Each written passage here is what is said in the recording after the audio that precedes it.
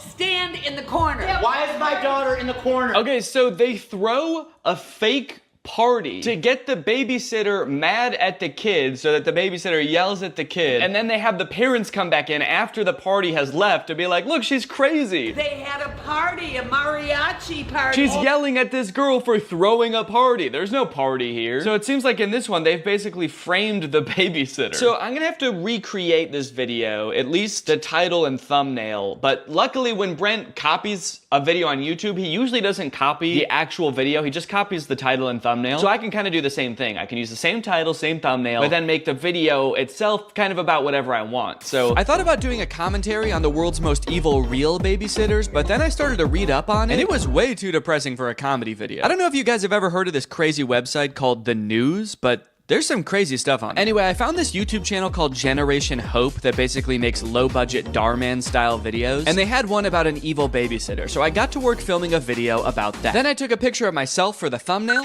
and uploaded it to my site. That night I couldn't sleep. I couldn't help thinking about something I'd said earlier that day. Two wrongs doesn't make a right, Brent.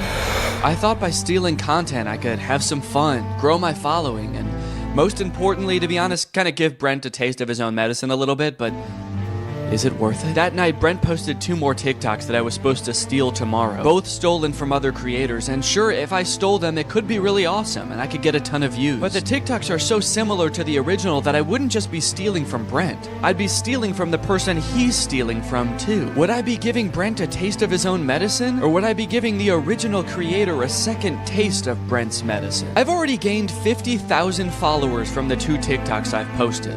Stolen TikToks. What am I gonna do? What am I gonna do? Alright, I do have to recreate these 2 final TikToks in order to complete the challenge. But I need to do so in a way that doesn't affect the original creators. So, I'm gonna recreate the TikToks, I'm gonna edit them together, and then I'm just not gonna post them. There we go, perfect. Okay, so this video is called POV Your Older Sibling is Being Nice. And nice is in quotes, so it's a bunch of scenes where Brent is acting nice. He's giving his sister the last ice cream bar, he's giving her money, but he's doing it in a classic older sibling way, where he's basically being kind of mean about it. There's only one left. Here, have it. Really? Yeah, take it. Why? Take it! Jeez. Hey, Lexi, got you a coffee. Wait, what? You got me coffee? Yeah. Wait, did you get me a straw? Oh, yeah, here. This one's yours. Wait, how much was it? No, keep it. Here. Lexi, keep it. Here. Keep it! So we're gonna film that here today. I got Jake here, he's gonna help me film it. Jake, say that you're gonna help me film it. I'm gonna help him film it.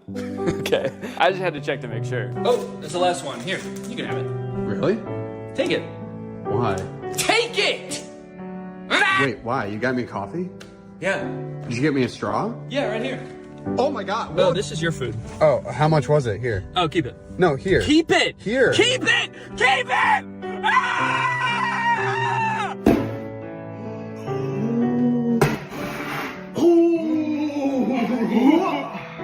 You missed.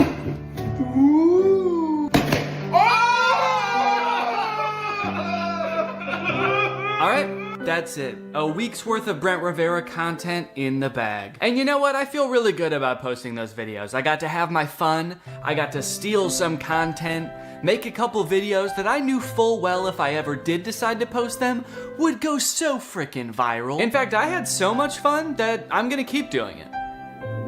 Forever. Every time Brent posts anything online from now until forever, I am going to recreate it word for word, shot for shot, and then I'm just gonna hold on to it. So Brent, next time you steal some content, just remember, bro, I'm gonna be in my own house by myself, stealing it too.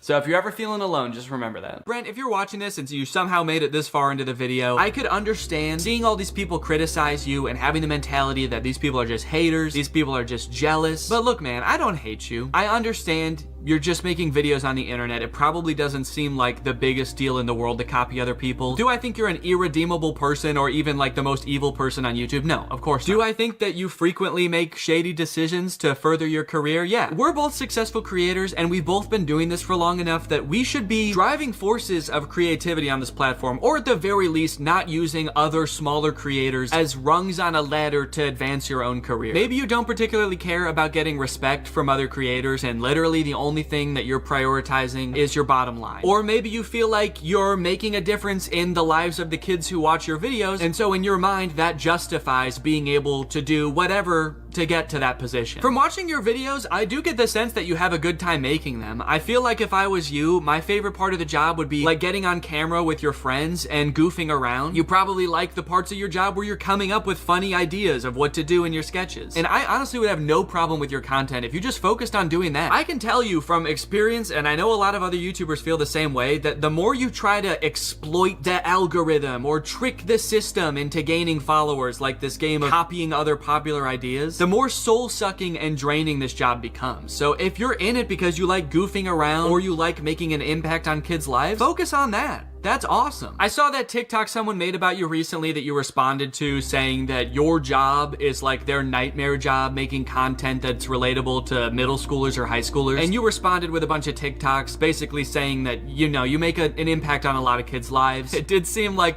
a little bit like you were using the sick kids in those videos to like kind of really drive that point home. It felt a little bit weird to me. But I do disagree with the original TikTok in that I don't think that making content for young people has to be inherently this, you know, shady pursuit. As long as it's actually for kids, which I also think that you've kind of missed the mark on sometimes, and you're not blatantly plagiarizing other people, I don't think there's any problem with that. And I would have so much respect for you if you just like owned that. Having the mentality that it's okay to steal content from other people because you're making such an impact on other people's lives feels to me more like you're patting yourself on the back rather than really trying to make an effort to be like a good creative force in these kids' lives. So look, dude, I think that there's room for you for an awesome path forward. Are you gonna be the guy who stole content from other people and tricked the algorithm and used other creators as pawns all the way to the top? Or are you gonna be the guy that pursued what he loves? Anyways, guys, that's pretty much it. Thank you for watching. After making this video and watching all of that stolen content, I feel like I wanna go like a whole week without watching any content. So thanks for watching. Bye-bye. What's up, Greg, and welcome back to the Romance Channel, where we cover the hottest romance movies known to man. When you think of the perfect love story, what comes to mind? Passion, lust, destiny, brothers, psychological intimidation, gazebos. All of those? Yeah, all of them? Good. Because today we're talking about The Kissing Booth. I've had this movie recommended to me for a while, and I recently sat down to watch it, and I gotta say, guys, I'm pretty confused. This movie has a completely normal premise, and there's actually nothing wrong with it. It's not weird at all. Guys, don't we all have a best friend? And don't you and your best friend have a written, strict set of rules that you guys follow to maintain your friendship? And isn't one of them, don't fuck my brother? Do not have sex with my brother! Of course, so see, I don't know what the problem is. Just don't end up grinding coochies with my brother, or I'll literally never talk to you again. Grinding coochies? What the? Ugh. All right, you know what? Just for that, that's it. I am making the video. The Kissing Booth is a bad movie. This movie starts off with way too much exposition. Instead of a normal movie where you sort of naturally learn about the characters as the story progresses, the movie decides to just dump the main character Elle's entire life story on you in like 3 minutes. Look at Lee got a scooter and you broke your leg. Actually, should I be writing this down? Learned how to ride a bike. Learned how to swim. Okay, she knows how to swim? I feel like I would have just assumed she knew how to swim. Got my first bra. Discovered I like soccer. Discovered a way to get to our favorite place to dance. Okay, all right, okay. I think it's too much information, right? There's no way all of this information is necessary right at the beginning of the movie. It's not. It's almost all unnecessary information, actually. And by the time I finished watching this intro, I felt like I had already watched like 10 movies. I still have to watch another movie after this. I've watched like 3 people grow up from being a baby. Before the movie even starts, you watch Elle's mom slowly die in the hospital. Sat with mom in the hospital. Said goodbye to my mom. Damn.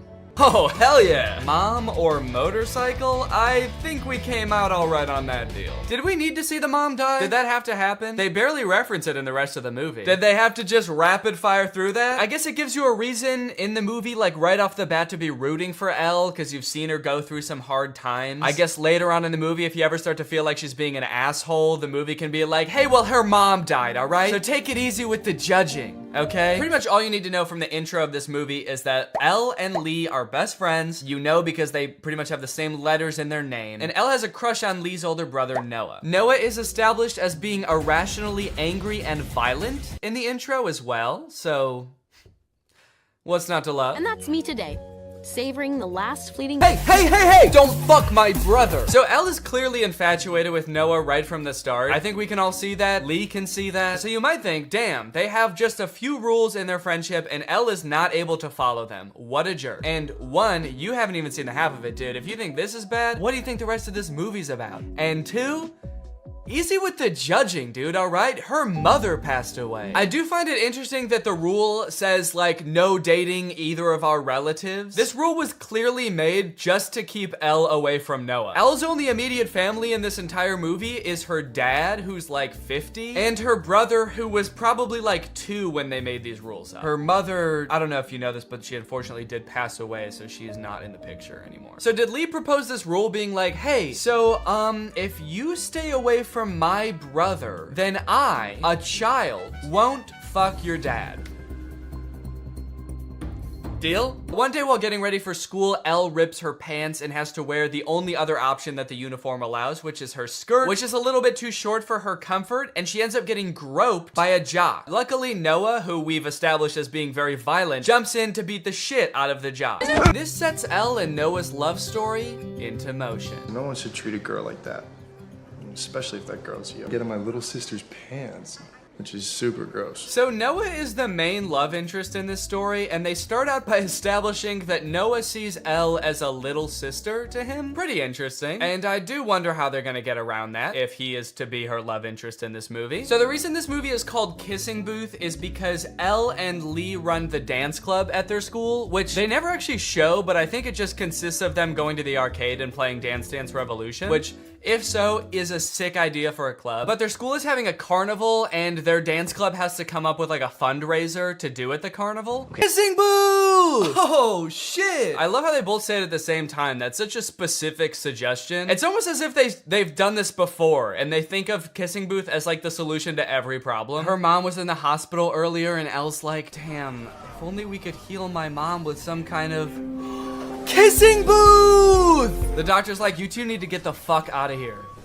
Obviously, that was the first thing we tried. Before Elle and Noah can get together, though, we need to find a little bit more out about Noah. Like, who is this main love interest? We know that he's violent, which is awesome. But the movie also has to show us how manipulative he is. You see, it all starts with Elle exploring some other love options at school. For example, the man that groped her earlier. He calls her kiddo? Gross. Lock this man up immediately. You still got a lot to learn, kiddo. Like, for example, how fucking crazy I am. You have no idea. You have no fucking clue. But you're gonna learn today. I'm naked, baby. The Flynns are a very controlling family, aren't they? Like, in Elle's friendship with Lee, he's made all these rules that he has to follow. Like, don't fuck my brother. And now Noah has rules like don't fuck anybody else. It's an entire family where they're like, hey, who are you gonna fuck? Who is that? Who is that? Don't fuck him. Fuck me. No, don't fuck me. That's not allowed. So the kissing booth is coming up, but Elle is having a little bit of trouble getting people to volunteer to work at the kissing booth, obviously, because that sounds gross as hell. Need peeps to work our kissing booth.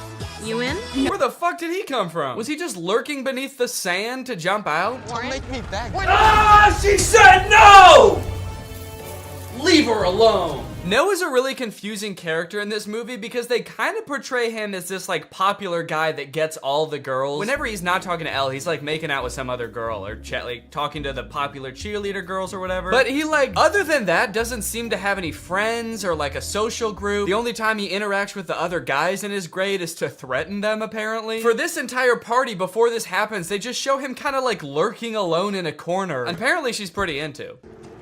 Oh, wait! The Hollywood sign at night. You guys ever been to the Hollywood sign at night? Great place to make out. Great place to get eaten by coyotes, too. I feel like a lot of people don't realize the Hollywood sign's like in the middle of a nature preserve. I think there's like mountain lions and shit up there. A coyote comes out from behind the Hollywood sign and is like, fucking by the Hollywood sign again, huh, Noah? This man's got some game. All right, guys, get out of here. I'm gonna have to eat your asses. I love that his secret spot to come and be alone is the Hollywood sign. Yeah, don't worry. I know a little place where we can be alone. It's called Times Square. We'll have a little more privacy up there. From there, their relationship blossoms. They go on dates all over town. They're sneaking around, trying to make sure Lee doesn't catch them. The actor who plays the dad feels like he's from a completely different movie. Everyone else in this movie are these like beautiful, like model actors. This guy looks like he's from like a crime drama or something. He's a lot more like rough and rugged. He's very sour and sad. I guess his wife did just die, but that's pretty much seems like his entire character character. He's not even like wearing the same type of clothes as the other characters. There's another scene where like all the other adults are wearing these like nice suits and he looks like he just like rolled out of bed. Everyone else in this movie is like, what are we gonna do? We gotta not break rule number 9 and oh, this is so hot and fun and sexy. And he's like, every night I stare at my reflection and I don't know who I am anymore. Every time I look into your eyes, I see my dead wife. I can't say I support the two of you. I can't. Oh my god, what did you do to Lee, you monster? Also, how long have they been in the car? I swear they've been in the car for like 5 minutes. How did she not notice? Was he just sitting there silently the whole time? And he's like 8 feet tall. How did she not notice? I'm just trying to picture this. So Elle gets in the car. Noah's already sitting there completely silent in a Batman costume. They pull out. He says nothing. He's just sitting there. Something doesn't add up. And by something, I mean the whole movie. Anyways, the movie ends with him going to college. Yeah, he doesn't stick around. He just goes to college and that's how the movie ends. Doesn't that suck? They don't even get to go on like a real date as a real couple. He just goes to college and then the movie ends. All right, well, that concludes our time together today. You guys, thank you for joining me. I hope you enjoyed this video. And if you're new here and you're not subscribed yet, make sure you subscribe and turn on my notifications to join Greg. Greg is what I call my subscribers on YouTube. So if you want to join Greg, just hit that subscribe button and hit that notification button. And then before you know it, your name will be legally changed to Greg. All right, I'll see you guys next time. Thank you. Bye-bye. What's up, Greg? I'm sure we've all seen the genre on YouTube by now of YouTubers flaunting their wealth. I feel like every couple weeks we get a new like FaZe Rug house tour or like Jeffree Star gets a new Lamborghini and we all have to look at it. But unless you find yourself sitting on the couch with nothing to watch on YouTube at like 7 p.m. at night every night, you might not have fallen down the same rabbit hole I have, which is like insane opulence YouTube. Granted, FaZe Rug, he is rich. Jeffree Star is even richer, but these videos by this dude, Producer Michael, are like on a completely different level. Producer Michael is so rich that I think he would consider David Dobrik poor. Basically, he runs a YouTube channel where he goes around and sort of explores the finer things in life. He goes to jewelry stores to look at like really expensive watches. He goes to like $100 million houses to do tours. And I think my favorite thing about Producer Michael is that while you might think that like just by being this rich, you would be qualified to talk about like really expensive watches, like, oh, he must know all about this kind of stuff. He is not qualified. He is perhaps the most clueless person that could possibly be doing these videos. In this TikTok, he is surprised to learn that he is in possession of and is currently wearing an earring that is worth $5 million. What is that thing you're wearing? It's a red diamond, would you like to see it? You don't understand. This thing right now, do you know how much this is worth? $5 million.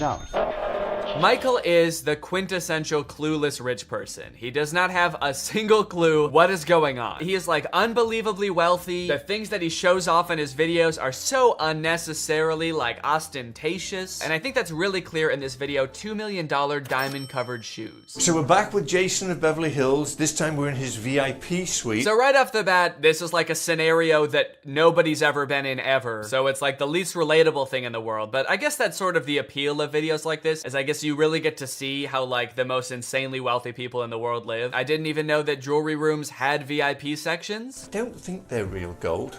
There's a lot of them, or it might just be a reflection, but it's really cool, isn't it? I love that. Yeah, it might just be a reflection, but I'm not sure. One thing you gotta know about Michael is that he's never gonna find out. He'll say in his videos a million times, it might be this way, and I don't know. And I can guarantee you right now, he's not gonna find out for you. He's just gonna kind of casually speculate on it, and then he's gonna move on. Would you like something to drink? Oh, yes, please.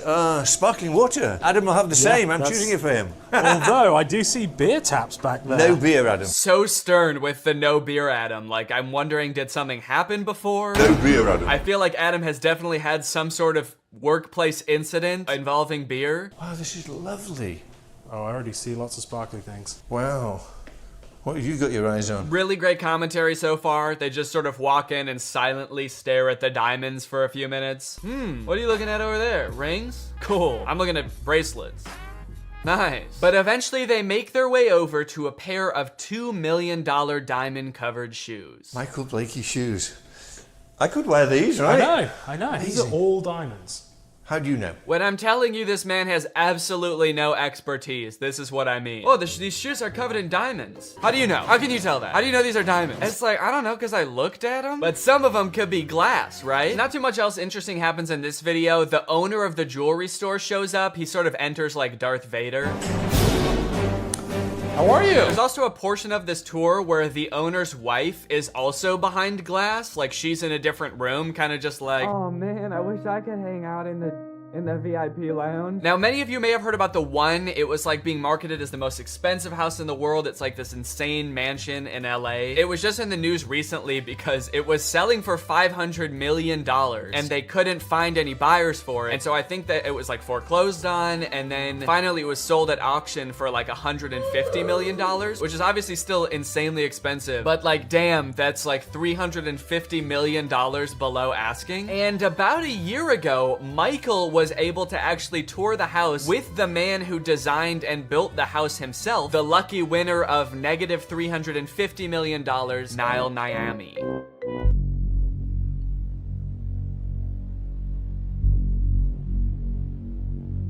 They make it seem like this house is gonna be the coolest thing you've ever seen. Like, we're about to see some really sick, like, bat cave type mansion. But I gotta be honest, this house is so boring. Basically, if you can picture every modern mansion in LA, like the white tile on the floor and everything looks like angular, this is a Minecraft house. It's just a really big version of it.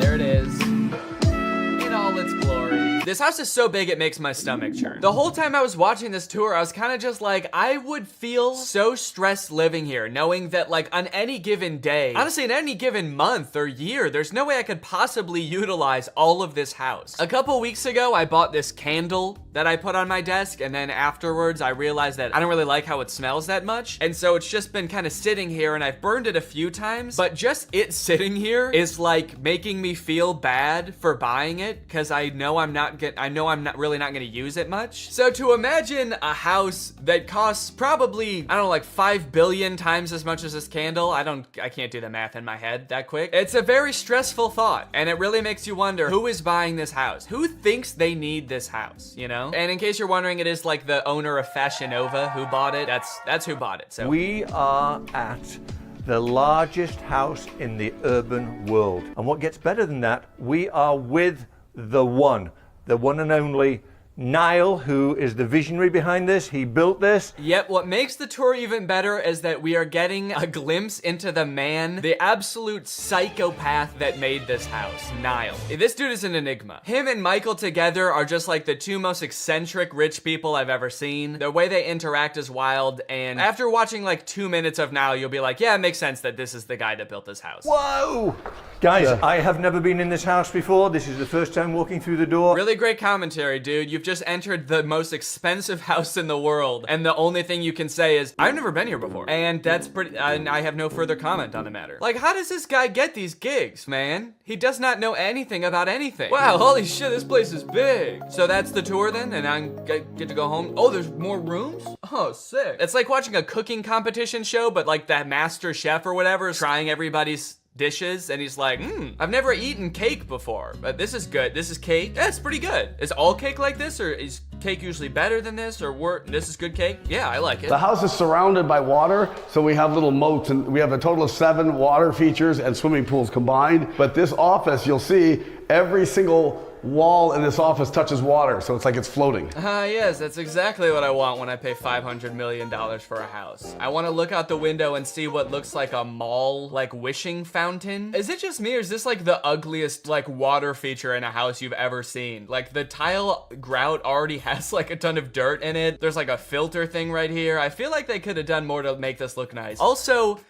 what the fuck, dude? Nobody needs a moat in their house. So the next room we're gonna go to is the formal living room, and the formal living room, I designed it like the Plaza Hotel in New York, where you could have multiple meetings at the same time. It was very important for me that the house feels comfortable and warm. He just said, I wanted this house to feel warm and comfortable. This is the least warm and comfortable house I've ever seen. His feet are literally like squeaking on the floors of the hall as he walks through, and he's still like, yeah, this place is nice and warm and comfortable, huh? Nice and homey feeling in here. I don't at all feel like I'm walking through a mall right now. Every piece of furniture in this house is like so sharp, it looks like it would cut you, and he's like, yeah, it's really like inviting and friendly, right? Check this out.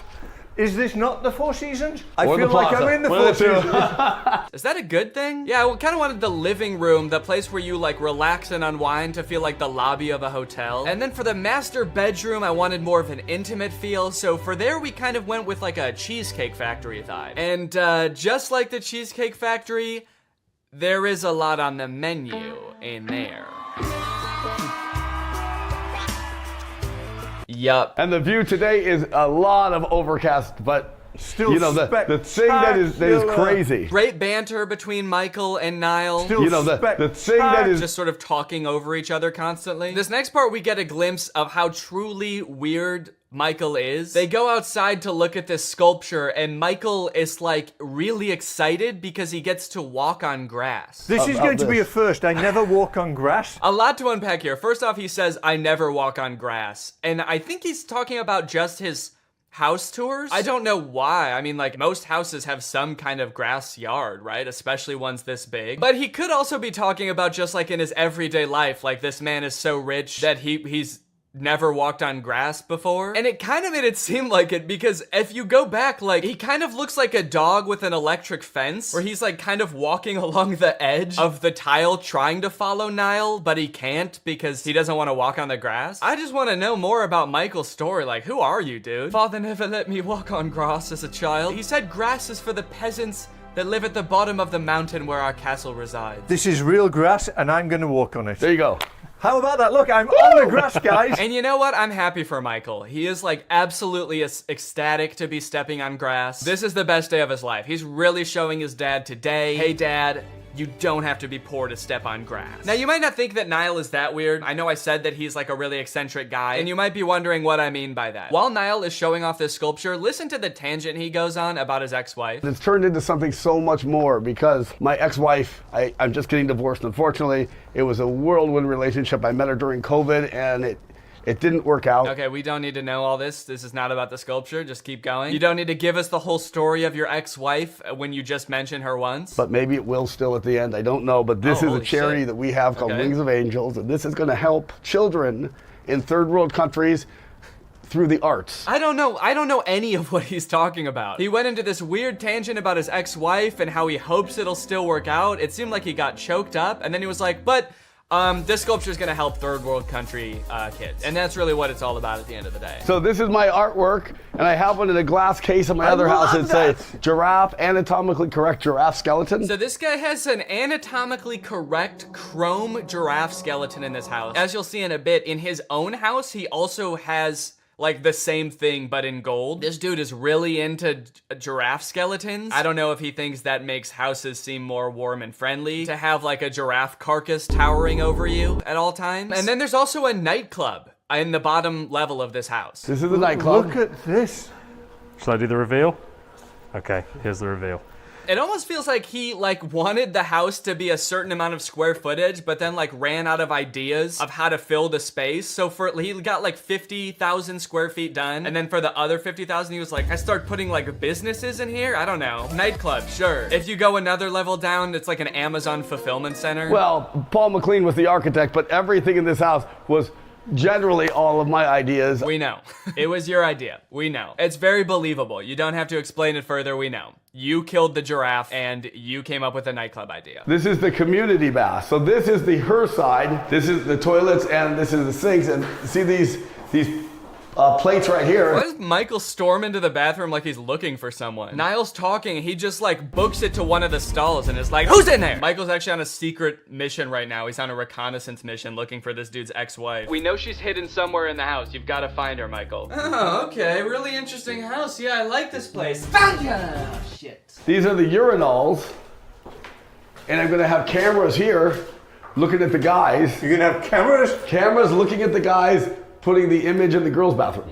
Out of the box thinking. Out of the box thinking. You see, most people wouldn't think to do that because it's illegal. But I'm thinking outside the box of what is like morally acceptable. It's a normal thing like a guy would do. Now I'm thinking like the girl. Get in the back for a minute. He's like, you know how that's a thing that guys are always doing? A thing that all guys are doing? And it's like, no, not really. I don't think all guys are doing that in nightclubs. And he's like, yeah, you know how I'm always doing that? You know how I'm always putting cameras in the girls' bathroom? Well, now I'm gonna do the opposite. I'll show you the theater.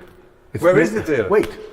It's very hard. We just saw the real Niall for a second. Oh, where is the theater? Shut the fuck up! You speak when you're spoken to. Or, it's over here. Hard to see this because my ex that I met 8 months ago. I married. It didn't work out because she's from Argentina. She doesn't listen to me. Blah blah blah blah. He said it didn't work out because she's from Argentina and she doesn't listen to me. My two biggest turnoffs, dude. Kind of feel like you would have known at least one of those things before you got married, but I don't know. She's from Argentina. She wouldn't listen to me. She told me to stop mutilating exotic animals. Blah blah blah. She told me that my giraffe-sized vat of molten gold in our living room was too expensive. But it's still hard to see because we were like soulmates, like deeper connection that you could ever imagine. No. So it's hard. Dude, you gotta stop bringing up your ex-wife, man. 10 million people have seen that first video and 4 million people have seen this one. You can't be airing this stuff out like this. Rich men will do a $500 million house tour instead of just going to therapy. I struggle to properly articulate how I feel when I watch videos like this, because on one hand, like, it is entertaining to see how like insanely rich people live. I think another part of it is sort of like a what is that word, like Freuden?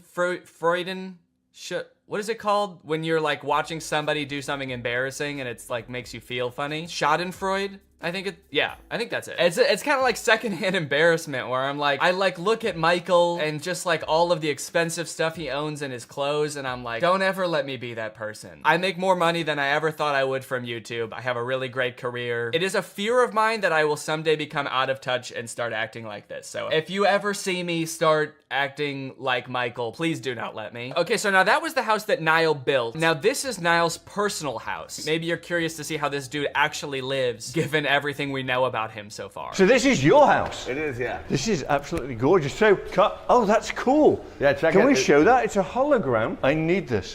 Where do you get these? I'm selling all the art, so if you want, I'll have this. So one of the weird things about this house tour is that Niall keeps saying that every piece of art in this house is for sale, which is definitely not a good sign. Like every time Michael is like, wow, this is a cool piece, he's like, yeah, how much will you pay for it? Because this one's actually going, it's a great deal. It's going for $350 million.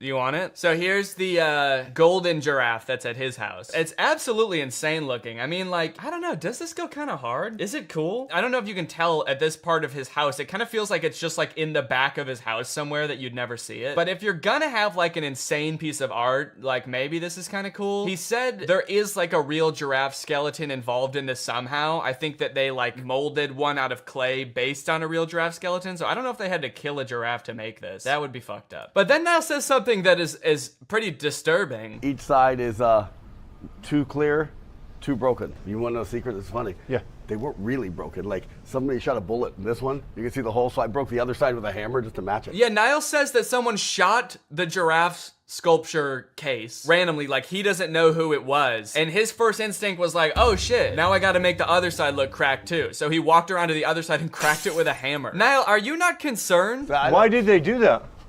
I don't know. I came out one day with, oh, sorry. I don't know. It's not like I'm in like a ton of debt and people would have good reason to take me out. It's probably not a big deal. Oh, my favorite part of this whole tour is that while they're in like the bathroom, I guess, or some kind of spa room, Niall says he has a secret room, the red room. And he's like, you can't bring a camera in here. So I'm guessing this is some kind of like sex dungeon or some shit. And when Michael comes out, he is absolutely petrified. He is a changed man. Oh, that secret? Yeah. Yeah. Oh God, I see why. Hold on.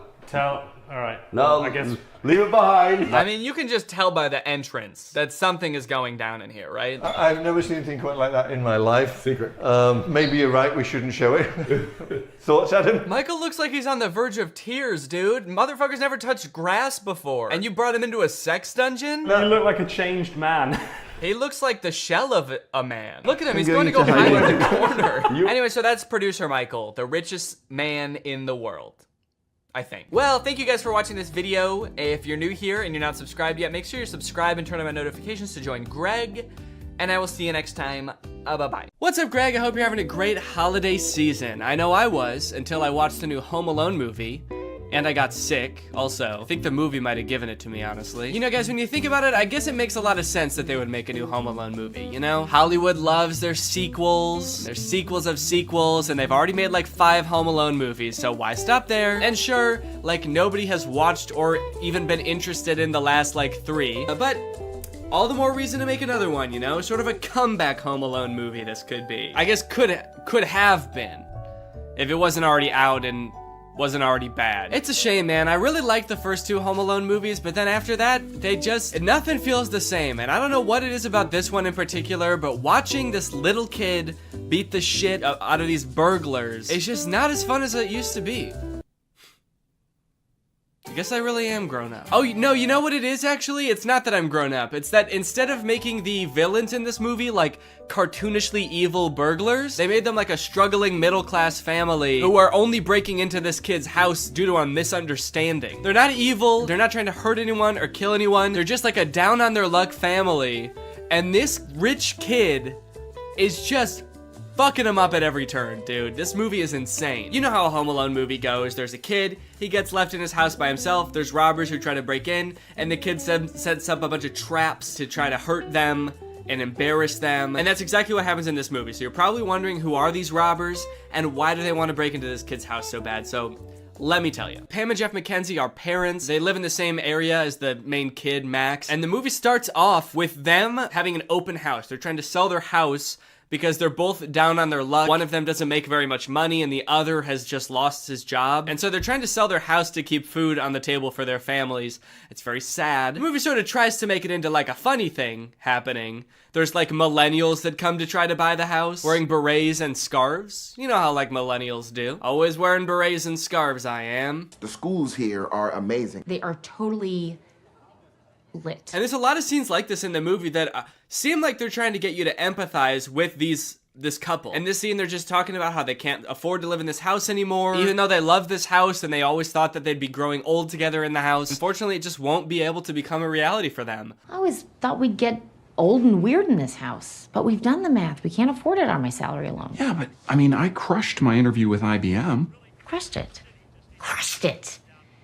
But that was 3 months ago. It's very sad. And when I watched this, I didn't know that these two were going to be the ones who were gonna have all of the booby traps happen to them. And it's kind of crazy now watching it back, being like, holy shit, just about an hour and a half from now, these two are gonna be getting maimed by a rich child.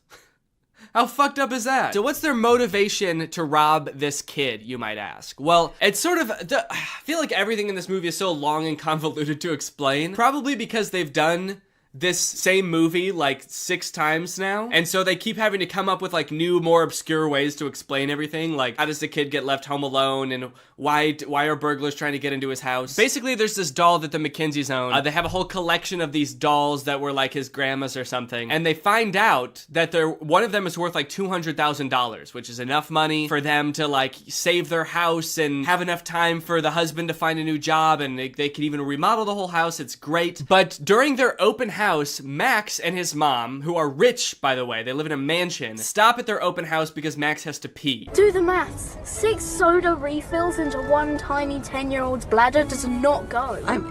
They sort of are using this less wealthy family's house as a public restroom of sorts. And the McKenzies talk to Max about this doll, and that's actually how they learn how valuable the dolls are, is because Max's mom knows this information. There was this elderly lady who bought one at a garage sale for about $10, and then it ended up going for about $5,000. And then the doll goes missing. That brat kid stole my doll. And so the McKenzies assume that Max stole the doll from them. So they are breaking into his house to try to get the doll back so that they can save their family. Which is not a decision that they take lightly, mind you. They're not like stoked to do this. They're like a normal family just like anybody else, but this is like the only thing they can do to try to keep their family afloat. They're actually like extremely nervous about doing this because they don't want to get caught and they don't want to hurt anybody. Little do they know they will get caught and they will get hurt. So yeah, in various ways, this movie goes out of its way to show you how nice of people the McKenzies are, how much they don't want to break into this house, but how they're like left no other option. It's like, it's honestly, you gotta kind of respect it in a way. They're like, look how these people, they're so nice, they're so sweet, wouldn't hurt a fly, they just really want to keep their family well-fed and in a nice house. We're gonna fuck with them. We're gonna fuck with them hard, dude. This is like an evil Mr. Beast video. So at first, only Jeff is on board, but then this scene happens, and this is what finally gets Pam on board to help out with the robbery as well. You gotta save our house. Seriously, Mom, will you just get the doll? It's just entering, Pam. We have the key. Pam, you have to call me. Huh? Gavin, get what? me! No, Fräulein! No! I will, you ugly little boy. Weirdly inspirational music as this woman is having a full meltdown. She's like hallucinating. This is the moment she's realizing she has to do something that is like deeply against her morals just to put food on the table for her family. And the music is just kind of this like inspirational Christmas song. Does not seem like the right tone, but okay. So now you may be wondering, since I brought it up, how does Max...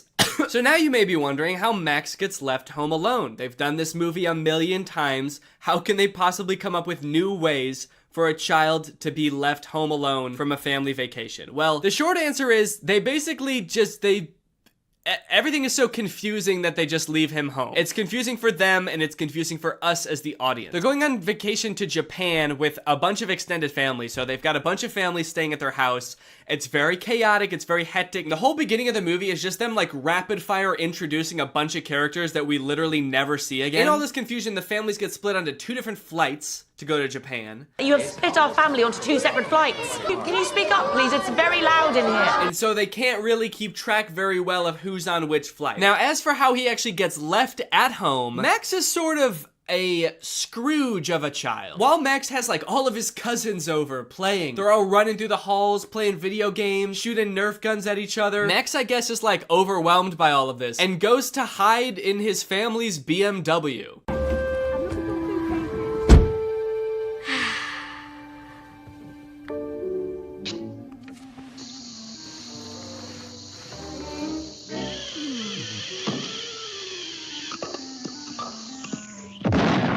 There's like a random car commercial at the beginning of the movie. He leaves the ruckus of his house on the holidays to go sit in the garage in his family's BMW and watch cartoons.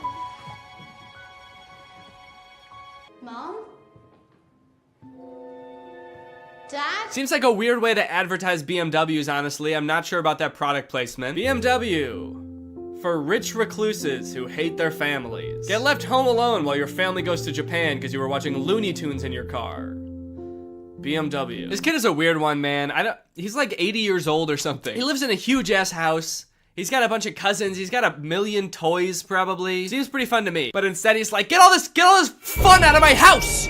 I hate Christmas. I'm gonna go hide in my luxury car and pass out for 12 hours. There are a lot of choices in this movie that make very little sense, and I'm still trying to figure out why they would do these things. This movie looks like weirdly cheap while also having a ton of big celebrities in it. People even I was surprised to see, even after watching a trailer, like Kenan Thompson, Pete Holmes, Ellie Kemper. They have like a ton of big names in this movie, and some of them with like really weirdly small, insignificant parts. Chris Parnell, for example, plays Uncle Stu in this movie, who we see once at the beginning, and then for the rest of the movie, he's shitting. Did Carol leave? Travel safe. What's going on? He's shitting even before we see him too. I told you to use the restroom in the coffee shop, darling. After Uncle Stu had been in there? Really? Did you see how many deviled eggs he had for lunch? And then for the rest of the movie, we only hear him through the door of the bathroom. Did somebody call the house? No, because we don't have a landline, Stu. Because he gets to Tokyo and then I guess had more bad food and is still shitting. Actually, that might be one of the funniest parts of the movie, honestly. The fact that this uncle is just pooping his brains out the entire time. That is pretty funny. And the fact that they got such like a big name to play him, and we're paying you $5 million for this role, and you're gonna be behind a door pooping your brains out, and we're never gonna see you. Is that cool? Also, Mikey Day from SNL is a priest in this movie. If you didn't look very hard, you might not even know there was a priest in this movie, let alone the fact that he was played by someone famous. If this movie was good, it would have been cool to see so many famous actors, but because it was really underwhelming, it was almost disappointing every time a new actor popped up that I recognized. I was like, oh, not you too, man. What's going on? Are you okay? Another weird choice, they threw in this line in the middle of the movie about remakes always being worse than the original. Oh, this is garbage. I don't know why they were always trying to remake the classics. Never as good as the originals. Like, yeah. Fuck you. It was like the studio being like, we know this isn't as good as the first one, but you're still gonna eat this shit up, aren't you, little piggy? Little piggy likes his Home Alone movies, doesn't he? And I did eat this shit up, alright? So I can't talk. I watched it still. I feel like with a kids movie like this, you always have to appeal to the kids, but then also throw in some good stuff for the adults in there too and make it fulfilling for them to watch. That way they'll want to, throw it on with the kids every year, right? And this movie works well, enough for kids, I think. I think kids just like to watch Max make the booby traps and think, I could do that if I was like, home alone and there are people trying to rob me. I could defend myself against 2 adults who are trying to kidnap me. It's fun to imagine yourself as a smart little 6-year-old, even if you are a dumb little 6-year-old. But this movie, while being fun for kids, I would say is deeply saddening for adults. The second half of this movie is just watching a struggling family getting their shit rocked by a rich asshole kid. Bombs away!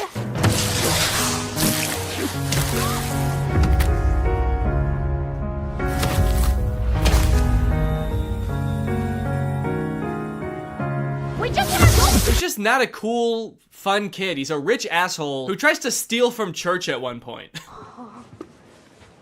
I'm definitely a child in need. Neither this. Can I help you? Even if Max was a likable child, we probably wouldn't even know because we spend hardly any time getting to know him. And the time that we do spend getting to know him, he's not very likable. When he first gets left home alone, you know, in the movies, that's like their chance to do everything they've ever wanted to do in the house. But like all Max wanted to do, I guess, was like play video games and Hot Wheels and then like watch porn. Well played, Mum and Dad. Was he trying to look at porn? We will never know. But I have to assume that that's what they wanted us to think, right? Actually, after watching this movie, I wouldn't be surprised to find out it was something like super violent. Working family gets a beating compilation. No one can stop my violent urges now.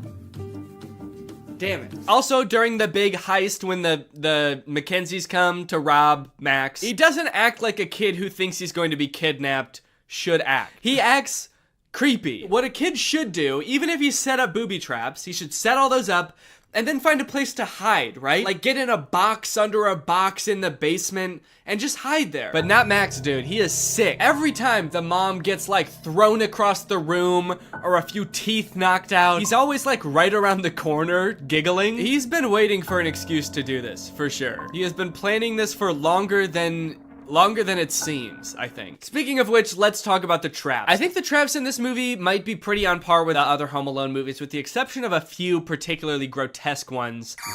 One, two. And also I think the makeup artist for this movie thought they were doing makeup for a horror movie. At one point, Jeff gets shot in the head with a pool ball because Max has sort of like a gun that shoots out pool balls, which I do think would kill someone. But Jeff is just kind of walking around the rest of the scene with like a giant ass bump on his head. It is horrific. Why is he doing this to us, Pam? At one point, Pam, sweet Pam, is lit on fire. Okay.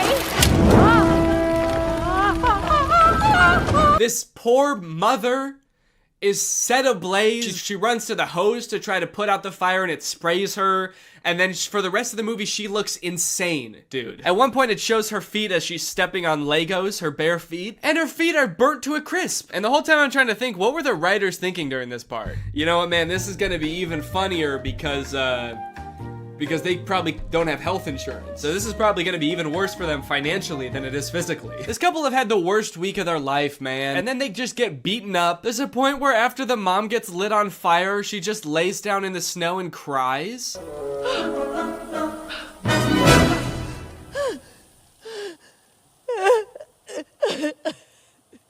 Am I supposed to be laughing right now? This is so sad. The worst booby trap of the whole movie, and probably any Home Alone movie, I feel like has gotta be this one. It is so grotesque. It is honestly scary. This is some horror movie shit right here, okay? Pam thinks that Max has just run up into the attic, so she goes to pull down, like, the ladder that leads to the attic, and instead she's greeted with a Nerf gun that shoots out Nerf darts with push pins sticking out the front.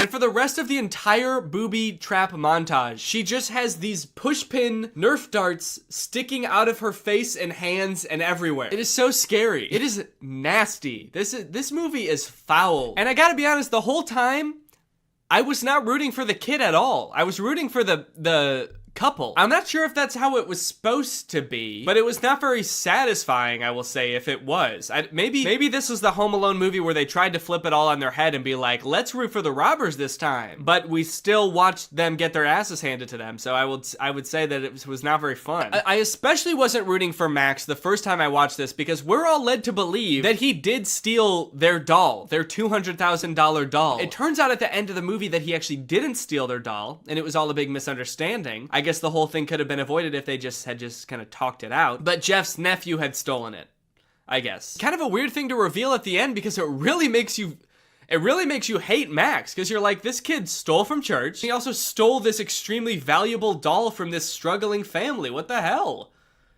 I hate this kid. Anyway, that's pretty much the end of the movie. They get the doll back and they sell it, and then they can live in their house happily ever after. And yeah, that's the end of the movie. Now it's time to talk about our sponsor, ExpressVPN. This video has been sponsored by ExpressVPN. Guys, if you're using the internet without ExpressVPN on your computer or your phone, you're missing out. You're not getting the full experience because ExpressVPN unlocks so many possibilities while keeping you safe. Because while ExpressVPN sends all of your data through a secure encrypted tunnel, keeping your data safe from like hackers and your ISP and advertisers, it can also help you unlock a bunch of content that you didn't even know was there. For example, did you know that some Netflix libraries in other countries have nearly twice as many Oscar award-winning titles than in the US? So just saying, if you download ExpressVPN and change your server location to a different country, your Netflix is gonna be crazy. I have ExpressVPN on pretty much every device I own that can have ExpressVPN. I've got it on my laptop, I've got it on my phone, and I've used it to watch many a Netflix title that are not available in the US. Harry Potter, for example. You bet your boys watched it on Netflix. I'd like to see you try to do that.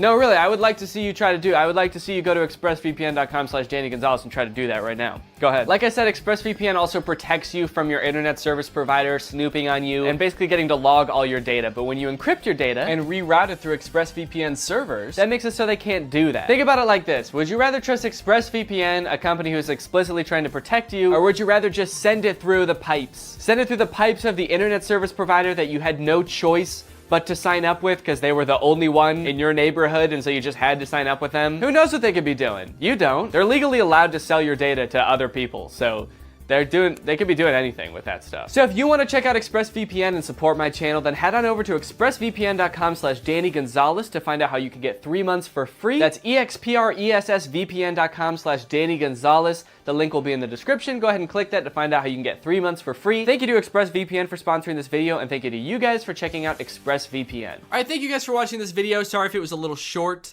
I am ill, and I had to take breaks periodically throughout this video to have a coughing fit. So, but I'll be back. Probably won't post another video until the new year, but I'll see you guys in 2022. Thank you guys for another year of your support. I greatly appreciate it, and I want to kiss you, and bye-bye. All right, I have 2 things to apologize for. 1, this video is definitely going to come out after Christmas, and 2, sorry I look like such a freaking nerd right now, dude. These glasses. I have an ulcer on my eyeball. Merry Christmas to me. Don't worry, it's not a big deal. It's gonna get better in a few days. I just have to put these drops in my eyes like every 20, 30 seconds. I know this is gonna come out after Christmas because I'm recording this the day after Christmas. But to be fair, like, are modern Christmas movies even really about Christmas anymore? Old Christmas movies used to be like, you know, sweetie, this family is the best Christmas gift a guy could ever ask for. Why, I'm starting to think I won't kill myself after all. Whereas now, Christmas movies just feel like a hodgepodge of cliches that are vaguely related to Christmas. Every Christmas movie now is like, Christmas with the Stinks. What happens when Santa gets lost in a small town just 1 week before Christmas? He's gonna have to spend it with the Stinks. Hey, come on in, we're the Stinks. We like to poop and shit. Also, Santa is a secret agent.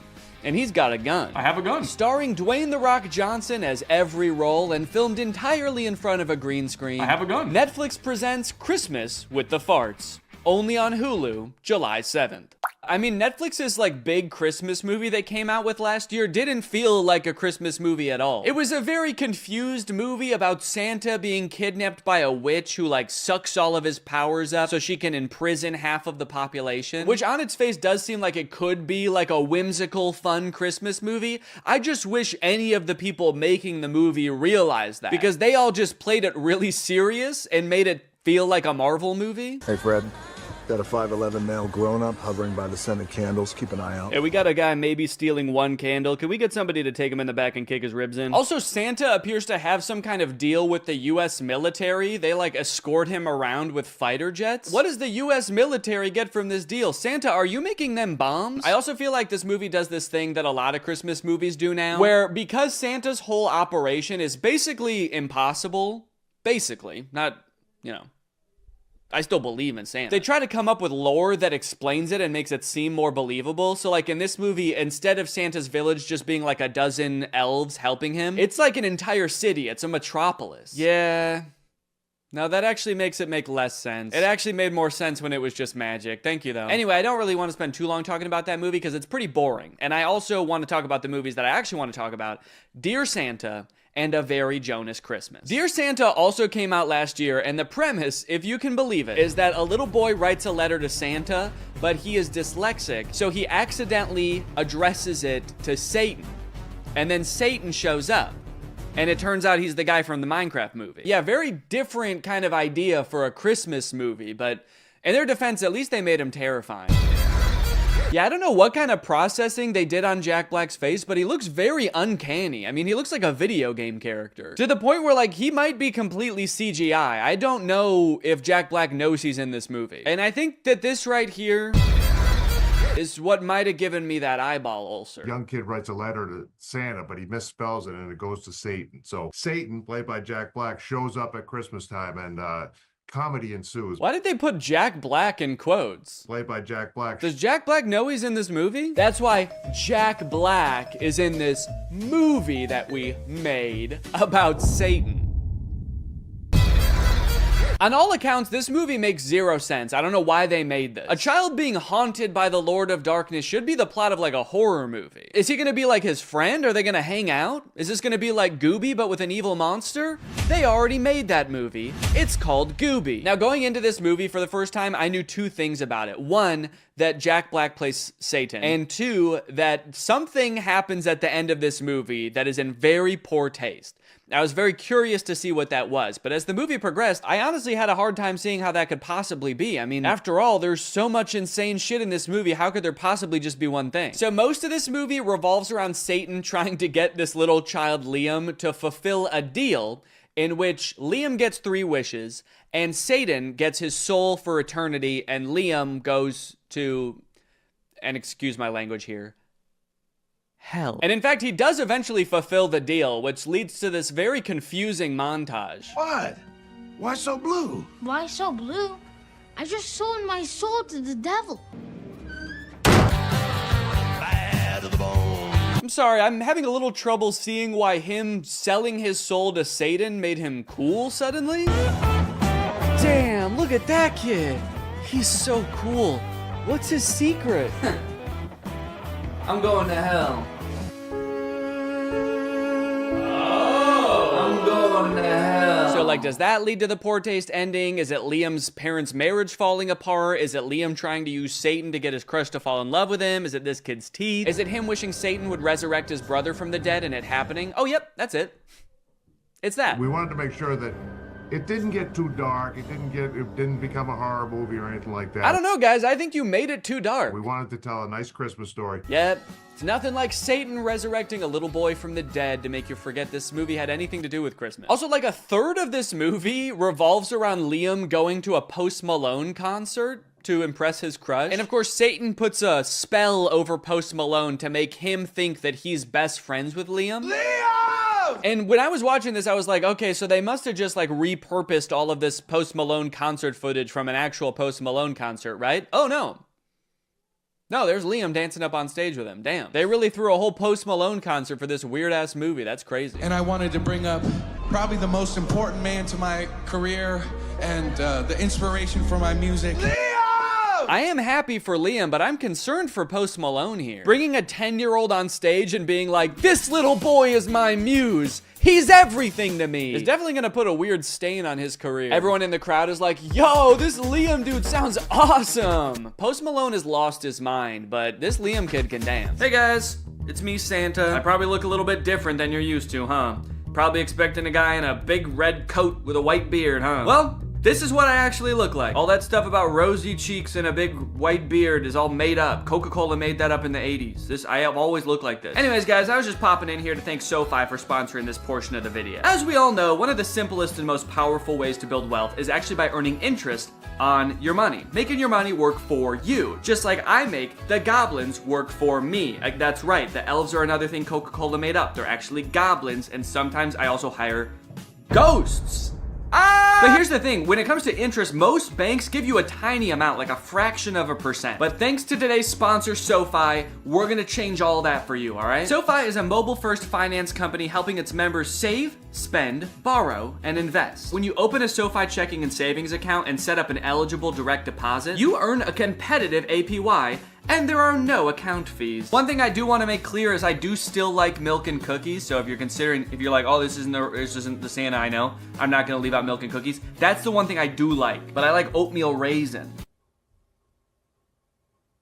I'm an oatmeal raisin guy. That means your money's not just sitting there, it's working. Every dollar you earn in interest can earn more dollars in interest. Over time, that's gonna really add up. You'll even get paid up to 2 days early with direct deposit. And you can access additional FDIC insurance up to $3 million on deposits through a seamless network of participating banks. For a limited time, when you open a new high-yield savings account, you can get up to a $300 cash bonus and a 0.7% boost on your savings APY with eligible direct deposit. Terms apply. So start putting your money to work like I put those geese to work pulling my sleigh through the air. That's right, reindeer can't fly. I use geese because they can fly. Head to SoFi.com/Danny, click the link in the description, or scan this QR code to learn more and get started. Thank you to SoFi for sponsoring this video, and thank you to you guys for checking out SoFi. Merry Christmas! I just laugh like that. Now, I got a lot of requests to talk about this Jonas Brothers Christmas movie, A Very Jonas Christmas. And the movie definitely lives up to the title. Almost this whole thing is about the Jonas Brothers. So this movie is about Nick, Joe, and Kevin having like one last concert in London before they have to fly home for Christmas with their families. But due to a series of goofy hijinks, they get stranded. And at one point in the trailer, it looks like they even get lost in the woods in Europe. When I watched the trailer, I was like, how the fuck are they gonna get lost in the woods? There are no airports there. So when I first heard about this movie, I was very excited to watch it. I think the only other movie I've ever seen these three brothers in is Camp Rock, and that movie was very easy to make fun of. And I don't really even think they've made many movies since Camp Rock. I mean, on Rotten Tomatoes, Nick's picture looks like it's from like 2013, Joe's 2015, and Kevin's 1978. Also, look at the poster for this movie. Is this about them trying to get home for Christmas or assailing a foreign dignitary to assassinate him? We got Nick in the car, Kevin in the train, and Joe is definitely gonna die up there. Oh yes, there's no doubt about it. This movie is gonna be pretty bad. Let's look at what it's got on IMDb. Oh, a 5.7. Okay, that's actually better than I would have thought. What about Rotten Tomatoes? 92? Wait, it looks like people actually really like this movie. And look at this dad on TikTok. He's losing his mind laughing. Did the Jonas Brothers make a good Christmas movie? On purpose? Okay, so I have watched the movie, and I will say it's better than I thought it was gonna be, but that doesn't mean that it's not insane, because it is still insane. For example, you're probably wondering how the Jonas Brothers got stranded in Europe in the first place. Like, obviously, most people have to deal with, like, holiday travel congestion, but the Jonas Brothers probably fly on, like, a private jet, right? They're not dealing with regular air traffic. Well, like I said, they just finished their tour. They're anxious to get home to their kids. It does kind of seem like their kids aren't really that anxious for them to get home. I'm gonna be home tomorrow and I'm gonna take you skiing just like I promised. And she could care less. That does kind of lower the stakes of the movie a little bit, that they're like, guys, what are we gonna do? We've gotta get home for Christmas. Our kids need us. And their kids are just like, nah, we're good, man. Don't worry about it. We have really healthy attachment, so we're not gonna fret too much about it. Don't do anything too drastic. How about we get lost in the woods and eaten by wolves? Well, Nick and Kevin are anxious to get home, actually. Joe is a little bit sad that tour is over because he's gonna miss his brothers. So he starts unknowingly venting to none other than Santa himself. Nothing like Christmas to help a family rediscover its magic. Except our Christmas plans are to get the hell away from each other, so. Oh, that's not good.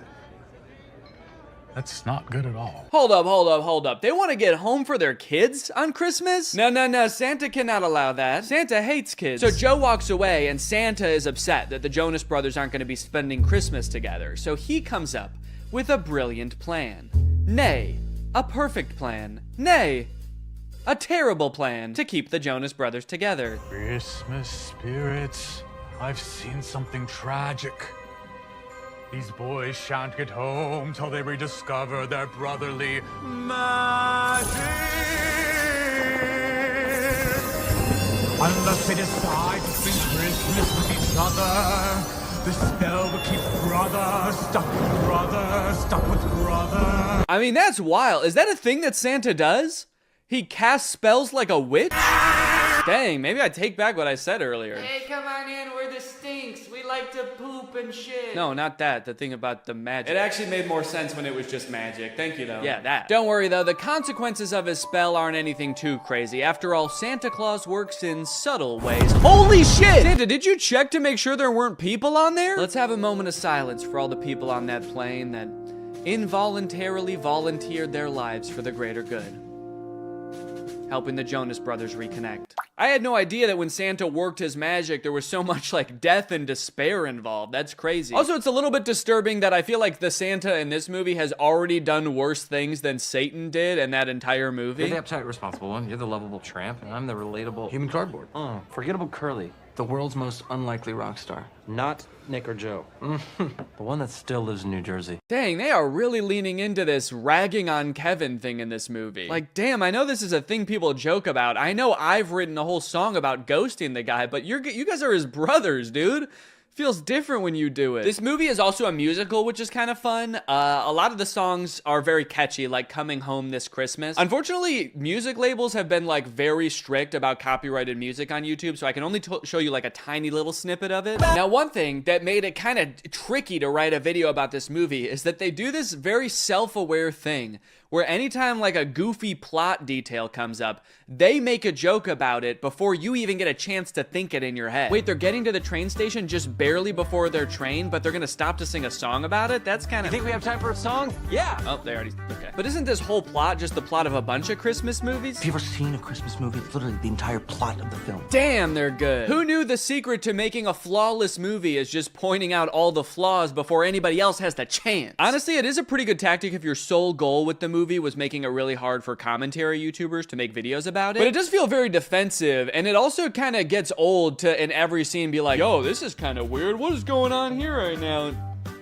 What the hell, is that a camera? Also, there's a lot of parts in the movie that are actually genuinely funny, and they kind of ruin them by doing this like self-aware thing. Like this song that Nick sings from his musical Home Alone the Musical, where all the lyrics are just about how being home alone means that there's no people in the house. It's a very funny song. Also, I think that YouTube is claiming this one less, so I think I can show a little bit more of it. But even when the movie is actually funny, the writers still feel the need to be like, what the hell are these guys even talking about? I can't believe the show only ran 3 weeks. I can. I'm sorry, Joe. Nick is just being so random right now. I mean, what is this? Some kind of movie? On Disney Plus, perhaps? Another downfall of this movie is that it really hinges on you knowing a lot about the Jonas Brothers. I mean, they weren't kidding with that title, dude. This is a very Jonas Christmas. Ideally, they want you to know, like, details about the Jonas Brothers' personal lives that I just am not in tune with. So I felt like I kept missing references. Like, apparently Joe has a line of candles. I know what you need. A calming chamomile candle. My new line, Glow by Joe. Also, apparently Nick and Kevin are married with kids, and Joe is divorced? I didn't know that before I watched this movie. So every time they would vaguely reference it, I had no idea what they were talking about. Got a few bad breakups under my belt as well. I'm not sure what to do here.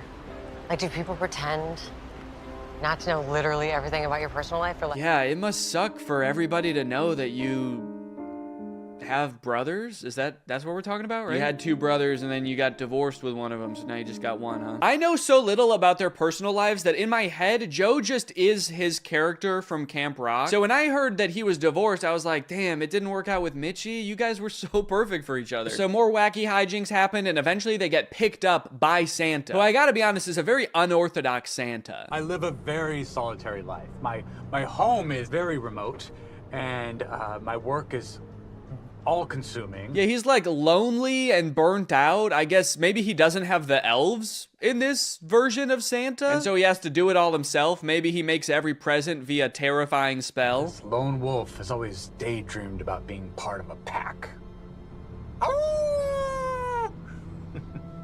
Would you mind pulling over? I just want to go check on my brothers. Hey, would you mind pulling over? You're freaking me the fuck out. Eventually, they find a private jet to fly them home, but the pilot crashes the plane because he's taking sexy pictures of himself while flying. I like how the plane is in complete free fall and they don't seem to be affected by the G-force at all. We're going down! Everybody, brace for impact! Oh, fuck! There's this running plot line throughout the movie about how Kevin secretly wants to sing in a Jonas Brothers song, but they never let him and he's too scared to bring it up. But at the end of the movie, they make it home to their families and they're all singing and they finally let Kevin sing.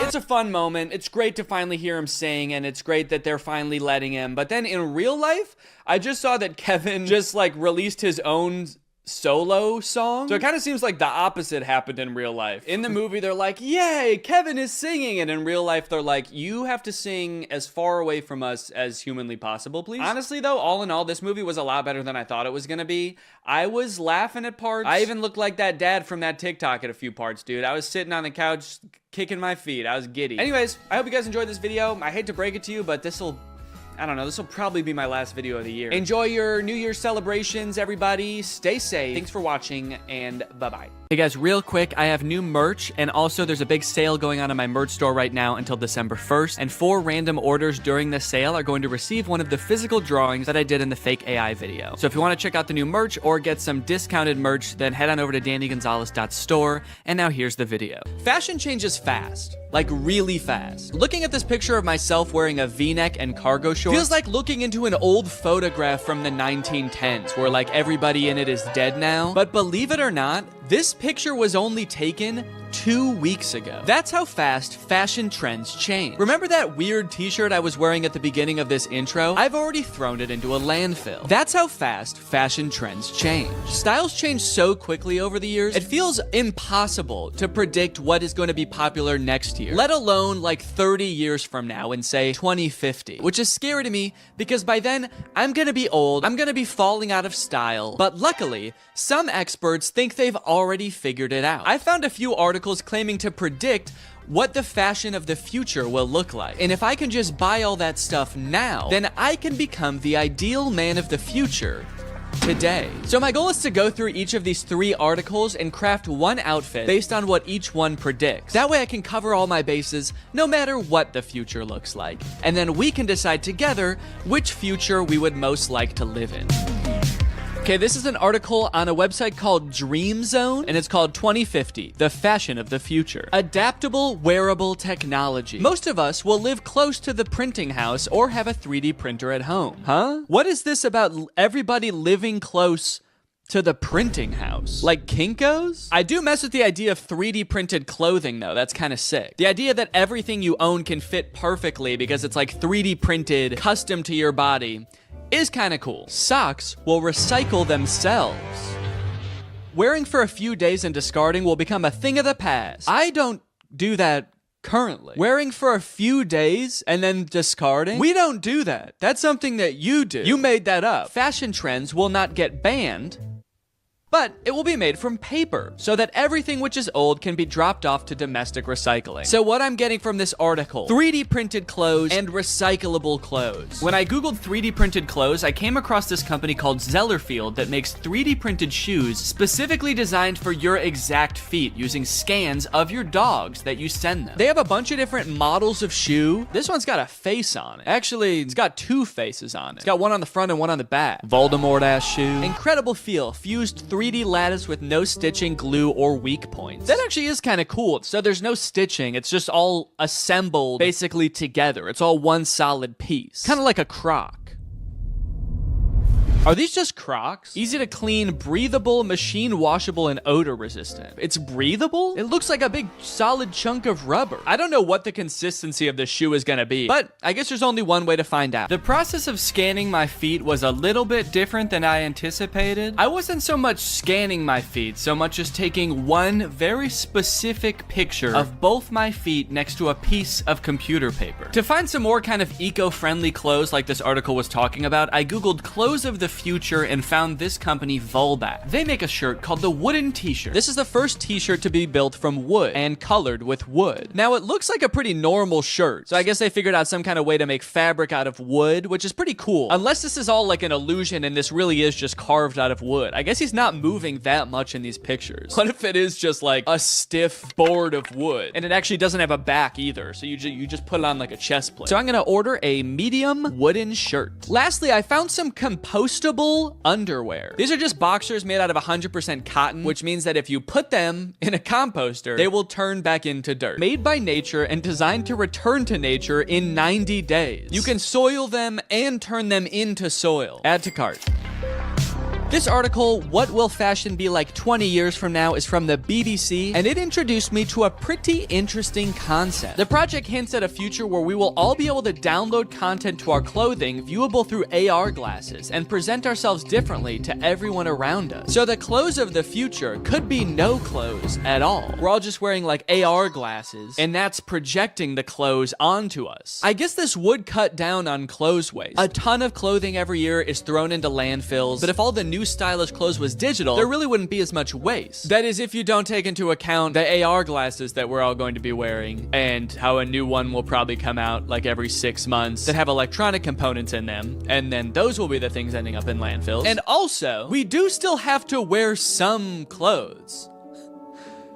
Right? Or is the future just gonna be like people walking around looking like Fortnite characters in our AR glasses, but in reality, they're just naked? The most interesting part about this is that I actually found a company that offers this service already. It's called DressX. I actually found it because Sophia Nygaard made an entire video where she dressed up in outfits from this service for a week, and it's super interesting. You can buy clothes, digital clothes, from this website, and then you can try them on virtually. I guess you upload an image of yourself that you want to be wearing the outfit, and then you pay $20 for them to basically Photoshop you into the outfit. And it looks a little bit realistic. Yo, look at this, the Neo suit. I feel like when I upload this, they have to decide how big my ass is. Okay, I'm actually kind of liking these, dude. Whoa, look how big that hat is. Dude, that's crazy. Maybe I want to go with this one. It's $100 for this whole outfit, which could be worth it, depending on how it turns out. Yeah, I'm gonna go with this one.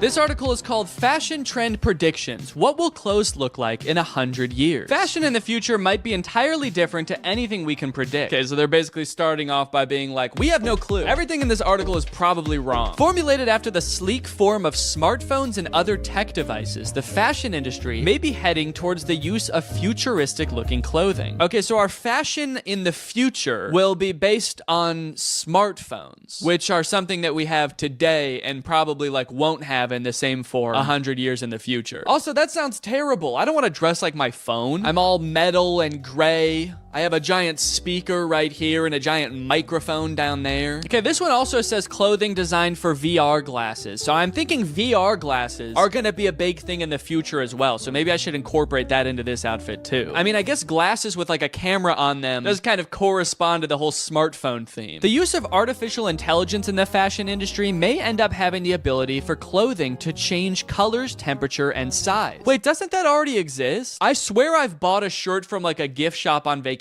before that changed colors if I was in the sun. Okay, so for this version of the future, here's what I found. Some augmented reality sunglasses. I didn't even know technology was this far, first of all. AR technology? They can just make them in sunglasses now? You can just sit down with your sunglasses and be in front of a giant theater screen. Why does this feel like this is a scam or something? It has 1,500 ratings and it has good reviews. So I'm gonna get them, honestly. I'm honestly kind of just curious and I want to try them. Next up, remember how I said giant speaker right here? Giant speaker right here. This is a Bluetooth hat. Plays music out of it. It's only $15. It's incredible. And then I don't know, like a color changing shirt, but maybe I can get some kind of like metallic pants or something to go along with it. And that'll kind of complete the look. With 3 futuristic outfits chosen, it was time to start testing them to see which future I would most like to live in. Here we go. This is the hat. Warning, to avoid danger of suffocation, please keep this bag away from babies and children. When you take the hat out of the bag, there should also be a warning. It should be like, now don't use this hat near anyone else. Don't use this in public around any other people. It's gonna weird them out. It's also gonna be super annoying. My initial impression of a lot of these products was not great. Connected. Yes. Ugh. Sound quality did not sound good, guys. I have to say that does not bode well for the test of this. The color changing shirt was super confusing. My hot breath would make it change colors, but when I would put my hot hand on it for like a minute straight, it wouldn't. What the hell? Barely changed color at all. How hot is my breath that did it and nothing else does? Oh, yeah, okay, so this is the robot onesie that I ordered. Onesie? Is that the right word? Like, that's the word for a baby outfit that's all one thing. Is that like that for people too? Or like adults? People. I know it's like that for babies, but what about like humans? Human beings. But what I'm most interested in trying is these AR glasses. So let's get the whole outfit on and see how they work. Ah, whoa! Holy shit. Oh my God. Whoa, that's actually kind of cool. So my whole laptop screen is like suddenly appeared in my glasses. No matter where I look now I just see my laptop screen. You can fully see it on the camera. you can't see your eyes anymore. You just see my laptop versions screen of your laptop screen. Wait, that gives me an idea. Hold on. So you can see perfectly what's on my screen? Yeah. Interesting. Okay. How do I look? I didn't realize when I bought these that it seems like you have to have them plugged into your laptop or phone in order to use them. So it's not like you can just be walking around watching the new Mr. Beast video as you walk down the street. You have to be carrying a laptop with you too. But I do think that there is a real use case for this outfit. With all this potential for stimulation strapped to my body, I can become like a permanent iPad baby. So I turned on a food theory video, I started blasting some futuristic music out of my hat, and started playing some stimulating videos of kinetic sand on my glasses. Okay. Oh, this is crazy. The image of the kinetic sand is way bigger than the TV. So there's like a one TV with matte pad on it, and then a way bigger translucent TV with kinetic sand playing. I can't really imagine a use case for these glasses. It's pretty awful, actually. So much stimulation that everywhere I look, all I see is kinetic sand being cut. And it's also kind of making me nauseous. So I think I'm gonna go get some water. Luckily, today's video is sponsored by Aira, which is a great and unique way to meet your daily water requirements. You see, guys, while you just fill up your Aira with regular old tap water that your government provides for you, when you put on a scent pod and you activate it like so, pop it right into place, suddenly the water has taste to it. And I'm talking good taste. This scent pod I got on here is raspberry lemon. So when I drink through my Air travels into the scent pod, out through the nozzle, and into my mouth, creating a flavor experience like I'm actually drinking something flavored like raspberry lemon. But it's not actually adding any chemicals to the water. I like this because I like drinking a lot of water, but sometimes water can be a little bit boring. I want to spice it up with a little bit of flavor, but I don't like adding in chemicals, sweeteners, artificial sweeteners to my drinks. This doesn't add in anything, it just adds in scent. It's science. And it just seems like you're tasting raspberry lemon, which is a pretty good flavor. And guys, it's the season of giving, so what better time to give a family member or a loved one a gift with taste? Which is why, Jake, actually, I have a surprise for you. What? For doing such a good job filming this video right now, I got you this. Oh my God! And there's actually an Air Up in here too, it's not just the box. So there you go. And I also got you your favorite flavor, cherry, to go along with it. Oh my God, that's my favorite flavor to go along with it. That's what I just said. Yeah, sorry. Air Up is a great gift for anyone who likes to drink water, which is everybody because you need water to survive. And from November 20th to the 27th, you can save up to 40% on all orders. That's because they've got Black Friday and Cyber Monday deals going on right now, and it is their biggest sale ever. So if you want to check it out and get a family or friend or a loved one a gift with taste this year, click the link in the description, get up to 40% off on all orders. And now, so I was just watching more videos about Air Up on here. So cool. Thanks to Air Up for sponsoring this video. Now back to the video.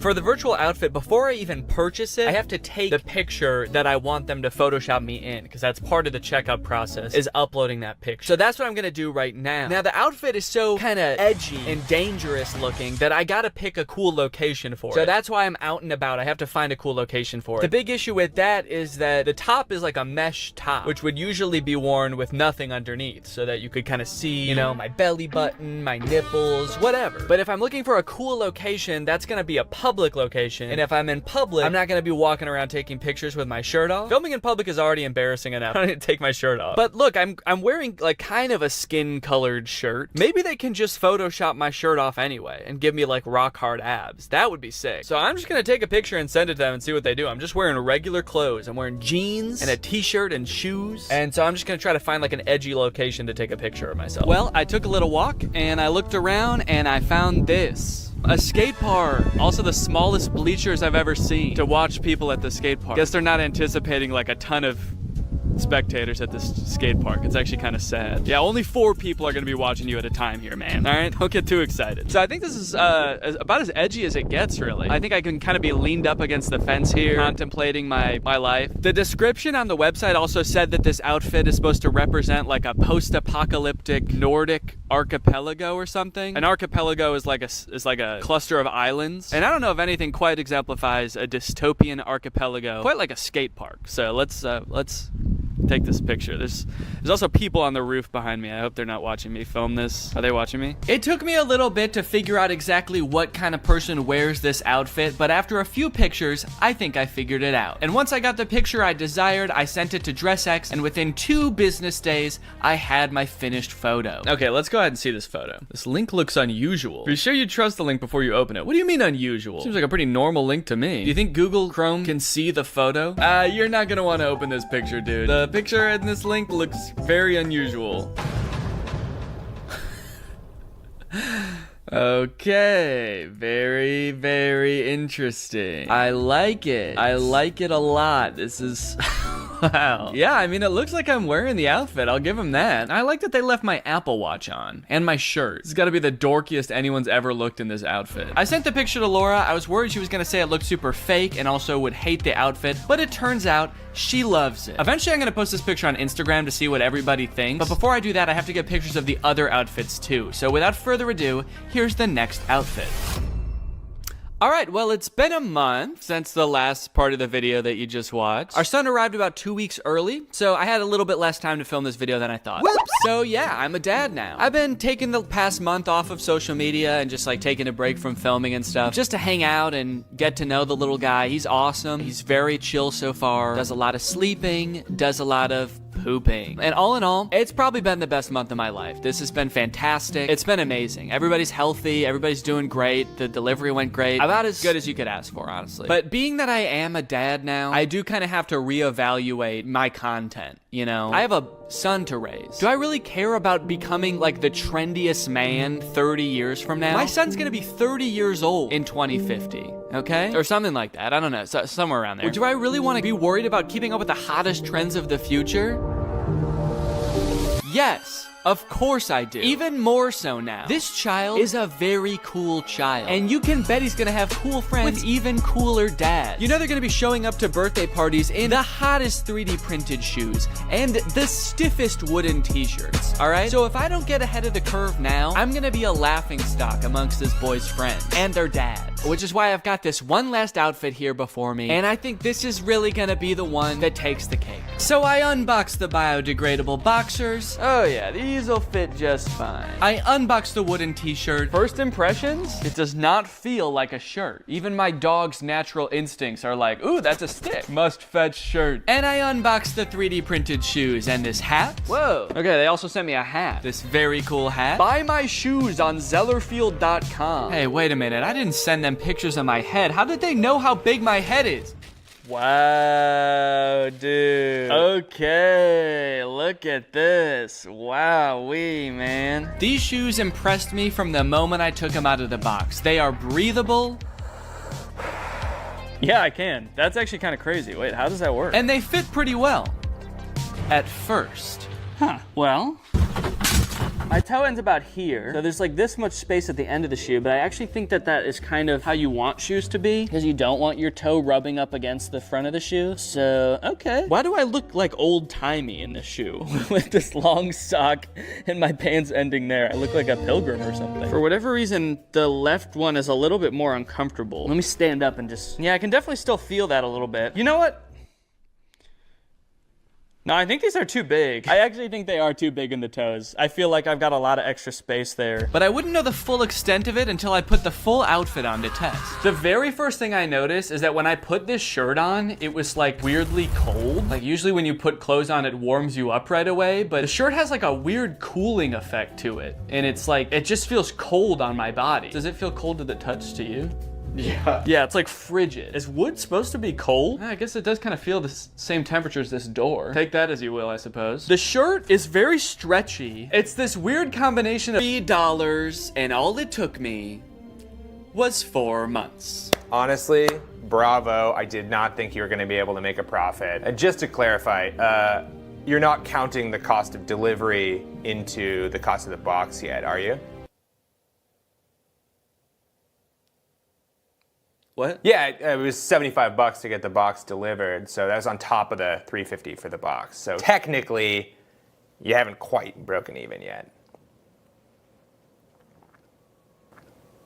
Hey, Danny. After breaking even, I felt like I had done what I set out to do. I made a profit, I proved it could be done, and so I called the experiment complete. I let Laura know I wasn't gonna try to sell the rest of the items, and she wasted no time getting rid of everything else so fast. She wanted to use our garage again, man, so she just put everything up on our neighborhood's free cycle group on Facebook and got rid of it all in like a couple of days. I've been working on this video since July, and she got rid of everything in a couple of days, even the stuff that doesn't work. This video was made in collaboration with Climate Town. They came up with the idea and everything, and they actually made an entire video on their channel about the free returns problem. They did a ton of research. They're a lot smarter than me, so if you want more info on free returns, go check out their video. But that brings us to the charity. So I have a profit of $23, or at least I did, until I sold the very last item, the box, to myself.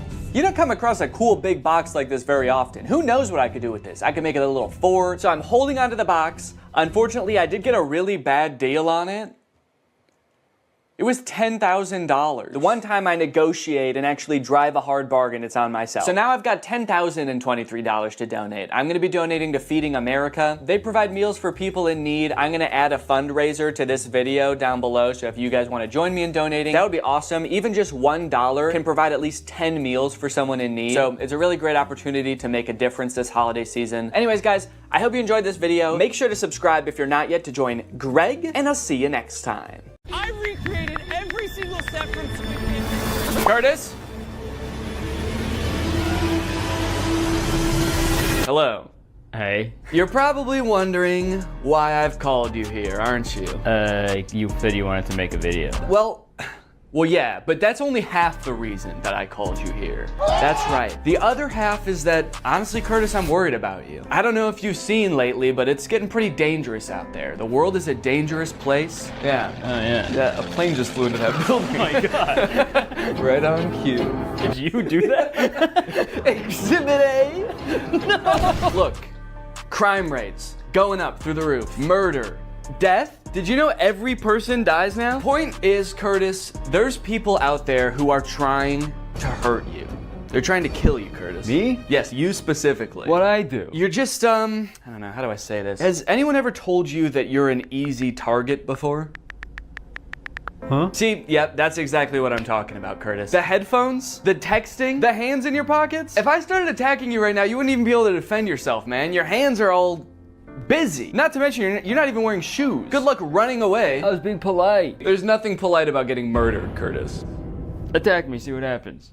Attack! What the fuck? Exactly, like I said. How? It's not all bad, all right? I have found a YouTube account that specializes in self-defense advice just for people like you. For easy targets. Okay, so you're gonna teach me how to not be such an easy target. Not only that, Curtis, I'm gonna teach you how to defend yourself from everyday life situations that we all encounter. Like another plane crash that you just like another getting mugged, getting stabbed. You're getting out of your car and some guy runs up behind you and just starts punching you in the back of the head. Yeah. This happens to you all the time. Yes, yeah, just all of those happened this morning. But today, we're gonna fight back.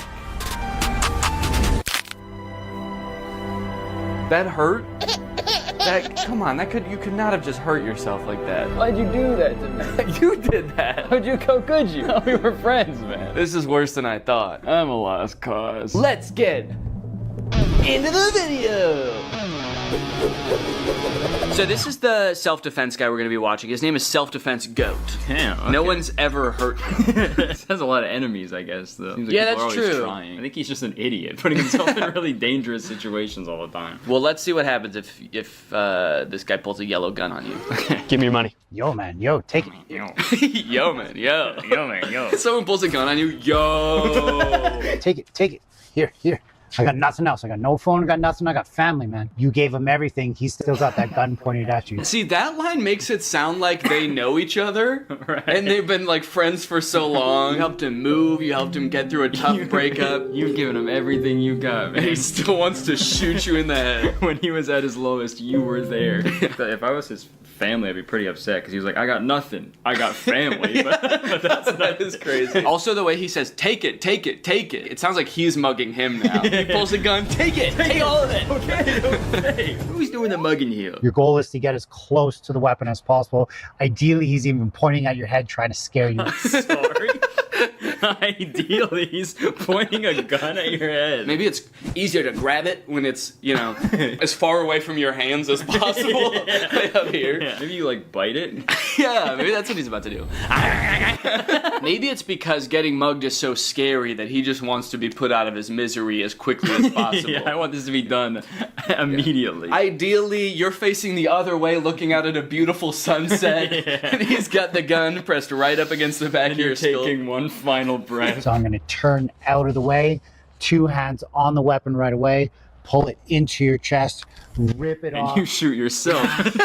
Take the power out of his hands. Just get out of the way, back, hands. pull it into your chest. He said rip it off. He rips off his hand. His tutorial is like how to stop a mugger is just talk to an imaginary cameraman and be like, no, this is what would happen if you're mugging someone. 'Cause I feel like that would kind of mess with their head. Yeah, wait, pretend to be mugging me right now. Okay. Give me your fucking money right now. I gave him everything. Smash, tap, rack, and go if need be. Yeah, so I mean that's pretty much just the classic smash, tack rap. Smash, tack rap, go if need be. I guess that's his like YouTube ad-friendly way of saying then shoot him in the head. Yeah. And if need be, go. Yeah. What are you in jail for? I goed. I went. Yeah. This one is going to be really important for you because this is how not to be an easy target, okay? Ah, okay. You got your no shoes on, you had your headphones on, hands in pockets. You're about to see just how dangerous that is. Okay, wow. Dude, he stabbed him in the ass. What was that sound? I don't know. I think it was the guy screaming. Wouldn't it be crazy if that was the whole video? Well, look at Mr. Karate Kid. That is a pretty sweet hoodie, though. Look how easy he's going to be to murder and take his phone. Sunglasses on, huge headphones, hoodie I could just rip him down with. Oh, you're mine, buddy. Okay, well, he didn't even do it, though. He's just talking, he's just imagining it. Oh, you're mine, buddy. He's already You're gone. dead. Oh, I'm going to enjoy this one. All right, yeah, it's Oh, yeah. Wait, where'd he go? It's nighttime all of a sudden. Is he saying that out loud? It must be in his head. Okay. Now let's find out how to not be an easy target. Oh, look at Denim Dan. This guy's going to be an easy target. Well, maybe not. He's got kind of this desk there. He's walking pretty confident. So the caption says desk stare, but I think he's saying death stare. Desk there. Oh. He's got kind of this desk, got like a desk strapped to his. I feel like that gaming. I guess it's a pretty hard target. You got a big desk in the way. Yeah, he's clearly cracked at Fortnite. This desk there. He's walking pretty confident. Yeah, he also says he's walking pretty confidently as this guy is like. Yeah, he's so scared. How are you supposed to, like, other people walking down the street, like, this guy's easy to fucking kill. He's only got one earbud in. Jacket versus hoodie. It's my favorite Mr. Beast video. Jacket versus hoodie. It's your lucky day, Denim Dan. It's your lucky day. Wait, he did say that. Denim Dan, it's your lucky day. Okay, well that actually does make him seem more crazy. Yeah. I'd be so terrified if I was walking by someone and was like, this guy would be easy to kill and steal his phone. Wait. Maybe not. He's got a confident walk. You could be Denim Dan if you wanted to. Yeah, I guess I should have been wearing denim for this video. Yeah. Jean jacket. Jean hat. Gene Wilder. Gene Wilder's here. Hang on a second, guys, because I've got a self-defense technique of my own. Today's sponsor, ExpressVPN. Guys, using the internet without ExpressVPN is like walking around a park with flip-flops and headphones. It makes you an easy target. Did you know your internet service provider can legally collect data about every single website you go to and then sell that information to advertisers? Luckily, when you use ExpressVPN, it becomes like your armor.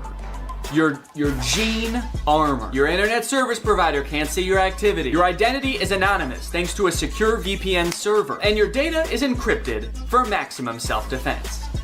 It's super easy to use as well. You can connect with just one click. Here I am changing my location to Canada. That way I can watch The Office on Netflix. It's not available here in the US, but it is in Canada. And you can do this with a bunch of streaming services and shows. It's sick. It works on your phone, on your laptop, even routers. That way you are always protected.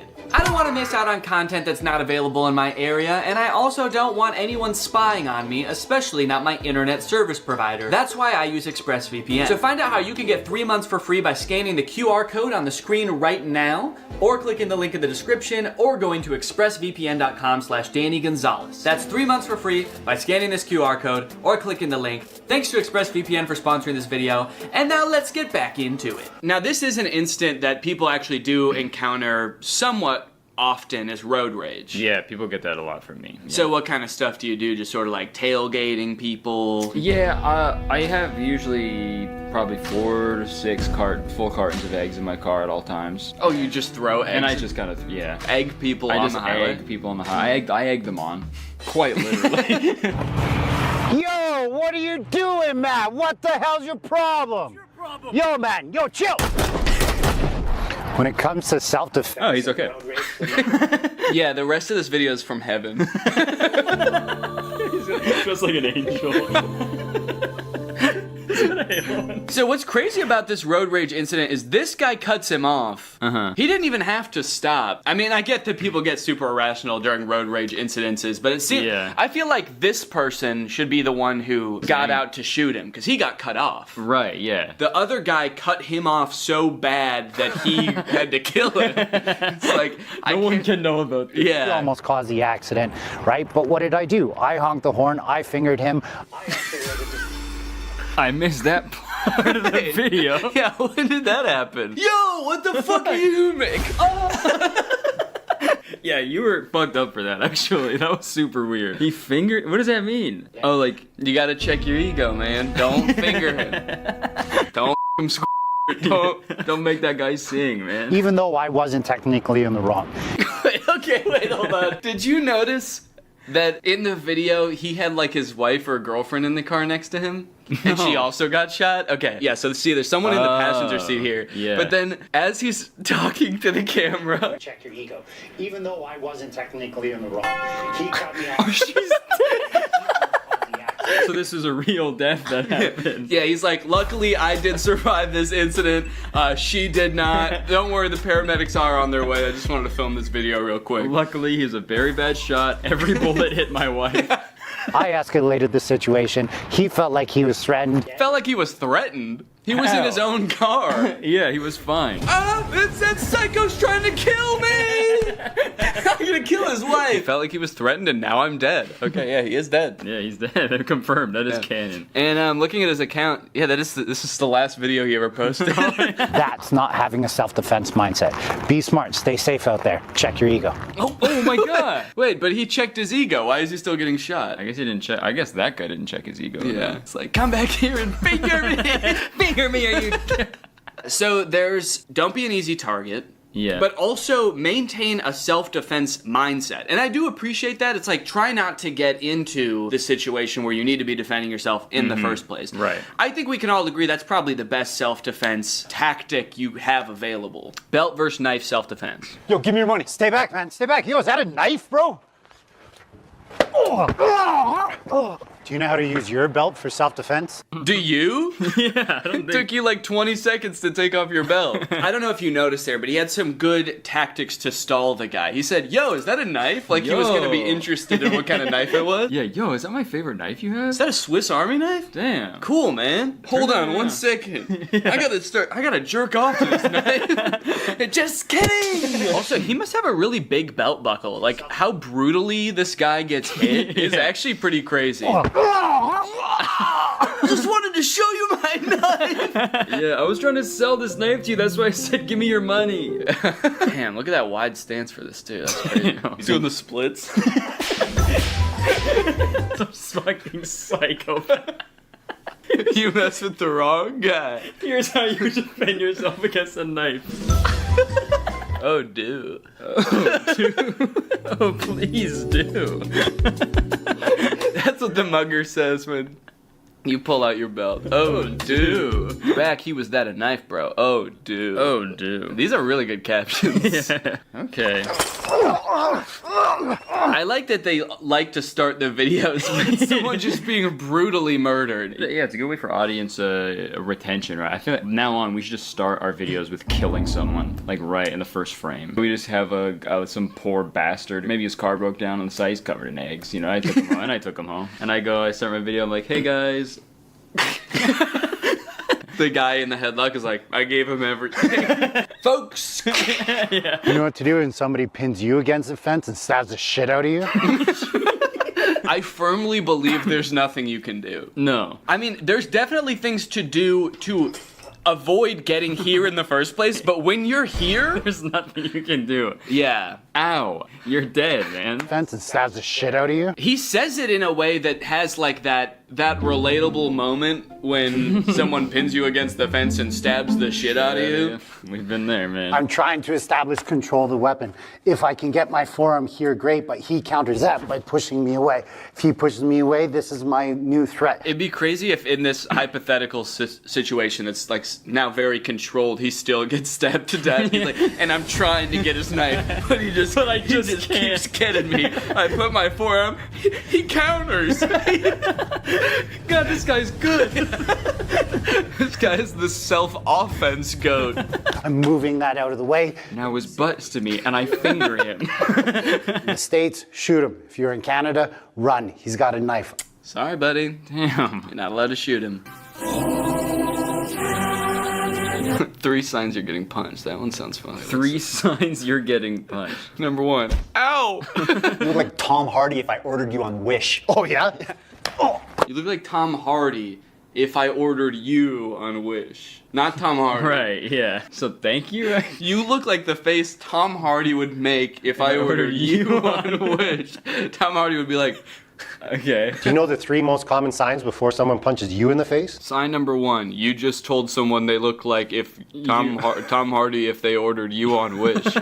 First sign, forward aggression. Second thing to look for is those clenching of the fist. What do you think the third one's gonna be at this point? He's just like cocking his arm back? Yeah, winding it up, I guess. If someone says why I oughta, you're done for. Tension, and they're getting prepared for something that maybe you're not prepared for. They could be getting prepared for something. If they're moving towards you with fists clenched. Well, what could it be? Visual diversion? That's gonna be the third one? What? The third one, they're going to be looking off in another direction, trying to distract you with their eyes so that you look away for that split second so that they get the job done. I may be moving forward towards you, fists clenched. Yeah. But I'm actually gonna punch that guy. Hey, Curtis, let's both go punch that guy. Okay. Oh. Bouquet of flowers. Oh, it's on okay. No! Yeah, really? Here's 3 signs David Copperfield's about to beat the shit out of you. Look at here. What to do if you're pushed. What, you want to go? Jesus. Do you know how to deal with a push? Well, definitely not having as little balance as possible. What, you want to go? Didn't stand a chance. And his feet too. Oh no. I've seen, bar fights, people get into fights, but it's always like, fist punching or they're, kind of wrestling around on the ground, just grabbing each other, pulling each other's hair. Right. I've never seen this like push, and I go, whoa! Goes crashing through 3 walls. Yeah, not guy-shaped holes in each wall. Yeah. Do you know how to deal with this? No, I'm not Wile E. Coyote. Do you know how to deal with a push? I'm opening up that door as much as I can. Okay, so I go... But then I can go like that. Yeah. Don't knock each other out. Do you know how to knock yourself and your opponent out at the same time? So the key here is, as it comes up, is just open up enough. Hopefully my boxing turns on now. And God, he looks so scared there. Don't hurt me. Please. Not again.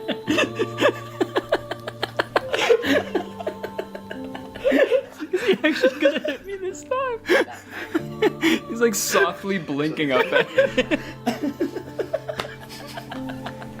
What are you doing to this guy? He already got pushed, man. He's been through enough. He also just said, hopefully my boxing turns on now. I've never practiced boxing before, but I really hope I know how to box. I hope the skill comes out of nowhere. And I just bring that hand forward as much as I can. Jesus. He was not expecting that second one. Bring that hand forward as much as I can. He's still standing there. I throw another 1 or 2. But that doesn't always work, especially if they're super big or if you were caught off guard. So if you don't know how to do all that he just did, the old wax on, wax off, you can do a soft fall. Okay. That would really throw your attacker off if he pushed you and you actually fell, right? And yeah, that would fucking confuse him like crazy. Now what? I thought he was gonna get closer to me. Suck all that in to minimize the damage that you take. The most vulnerable guy I've ever seen. Quit your job, man. You don't have to be there. When that push comes down and he goes to break fall this time, now he's not there. That's the way you're supposed to fall. Straight into a coffin. Like a fucking vampire. He's suddenly in a suit and palmed. Time. Now he's not there. Now he's not there. Yeah, he is. Where'd he go? I can only look up here. He's like... Yeah, nobody tell him. Also, that night before you go to the bar, look up what color the carpet is at the bar and dress like the carpet. So you fall to the ground, then you sort of scuttle. Like a little crab. Okay, Curtis, so if all else fails and you need to defend yourself, all of the making yourself a hard target didn't work, he pushed you and you didn't fly far enough away, you're gonna need to fight, okay? Okay. The good news is, all you need is 1 punch, okay? You can end any fight with 1 punch, and I'm gonna show you how. Okay. Yeah. I'm excited. Jerking Alexis. Yo, what are you talking about? You man? cut me off in the chill, parking lot. Chill. Do you know who I Stay am? right You wanna there. go? Don't enter my You wanna space, go? man. Do you know how to end a fight in 1 punch? I can see why he hired this guy. He's so good at, like, leaving the frame as quickly as possible. Yeah, he's a pro at that. My space, man. Do you know how to end a fight? He's just gone. Once I felt like my foot was planted enough that I could push off of it, I had to make sure I wasn't showing the punch or creating a tell. This is creating a tell. Loading, shrugging, trying to punch and come out. So the first thing you want to be good at, Loading, shrugging, trying to punch to come out. making sure your arm is... I just feel like there's a more tactical way he could be standing in all these videos instead of just like the most malleable, just, what are you gonna do to me now? I feel like he should be trying to evade it or something. He's just, it's so sad how willing he is. I deserve it. Yeah. And he's like, and don't worry about this guy, by the way, guys, he deserves all He this. deserves all of this. He's a hellish fiend of a man. You should see him off camera. Remember, in self-defense, he's approaching me, I'm hitting him, and I'm trying to get away. He said you're punching him and trying to get away. Yeah, you gotta pick one, I think. Yeah. He's on the ground, you're punching him, and you're like, let me get out of here! This sicko's attacking me! Unhand me! They're a bigger opponent than you don't just hit them with your arm, you have to hit them with your body. if they're further away from you, you can open up the hand and do like fingers into the eyes. You might break your fingers, but at least you're not going to get involved in a fight anymore. If you train martial arts, use your fist. If you don't train martial arts, use your palm. I thought this was gonna be like a one punch. Like he's gonna teach us how to do one specific punch, but he's like, I don't know, you might want to stick your finger. Let me think. You might want to stick your fingers in his eyes. You might want to finger his butthole. Hit him with this side of your hand. This part with your body. Yeah, lean him over, spank his ass. Spank his ass, pull and tug on his wiener. I don't know. What was I talking about? The title is End a Fight with One Punch. There is no guarantee when it comes to self-defense, like one punch is going to get the job done. That's just clickbait, guys. What the fuck? He said that like that's not the title of his video, but other people do that. Yeah, I would never clickbait you guys. Look, other people are gonna try to convince you can end a fight with one punch. That's just a bunch of clickbait bullshit. The pussies would say I would never do that. And honestly, only pussies would fall for that too. But anyway, thank you guys for watching this video. Thank you for the money. The reason why I punched him in his face, because his hands weren't protecting his face. If his hands were here, it's a whole different entry. And that's the end of the video. Nice. Honestly, I'm sure there is some good self-defense advice in here, but I just like the way these videos are shot. Yeah, they're especially the short videos, because he's like, okay, we gotta get people's attention. So. Yeah. Yeah. All right, Curtis. Well, you know what? Honestly, man, I'm proud of you. I Thanks, feel like man. I can tell that over the course of these past, gosh, I don't know, we've been recording for like an hour. Mm-hmm. I feel like you've really changed, you know? You think? Yeah, I feel like you've taken the initiative. You're no longer an easy target. Honestly, now, you're a threat. And for that, I commend you.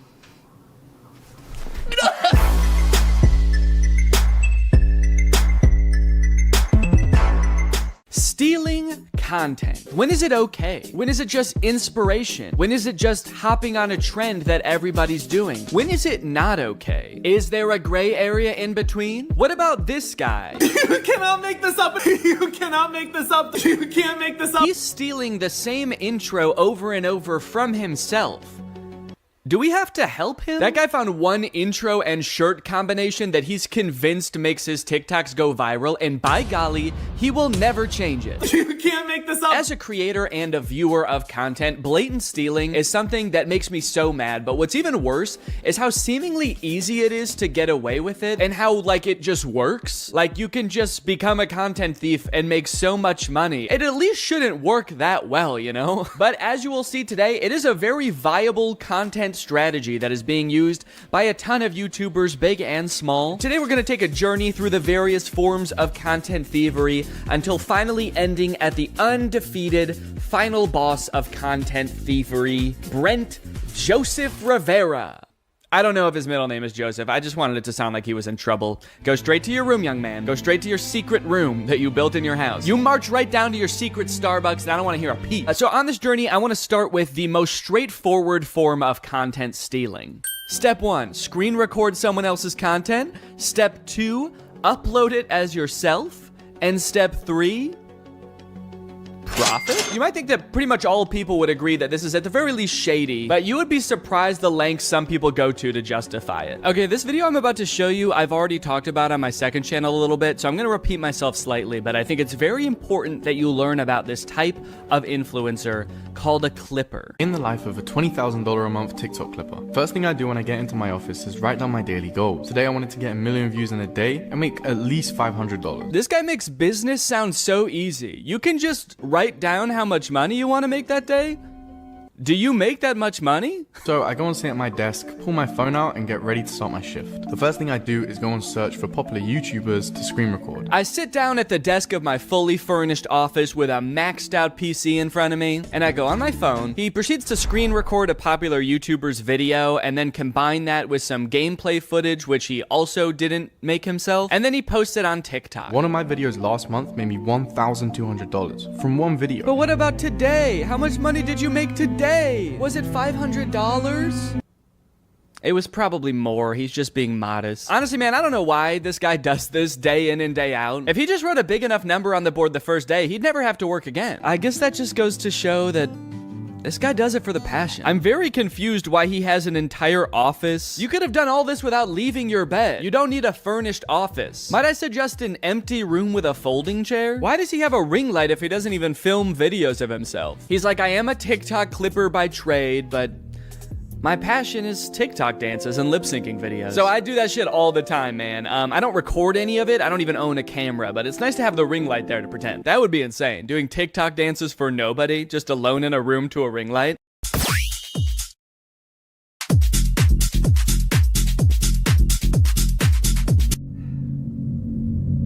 Anyway, gotta get back to clipping. Now, before we go and call this guy lazy or uncreative, I do think it's important to note this guy actually does make original content. He makes TikToks and he does use a little bit of AI, but at least he's not stealing from another creator. So maybe we should check that out before we judge. POV, you're a TikTok clipper making $20,000 a month using just his phone. First thing I did today was go and take a look at the view because I've decided to wake up in Malaysia just because I can. After going into the bathroom, completing my daily routine, I put my shoes down and I get ready to head out the door. I wanted to go check out some of Malaysia and kind of see what it has to offer, so I had a look around the hotel just to see what I could find. The views around here are insane, and they even had a pool on the roof, but the heights made me start feeling a little bit sick, so I decided to go back to my room and get ready to start my shift. Okay, this whole video is like a minute long, and this whole section is all before he shows the content that he's making. A lot of these kind of digital nomad types pick jobs where they don't have to do too much work and they earn passive income so that they can travel the world, experience life. It sounds pretty fun. But I feel like from this video, this guy like hasn't figured out how to do that yet. He's like, okay guys, here's my life as a content clipper. I get up, I go to the bathroom, then I put my shoes on the floor and I put my feet in the shoes. That's where the feet go. And now I really want to go check out the city, guys. So I go over to the window of my hotel room and I look at the city, and then I go upstairs and I look at the city from up there, but then I got too scared.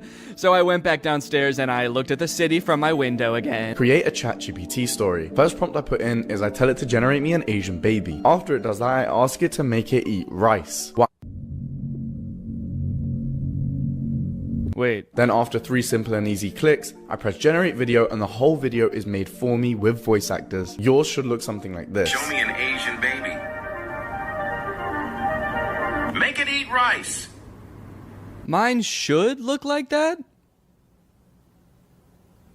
Should? So the clipper in these videos, Musa is his name, has made a bunch of posts arguing that everything he does is ethical because he participates in what is called ethical clipping. If any YouTubers would like to debate me on the topic of ethical clipping, DM me. I genuinely believe it is a win-win in every regard and completely ethical from all angles. In a perfect world, I understand why he's saying it's a win-win because he's making money and theoretically the creator that he's reposting is getting exposure. If he's taking the clips off YouTube and putting them on TikTok, then a new audience, the TikTok audience, is now being exposed to that creator. From personal experience, though, I don't really think that that's usually the case. I think usually if a clip of a creator goes viral on TikTok, the people that are liking and commenting on that video are the same audience as their YouTube audience. They're just seeing the content again. So while he thinks of himself as sort of advertising for that creator, it's more like he's selling counterfeit merch. The community notes on Twitter was quick to point out that this is intellectual property theft. And so this whole operation is not so much a career as it is a crime. From what I can tell, this doesn't really make a huge difference either way. I more so have a problem with how lazy a form of content creation this is. But I think the weirdest example of this has gotta be Jason Derulo. Yeah, like from the song. Jason Derulo. About a year ago, I learned from a Jax Films video that Jason Derulo is a rampant content thief. This is not a joke. All he does on his YouTube channel is like make a face at other people's TikToks while blasting his own music over it. But here's where it gets kooky. As I was editing this video, I noticed something strange. So I took some of his videos and played them side by side and confirmed that yes, Jason Derulo 100% reuses his own footage across multiple videos. Not only is he doing the laziest form of reaction content, which in and of itself is the laziest form of content, he's not even filming a unique reaction to every video. I don't like this at all, man. I don't like that he's edited into the corner, like he's not reacting to the video you're watching. This looks like I'm scrolling on TikTok while FaceTiming Jason Derulo. And he's smiling into the camera like, man, I can't see what you're watching, but I'm just happy that you're happy. And also my song is playing. I like that. In a way, this is kind of the visual equivalent to him singing his own name at the beginning of every song. It's like, okay, I like this video, and to be fair, since he got called out for this, he has stopped doing this. He no longer appears in the videos. He still does continually post other people's TikToks with his own music playing, but it seems like he is at least now getting permission to do it. So now it's just sort of a marketing tactic that, I'll be honest, is kind of smart. If he's worked out some kind of agreement with these creators where he's paying them, or he's got permission to post and he can just slap his own music on these TikToks that are guaranteed to go viral, it's a decent marketing strategy. Then again, maybe an even better way to get people to listen to his music would be to make better music. Let's go. That's a zinger, baby. Add another zinger to the zinger counter. I still got it. I still got it. Danny still got it. Okay, the end. Okay, so sure, that's bad, copying from other content creators, but what if we don't copy from another human being? What if we copy from a computer? Well, that sounds to me like it would make some pretty good content. We should make kids watch it. Take it away, Danny.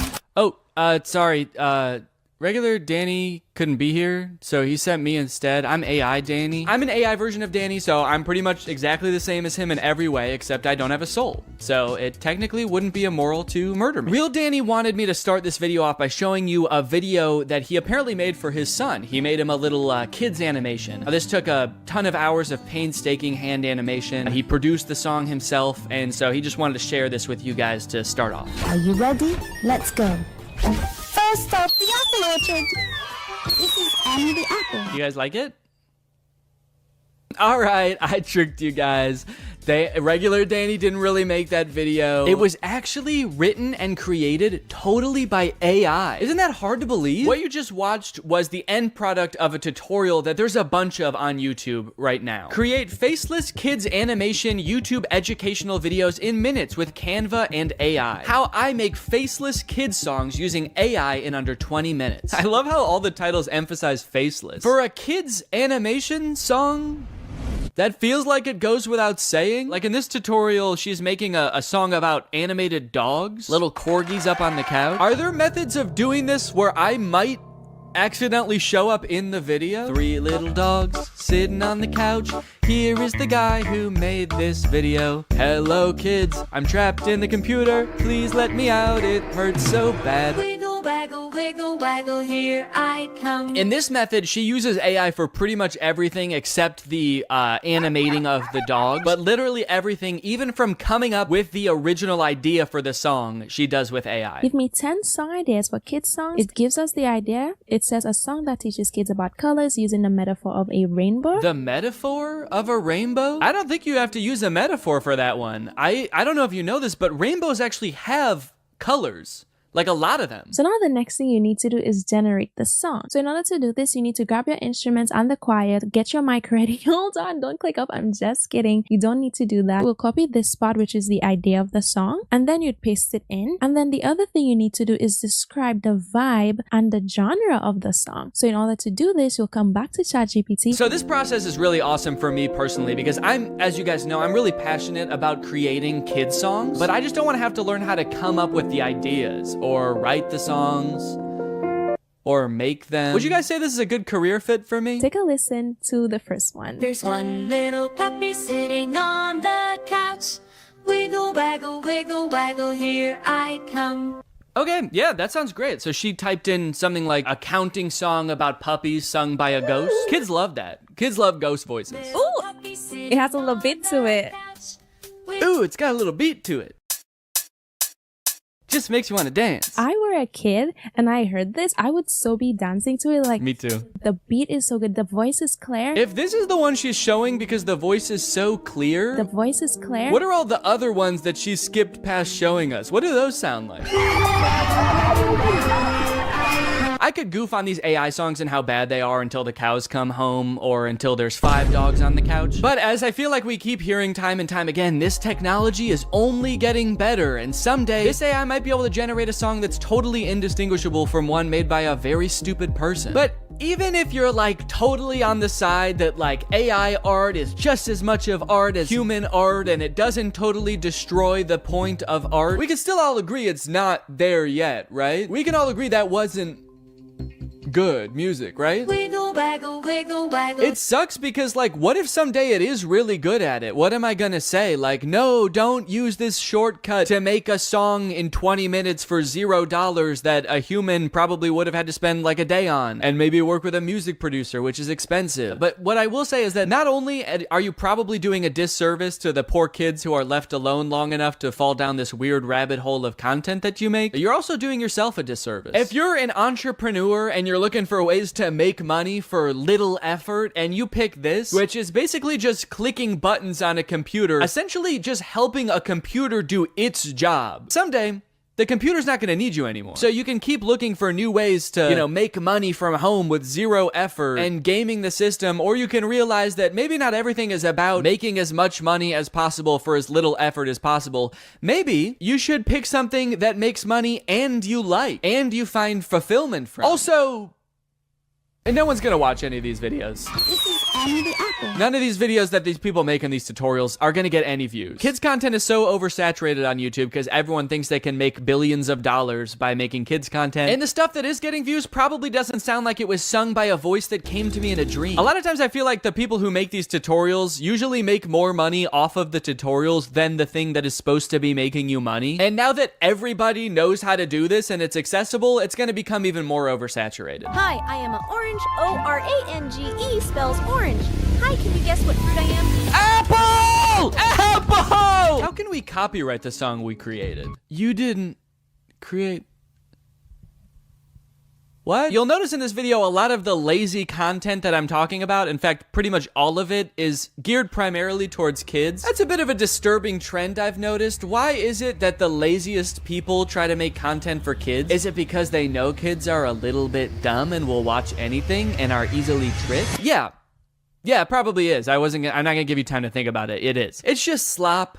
It's so lazy. And I hope the people who are doing this realize that soon. Realize that people don't want to watch these videos, because I can't imagine any of it is doing well. And I also hope that you realize that today's sponsor, Rocket Money, has helped save its customers up to $740 a year when they use all the features, with over $500 million in canceled subscriptions. Have you ever forgot that you were paying a subscription fee for a service that you don't use anymore? That's happened to me more times than I care to admit. I'm always signing up for subscription services for like new editing software or different tools and plugins, and I don't know why I'm like addicted to it. I'm just kind of addicted to the thrill of paying $30 a month to do something that sure I could have done in Final Cut Pro but would have taken a couple extra steps. But luckily today's sponsor, Rocket Money, is here to help me and you, and also real Danny. That's right, I'm still AI Danny. I didn't forget that. Rocket Money is a personal finance app that helps you cancel subscriptions, lower bills, and manage your own money better. I've used Rocket Money to help me cancel several subscriptions, most recently this suite of plugins in Final Cut that I used once and then never again. It takes the brain work out of it because Rocket Money safely and securely identifies reoccurring charges and cancels unwanted subscriptions for you. The best part is that you can cancel right within the Rocket Money app. You don't need to call customer service for this random software you downloaded. You don't need to jump through all their hoops of answering surveys. I also love that I can create budgets within Rocket Money. Rocket Money analyzes your spending habits to create a personal budget for you. It automatically monitors spending by category. So if you're spending a little bit too much money going out one month, Rocket Money can send you a notification letting you know. So to save more and spend less, join the over 5 million Rocket Money members today. Go to rocketmoney.com/Danny or click the link in the description to get started today for free. And you can unlock even more features with premium. That's rocketmoney.com/Danny to get started for free. Thanks to Rocket Money for sponsoring this video, and thank you to you guys for checking out Rocket Money. One underrated part of becoming a content creator is developing your own unique style. The vast majority of creators, when they start out, are just kind of a worse amalgamation of all of their inspirations. For me, it was probably The Lonely Island and Jake and Amir with some Bo Burnham mixed in there. But over time, you start to make certain creative choices that distinguish you. Types of music that you choose for your video, the way you tell jokes, the name of your fan base, maybe even your thumbnails have a distinct look to them. I love it when creators take another step in developing their own personal style. A lot of people call it a brand. I think that sounds very corporate. To me, it feels a lot more personal than that. You're choosing what the best way to express yourself is. But unfortunately, this gives way to a completely different kind of copying on YouTube. Not copying content, but personality. What's up, goobers? The YouTuber stealing other YouTubers' personality situation is crazy. It's crazier than a gopher going up my butthole and coming out of my mouth. To start off this discussion and kind of illustrate what I'm talking about, I'm gonna give kind of a niche example, but this is a song called Deep Space Samurai. I first started hearing this song in the intro to Ryan Trahan's YouTube videos. My birthday is this weekend. I'm going to 3 iconic theme parks this week to go stay in the most strange Airbnbs. He first started using it in his shorts, and then he started using it in his full-length videos. And over time, to me, it sort of started to become like a theme song for Ryan. He uses it in a bunch of intros, and so when this song was playing, you knew it was a Ryan Trahan video. But within a couple months, because Ryan's videos are so popular, other creators have started taking that song and being like, and it's my theme song too. Today I'm building a secret zoo in my house. Today I'm building 50 secret rooms you'd never find. Today I'm building 3 amusement parks in my house. This dude, Ben Azalart, has taken the song that Ryan uses in his intros and has probably in recent months used it more than Ryan has. This might be a really niche example, and this might be something that only I notice, but to so deliberately take a song that is part of someone's like identity online and just be like, that's mine now. In fact,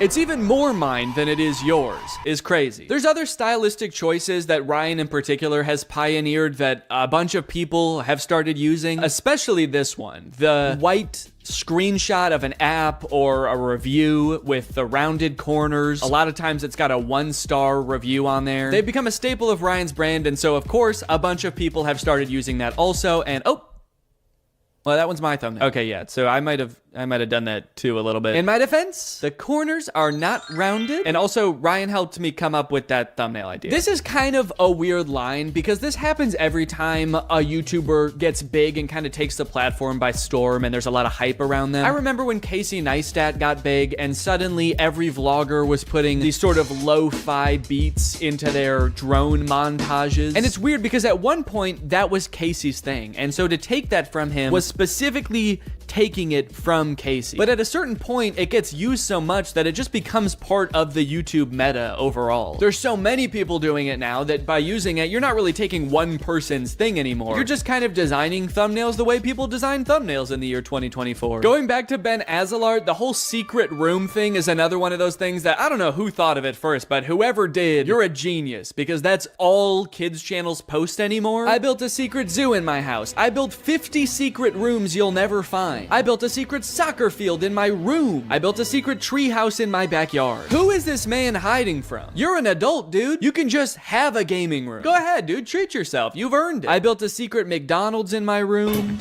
Yo! Wow. Looks just like a real McDonald's. This type of picking up one thing or element about a YouTube video that made it popular and just beating it to death and a ton of channels copying it just makes YouTube so boring. Like putting I survived at the beginning of every title, even ones that make 0 sense. I survived $1 versus $100,000 hotel room. I survived America's largest hotel room. I survived the world's only 7-star hotel. That moment when the hotel room is so large that you die.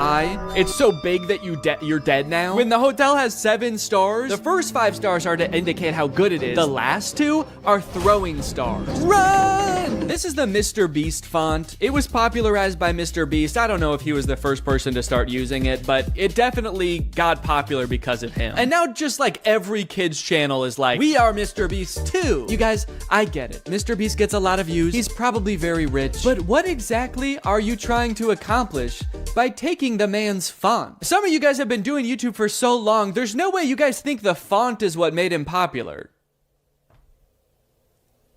You guys don't think the font is what made him popular, right? The Stokes twins are the king of copying other people's content. Here they use the Mr. Beast font in this Eating 100 Years of McDonald's video, where they eat McDonald's food from 1950 and 2050. All right, I'll admit it, that was not the 100-year range I was expecting.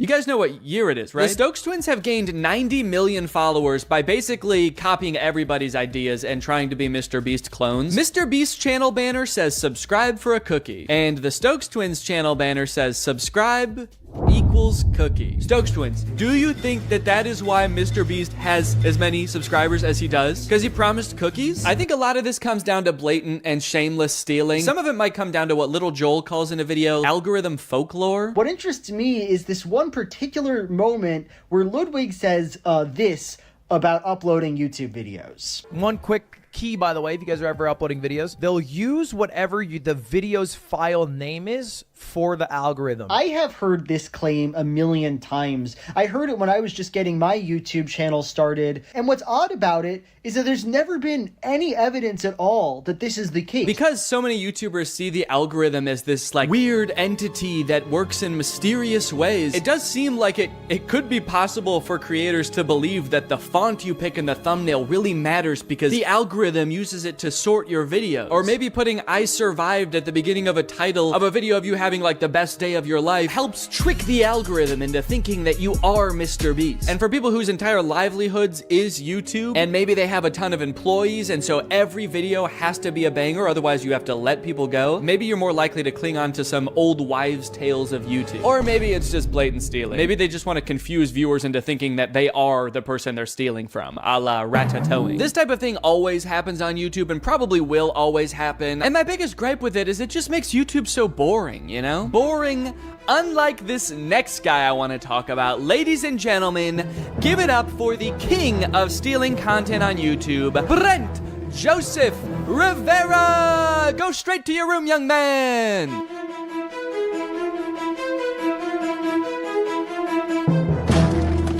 I don't have any hope. Come on, I'm dead.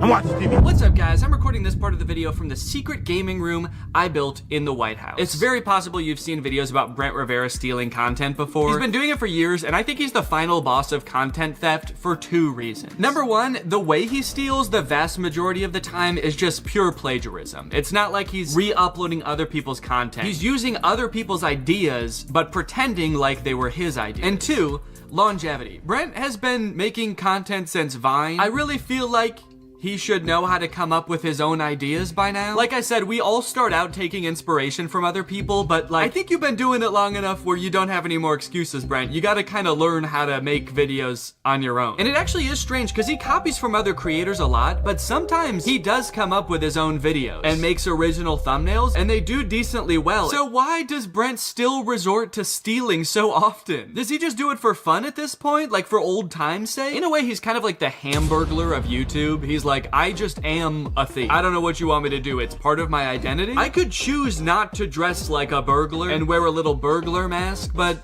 I prefer people know. Oh, you want me to change? You want me to stop being a burglar? It's my fucking name. Why didn't you tell Ronald McDonald to stop being a clown? Or Grimace to stop having a big juicy purple ass? That's right, you wouldn't. Brent practices a strategy on YouTube that unfortunately is pretty popular right now, where creators will scour other YouTubers' pages for their most popular videos and then just remake them. Same title, same thumbnail, nothing changed. This method, unfortunately, does work really well. One time, Brent copied my friend Eddie's thumbnail down to almost every detail, except he just changed what kind of restaurant he was going to. This is a weird example, because it's literally the same thumbnail, but he did change it technically. While Eddie's video asks, what toll will it take on me to eat at the same kids' restaurant in different locations over and over for weeks? Brent's video asks, how sick would it be if I ate a bunch of really good food? I'm going to every single Gordon Ramsay restaurant in America. The answer will shock you. First impressions, this restaurant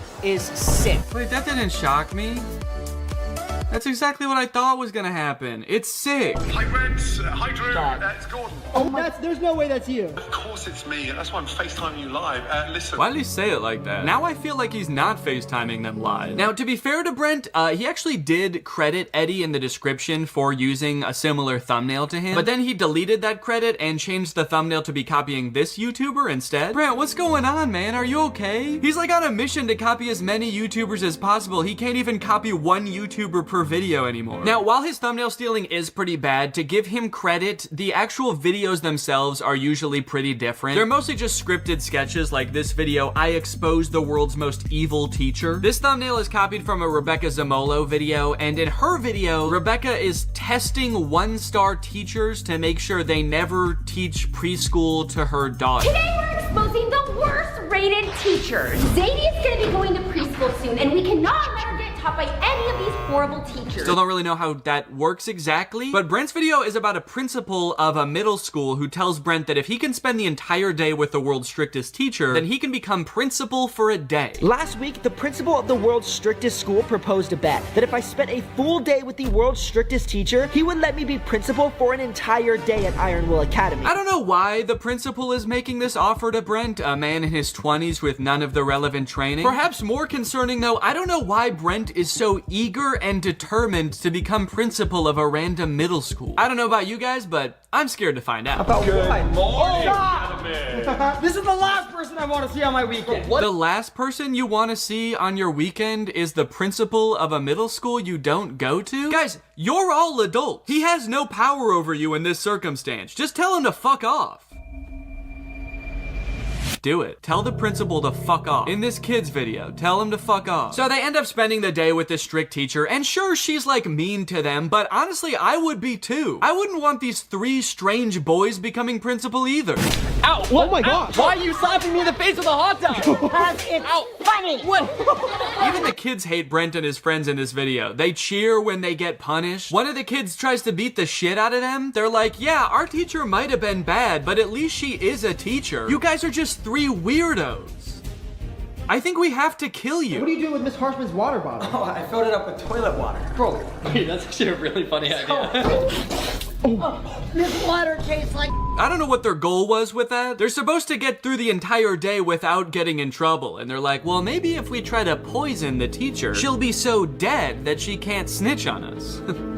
It's the perfect crime. So strange plot and bad morals aside, it is just a scripted kids video. They're decently well produced for a YouTube video. I mean, Brent hired actors, rented a location for this. Outside of the content theft, Brent truly is working hard to make the world a different place. On TikTok, on the other hand, he actually does just steal videos completely, word for word, shot for shot, no credit given the vast majority of the time. But actually, the most confusing example I've seen of Brent stealing content, and the one that has stuck with me the most for whatever reason, is his music. Brent occasionally posts comedic music videos, and I guess I have the assumption that when a YouTuber starts releasing music, it's kind of like a passion project for them. You know, maybe your regular videos have become too much of a full-time job when they used to be a hobby, so you start exploring new creative outlets where you can let your real creative spirit shine. Not Brent.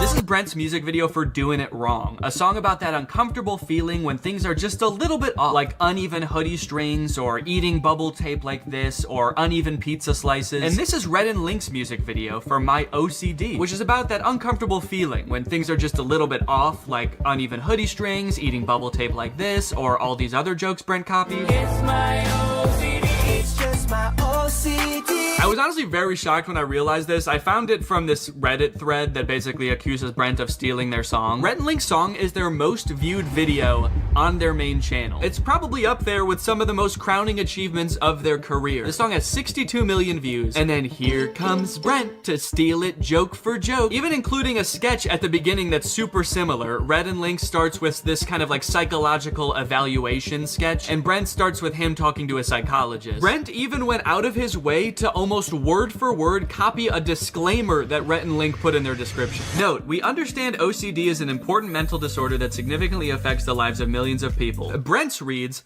important note. I understand that OCD is a serious mental disorder that significantly affects the lives of millions of people across the globe. Now, I should point out that the thumbnail and title copying Brent Rivera does is in no way limited to Brent Rivera. This happens a lot on YouTube. It's actually a pretty big problem, I would say. It seems like almost every big kids channel does it, but even creators you wouldn't think do kind of just take other popular ideas all the time. Even creators that would like you to think they don't. I don't know if you guys know who Eric is, but here he is in a video calling out Brent for stealing his thumbnails. Brent Rivera, you are most likely to copy my thumbnails. And then here he is stealing a thumbnail. Here's Mr. Beast copying a thumbnail almost exactly. Brent particularly has done this so much and been called out for it so many times that I'm actually kind of amazed he hasn't let the criticism get to him or stop him. Brent probably has enough money to never have to work again. He probably has a ton of people working for him who could be coming up with original ideas around the clock. But instead, he insists on copying other creators. Maybe copying content is just so fun that he literally cannot stop.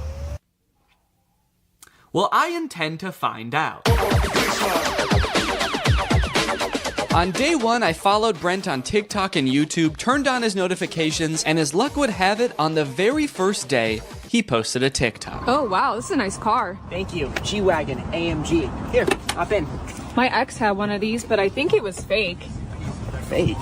So fake? What do you mean by fake? Well, his is really high up. It was kind of easier to get into this one. Did it by chance say 4x4 anywhere? No, but there was a math problem here, 4 times 4 squared, but he doesn't like math. So basically the premise of the video is that his girlfriend's ex had a nicer G-Wagon than him, but it's so nice that she thought it was a fake G-Wagon because it had all these weird branding details. Brent swooping in once again with one of the most classic, relatable scenarios known to man. It's no wonder this thing has 40,000 likes. I have not only seen this type of video before, I think I've actually seen Brent make this video before. My ex had a fake Ferrari. Okay, if you search when her ex had a fake car, there's like a million videos with this same premise. Her ex having a fake Lambo, her ex having a fake BMW. So it's interesting because there is this fine line between copying a video and participating in a trend. This video has been remade so many different times by so many different people, it's actually hard for me to even find the original. So at this point, it kind of is a trend. Well, recreating this one's gonna be a little bit tricky because I don't have a G-Wagon. And also, I can't rent cars from Turo anymore because I got banned after my Cybertruck review. That's real. I'm not allowed to rent cars on Turo anymore because I think I made fun of the Cybertruck too bad. So I'm gonna have to come up with a bit of a workaround for this. So I recruited Eddie, who happened to be in town, to be the voice behind the camera, and away we went. You ready to film a TikTok, Eddie? I love it. I love making TikToks. I love posting to social media. I love making Instagram Reels. I wanted to be as true to Brent's original TikTok as possible, but due to circumstances, we did have to make some compromises. Like, Eddie couldn't really pretend to be my girlfriend, so he was just my friend, whose other friend has a nicer car, and instead of a G-Wagon, I used Laura's Audi. But overall, I think we pretty much crushed it. We even added in a sort of twist ending and bada. Yo, what's up, brother? You ready to go? Wait, English or Spanish? No, I'm just kidding. Just put the fries in the bag, bro. A level 10 gap. Yo, I'm gonna rizz her up. No, don't. Are you living down or just from Ohio? No. Chad, am I cooked? Never mind, sorry. What's up, brother? Oh, dude, look, a level 10 baddie. You think I have a chance? That's why I'm the Rizzler. That's why I'm wanted for murder. Skibbity toilet Riz. Grimace shake.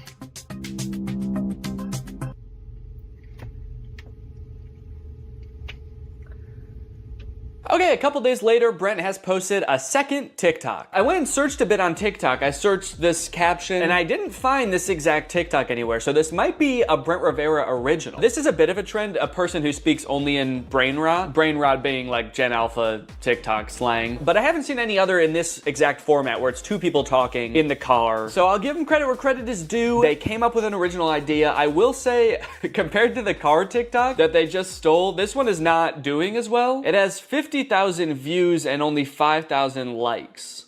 I was not thrilled to replicate this one. It was a little bit tough to get through. Not that the TikTok's like that bad. I actually thought that this dude Dom did a pretty good job. His delivery on some of the lines is pretty funny, like when he says, "Chat, am I cooked?" after trying to hit on a girl. Chat, am I cooked? I thought that was kind of funny. It didn't feel like a video I would make, so it just felt very unnatural to me. But anyway, let's go ahead and post it. So if Brent took inspiration from a different TikTok, it probably had like millions of likes. And then if Brent's ripoff of that. Alright, just wanted to give you an update on the TikTok so far. After posting 2 TikToks, it does seem like people are starting to catch on that I might be copying Brent. Is Danny doing the same videos as Brent Rivera? So, you caught me. Yes, I am. So 2 videos in and people are already figuring out that I'm just copying Brent. So that just goes to show that if you want to copy other creators online, it's not gonna take very long for people to start noticing that you're doing that. I guess people were like, well, the first one could have just been a coincidence, but once you do it twice, then it's a pattern. And 3rd time is a charm. Once I do this one more time, people will be charmed by my video. Another interesting note is the TikToks are doing really well. The first one almost has 2 million views, the second one 2.3 million, and I think they both have more likes even than Brent's TikTok. This one has 300,000, the second one has 500,000, and Brent's TikTok, oh, wait.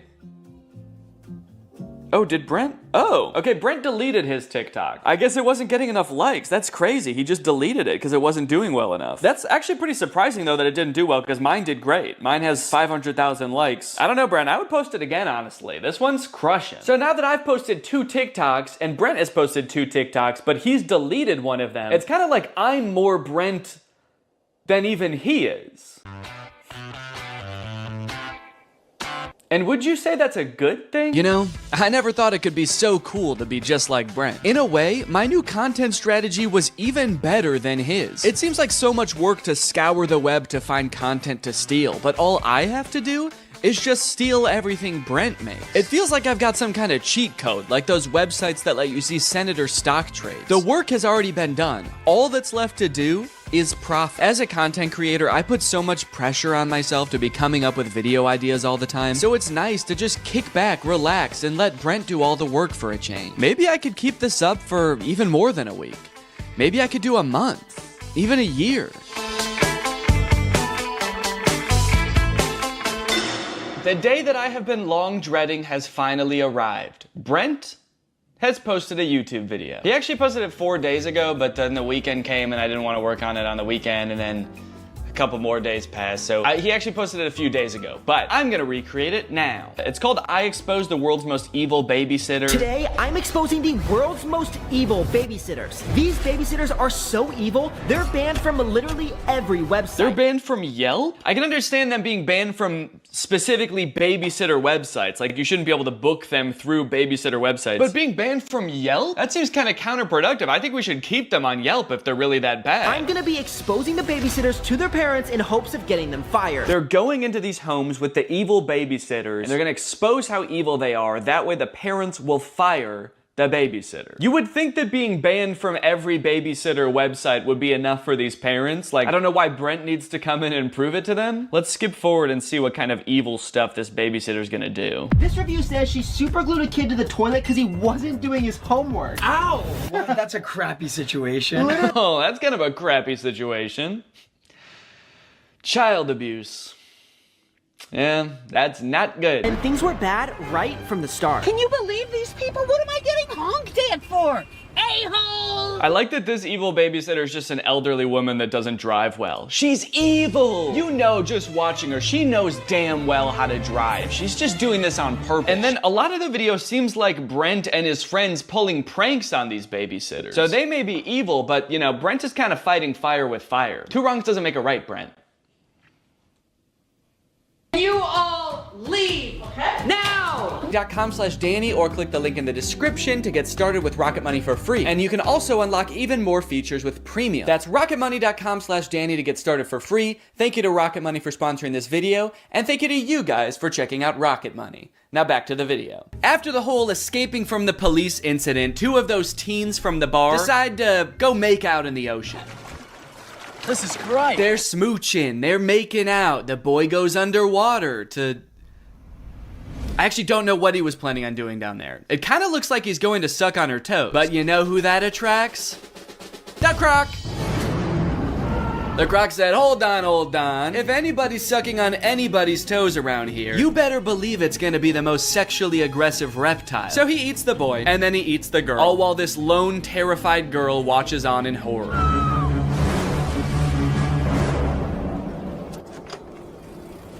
I love how casually she rides away. She is in no rush. Ah, a killer croc! I gotta go get help! But I shouldn't go too fast. I gotta focus on me. I gotta take care of myself first. My sister. No, good call. No need to give any credence to the girl who literally saw them get eaten by an alligator. Yeah, she was probably just making it up. She probably just wanted attention. She's like curled up in a corner, traumatized somewhere, and they're just like, stop lying! There's no such thing as alligators, you idiot!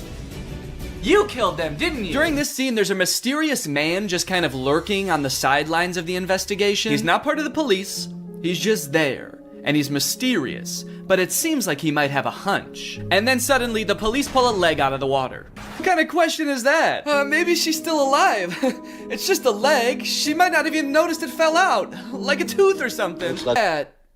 We assumed so. You're a police officer, and you pulled up with like 15 other police officers. I know what it looks like, but no strip club tonight, Jack. Yeah, I know. People are dying. I'm here on official business.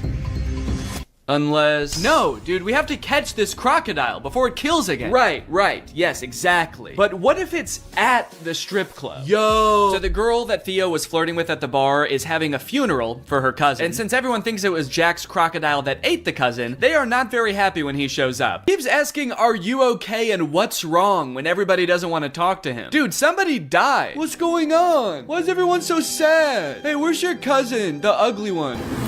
You need to get these kids out of the water. We've got a croc out here. What kind of croc? One that eats people.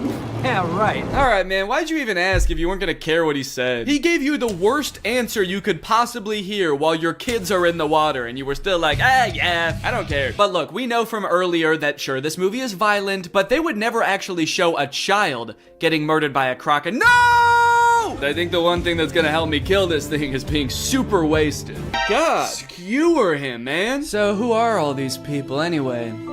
You're way too creepy to have this many friends. Are these people you kidnapped or something? Basically just the really dumb, slow ones. One thing that really surprised me about this movie is how overwhelmingly positive all of the comments on YouTube are. This movie is super boring, the acting is really bad, there are long periods of seemingly pointless plot development, and yet the YouTube comments seem to love it. But they are pretty much exclusively all about how pretty the scenery in Thailand is, and not about the movie or the plot at all. So I guess that makes sense. Great movie, well filmed, nice locations, beautiful filming. Never thought Thailand was so perfect a paradise. Thanks so much. Yeah, well, it's not that perfect if people keep getting eaten by alligators, is it? Great movie with beautiful scenery. Thanks. Do these people think that the director invented Thailand? Because he didn't. It's been around for a while and you can go there. So they find the croc and they kill it. It's honestly pretty unsatisfying. I don't know what I was expecting, for them to like pull off the mask of the alligator and it was the tax investigator all along. But I was hoping for some kind of closure as to like why this happened,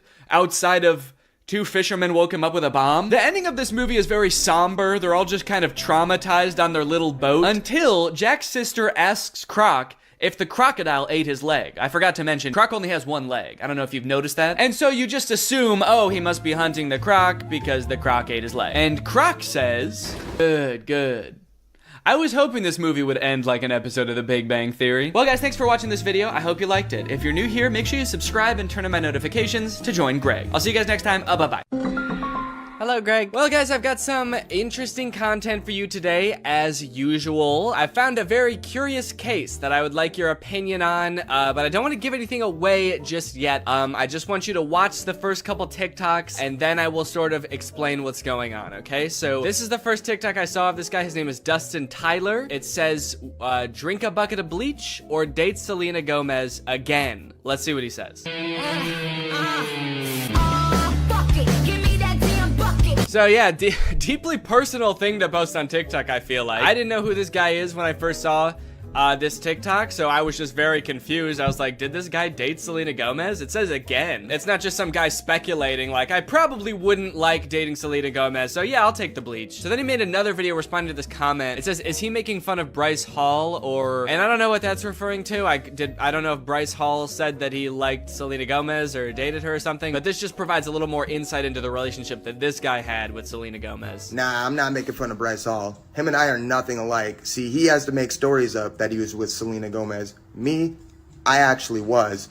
And then I friend zoned her, and then I broke her little heart. Again, a very mean tone to the video, condescending to this person who is just genuinely asking a question, but gives a lot of insight into his alleged relationship with Selena Gomez. And then I friend zoned her, and then I broke her little heart. I am curious about the details of the story though, because just the order of events is kind of weird to me, the way he laid it out. He says, I was with Selena Gomez, and then I friend-zoned her, and then I broke her little heart. He says that things happened in that order. Usually, you don't start dating someone and then friend-zone them. Usually when guys talk about getting friend-zoned, it's like they're talking to this girl, and then she reveals that she sees them as more like friends. This guy's saying, we were dating. They could have been dating for like 3 years, and then he turns to her and he's like, you know, I really see you like a sister.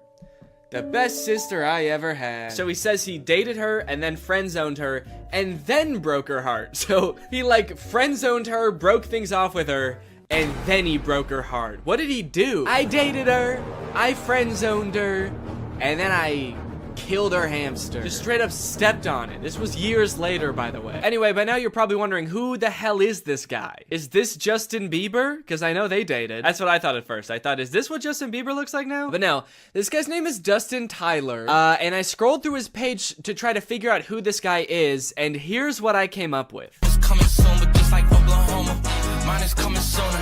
I'm just a late bloomer. Okay, so I didn't know who this guy was at first, but luckily there's a logo in the corner that says Victorious. Apparently this guy was a character on Victorious. At first I did think this was Andy Samberg from 2006, but he was a character, let's see, Victorious puppet guy. He was this guy. Robbie Shapiro is one of Tori's friends at Hollywood Arts, and he's got a few videos where he does sort of a glow up. He's like, this is what I used to look like back when I was on Victorious, and this is what I look like now. Don't I look so different? And then I was like, okay, this makes sense now. So this guy used to be on like an old Nickelodeon show, and so he was probably in with the Nick kids and the Disney kids, and so that's how he knew Selena Gomez, and that's how they dated, right? It all makes sense. However, after reading the comments on these TikToks, I came to discover that this guy, this man, is not the guy from Victorious. These are two different people. He's just straight up lying about everything. He's not that guy. He didn't date Selena Gomez. His page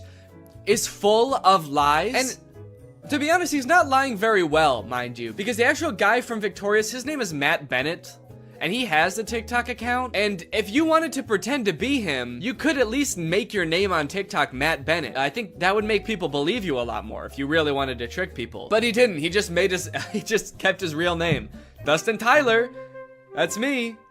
Please don't Google my name. So this dude's whole thing, apparently, is just like making shit up on TikTok and then hoping it goes viral because people are kind of like, whoa, you used to be the guy from Victorious? Or whoa, you used to date Selena Gomez? And now you'd rather kill yourself than date her again? That's crazy. It's also funny now that he says that he friend-zoned Selena Gomez, because that would imply that, like, they are now friends, you know? And this is a pretty fucked up thing to say about your friend. Date Selena Gomez again, dude? Oh, that's, disgusting, dude. That fucking, I hate that girl. I hate her. I would not touch her with a 10-foot pole. She's crazy. And she's my best friend. But again, it turns out that he did not friend-zone her at all. Maybe he stranger-zoned her. He friend-zoned her so hard that they don't even know each other. And never did. This is kind of interesting to me because this is sort of playing off an existing trend on TikTok where people will post like that they have some sort of past or current relationship with a celebrity, like my uncle is Tom Cruise, or like my grandma is Sandra Bullock. And like TikToks like these will go viral because people are just like weirdly obsessed with stuff like that. The comments are always like, holy shit, I didn't know Tom Cruise had a family. I'm not really sure why people are so surprised about it. I understand just being like, huh, yeah, I never really thought about like what Tom Cruise's cousin would be like before. But then again, why would you, you know? Like, I can't imagine why you'd ever be in like a Mission Impossible movie wondering like, I wonder who the guy who plays this character's cousin is. What's that guy like? What's he up to? So I guess it's just surprising to like see him. But it's not really surprising to find out that he does have a cousin. I don't think we're all under the impression that, like, Chris Pratt just showed up just came about through natural causes. If you just search on TikTok, I think famous relative check, lots of videos will come up about being related to Charli D'Amelio or Bob Saget. Okay, this guy is saying that his mom is Flo from Progressive. This is kind of like a popular thing on TikTok, and anytime like a big celebrity has some cousin post about them, it goes viral. But the downside to blowing up in this fashion is that it's kind of hard to keep this momentum going, you know? Most people don't have multiple famous relatives, so you can't just keep posting about like having more famous relatives. I mean, I guess if your cousin was Justin Bieber, you could just sort of keep filming him at every like family get together. But you are kind of just limited to one famous person, which is where I think this guy Dustin Tyler has it all figured out, because he doesn't just pick one celebrity to be related to. He'll lie about being related to anybody in a multitude of ways. Now,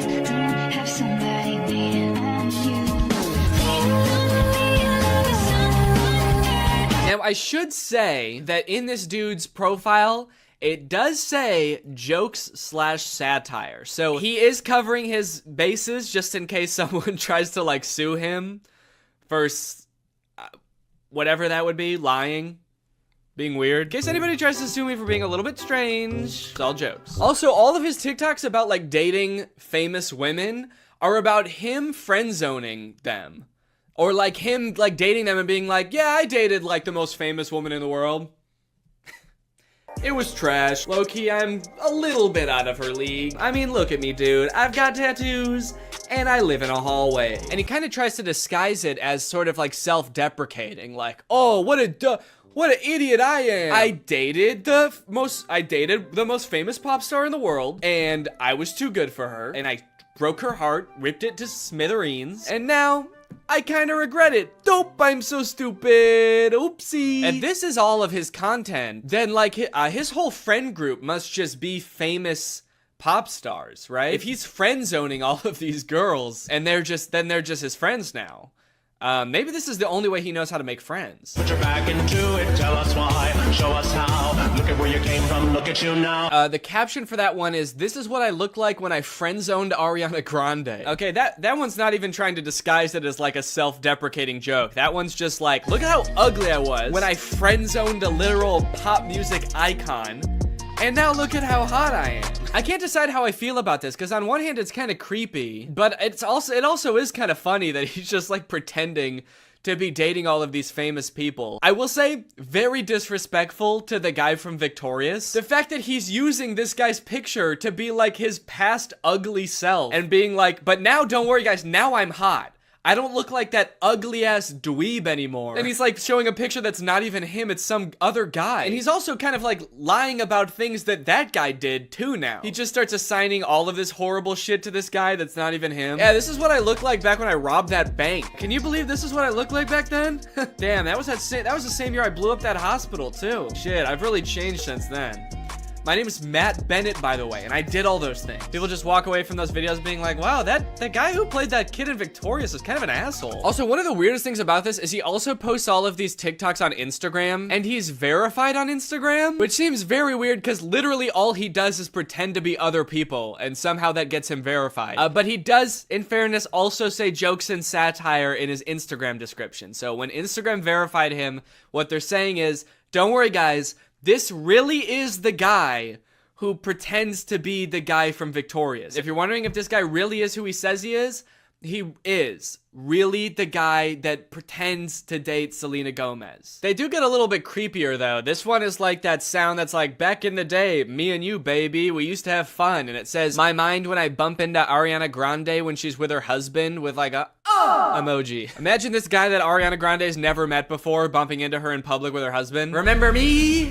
It's like, I've never seen you before in my life. Oh, the fun we used to have. If he keeps making TikToks like these are only going to get progressively more and more creepy the more like life changes Ariana Grande goes through. The next one's like me following Ariana Grande's daughter home from elementary school to tell her about all the good times me and her mom had. Me in court while Ariana Grande's trying to file a restraining order against me. And if you wonder if I hate you,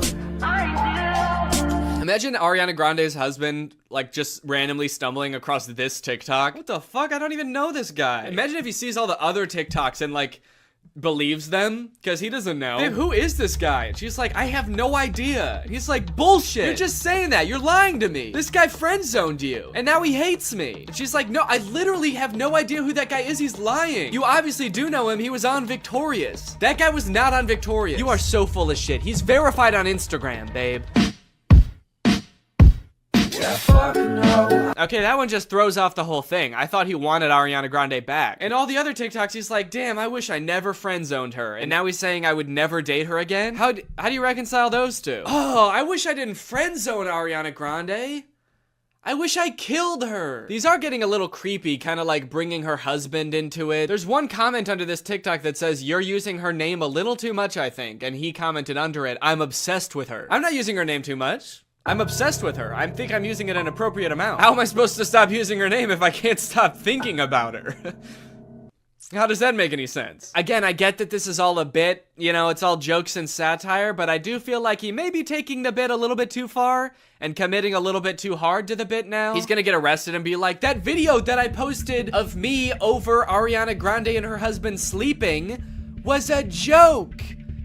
I was making fun of someone who would do that. The knife in my hand was a goof. You wanna know the craziest thing about this? Is all this dude does is pretend to be other people and pretend to be related to other people. And he has 1.7 million followers on TikTok. You know John Legend? Like an actual famous person just started a TikTok. You know how many followers he has? He's got 1.6 million followers. He's got less followers than someone pretending to be related to somebody famous. Dustin Tyler has 4 times as many followers as the actual guy from Victorious. Matt Bennett has 400,000 followers, and a guy pretending to be him has 4 times more. It's like, how do you get more followers by making TikToks about being like related to somebody than you do by being that guy? He hasn't just pretended to date celebrities, he also has pretended to be Keanu Reeves' son. People, tomorrow morning, 10 a.m., Santa's coming to town. And a lot of them have this kind of theme where like people and like potential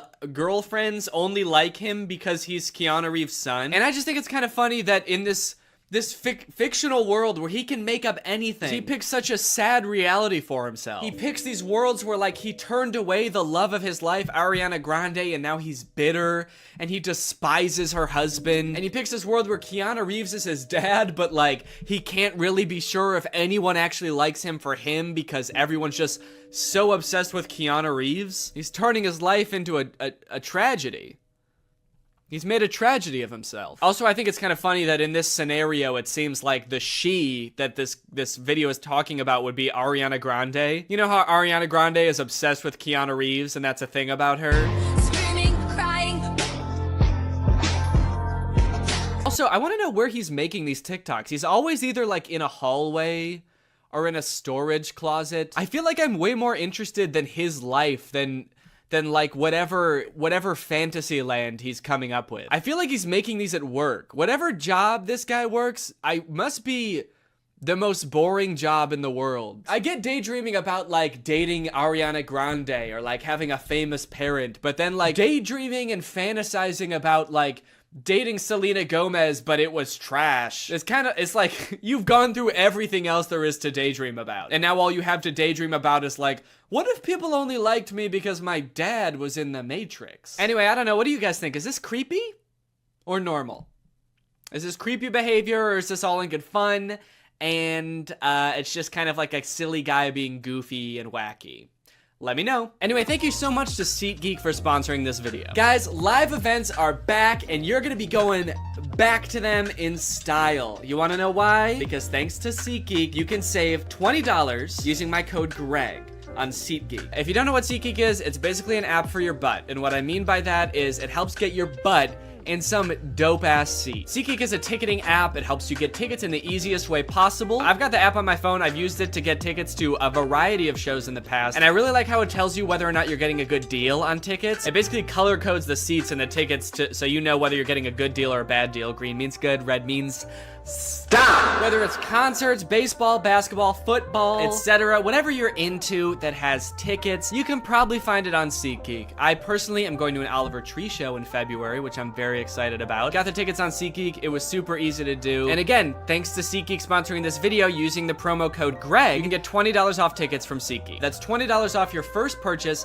if you use my code GREG, and make sure you click the link in the description to download the app. Thank you to SeatGeek for sponsoring this video, and thank you to you guys for checking out SeatGeek. Bye. This is Love on a Leash. I think it is the worst movie I have ever seen. Other movies I've watched on this channel have had their issues. Sure, they've had plot holes. They've had terrible pacing. They've had Noah Centineo, yeah. But this movie, Love on a Leash, is just different. This movie fails in every possible category. This movie is bad at even being a movie. Look at the poster. You can probably tell what the movie is about just by looking at the poster. And yes, it is as bad as you think. This movie came out in 2011. It is about a woman falling in love with a dog. It's sort of like Beauty and the Beast. And you'd think, oh, it's not a beast, it's just a dog. So maybe he won't be as bad as the beast. No, he's way worse than the beast. You're gonna hate this dog by the time the movie is over. And this movie has a lot of not great themes, so please be cautious while watching this movie. It's nothing like graphic. I'm not gonna show anything that would be like rated R, but just beware. Now, if you think I'm over exaggerating about how bad this movie is, let's just take the intro, for example, because this movie starts with utter silence. We get this opening montage with no music, no sound, just dog. And it lasts for a cool 1 minute and 12 seconds before we get any sort of dialogue. And that is because this movie has no soundtrack. And you might be thinking like, oh wow, that's kind of cool. Kind of like an avant-garde choice to intentionally make a film with no music throughout. And I don't think it was intentional, because there's definitely spots where there's supposed to be music. Also, in the opening credits, there is a composer credited. Wait, the composer's name is Peter Davison? Ooh, skeet! Can this motherfucker keep his hands out of anything? Try not ruining one movie, Pete Davidson. Okay, just kidding, but seriously, why is there a composer credited? Did they have a soundtrack composed for this movie and then just forget to put it in? Did Peter Davison take their money and then ghost them? And then putting him in the credits is like a slight dig at him? Oh yeah, you like the soundtrack in this movie? You like the ambiance that it adds? Thanks so much.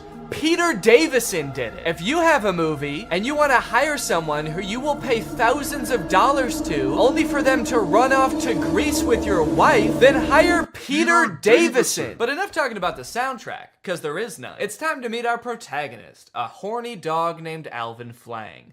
Where are the ladies at? Gross. In this opening montage, we see Alvin walking around the park a little bit, supposedly looking for girls. Oh, here is one. Being homophobic. Hey, lay off, man. I'm not gay. And then getting rejected by a girl.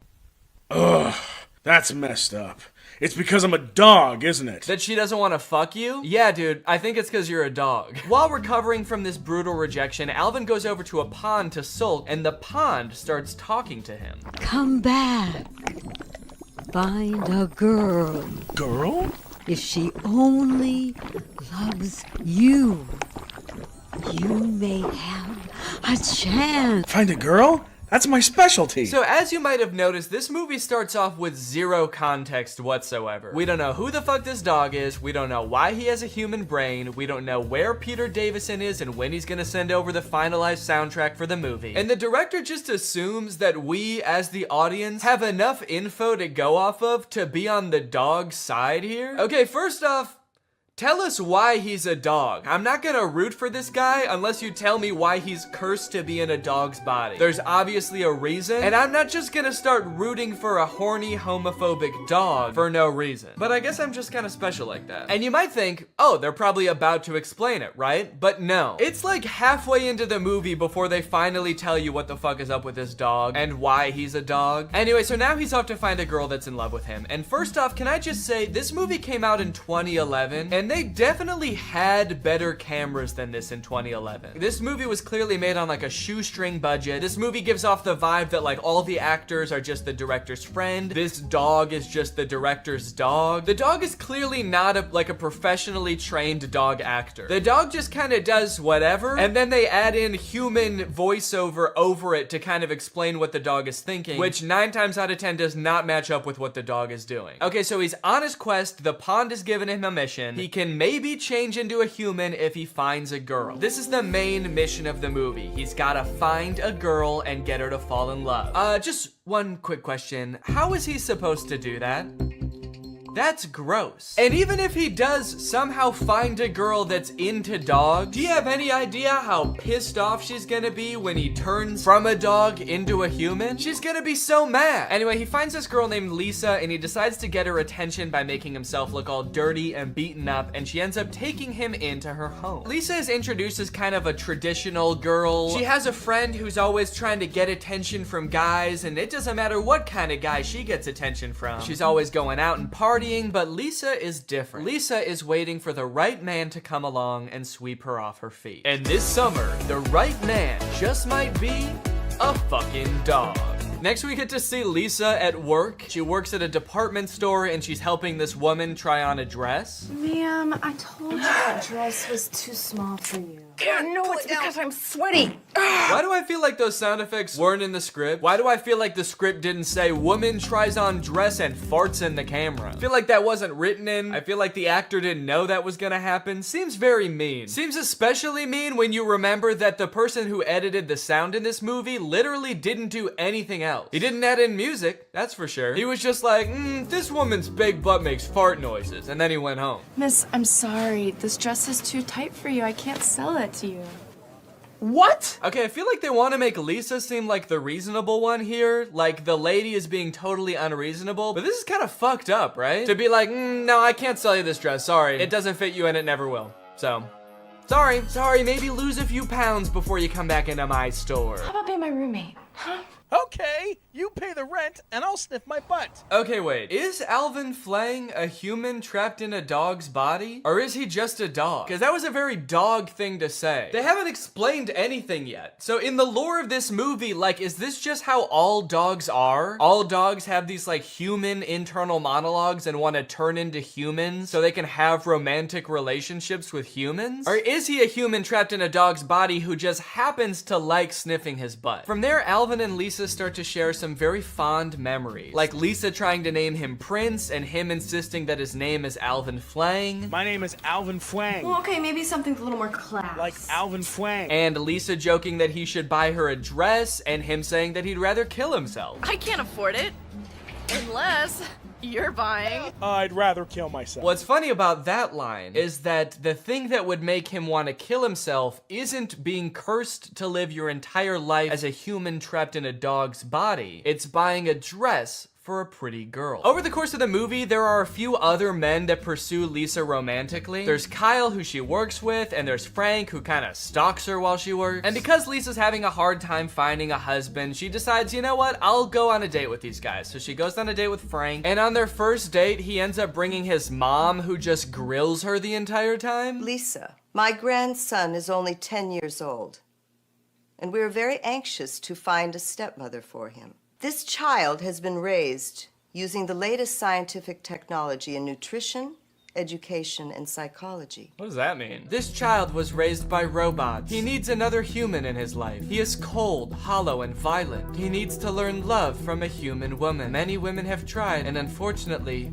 met their demise. He has an IQ of 170. Yeah, no shit. We raised him using the latest technology. He's not just any regular iPad baby, okay? We used the newest iPad, so that makes him very smart. And to be certain that he grows up to become president of the United States,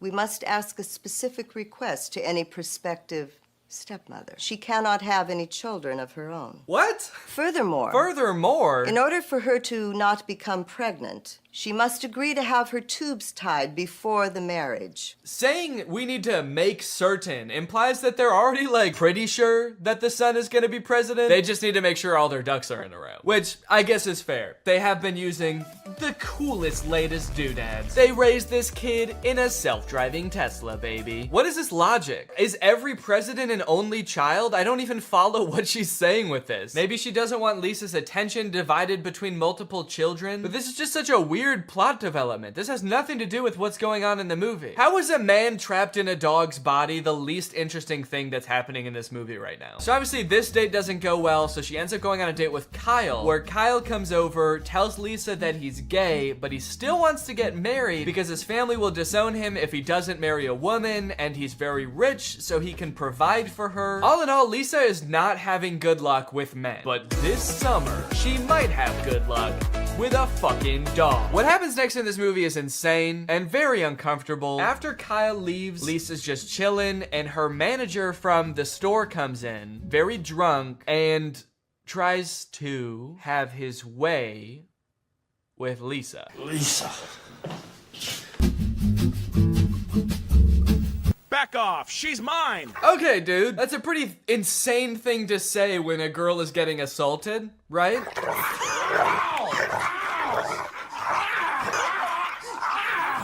You're fired. I quit! Now I'm the king of the castle. This is such a weird moment to infuse like a comedic relief dog with the plot. This movie just got so dark, and the dog is like, guess I'm the only guy left around here now, huh? Guess I'm sort of king of the castle. Yeah, bro, I hate you.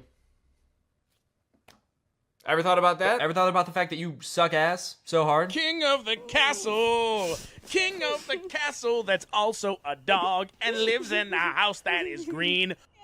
Why is he gay? Why is Kyle gay? Sorry, that's what she's taking away from all this? Huh? Why is Kyle gay? Bro, there are more pressing issues right now. What is the writer of this movie doing? Anyway, she's completely broken down at this point. She ends up running outside into the rain, sitting down in the grass, crying with her dog, and she decides, you know what? That's it. No more men. Men are nothing but trouble. All I want is my dog. From now on, no more men. I'm gonna stay with you. Only you. We'll live together forever. Shebang! I think that might be my favorite transition of all time. As a dog, he yells, shebang! So you'd think that as a human, he'd be standing there all proud of himself, maybe like, shebang! But he's just looking down at her with the blankest stare. Uh-oh. He doesn't look like he's got any thoughts behind those eyes. Maybe he was just a dog all along, and now he's a human with a dog brain. From here, the movie makes a super strange tonal shift from like a goofy comedy to like this really intense romance movie where they're in the rain. For some reason, Alvin, who now only goes by Prince for some reason, for the rest of the movie, they pretty much exclusively refer to him as Prince. He is not a goofy dog anymore. He's this like romantic man who's like, I just want to be your husband now. Let me love you. The guy who plays the human version of Prince isn't even the same guy that did the voice of the dog, and they act way different. He went from being like, hey, scratch my belly, babe, I'm trying to get laid, to like acting like Anakin Skywalker from Attack of the Clones. I don't like Sam. And I don't know about you guys, but I miss the old Prince. This one's probably not even horny all the time. Don't be afraid. It's really me, your dog. Don't be afraid. You have no reason to be afraid. It's me, your dog. If my dog did this, I would be fucking terrified. Hey, don't worry, it's me. The one who tries to hump your leg all the time, it's me. Don't worry, I'm a man, I'm a grown man now, and I still want to fuck your leg. So they're standing in the rain. Lisa is so confused that she passes out for like 3 seconds. She is not taking this well, but we do finally get an explanation as to why Prince was a dog. In my past life, I was punished from being a cheating playboy.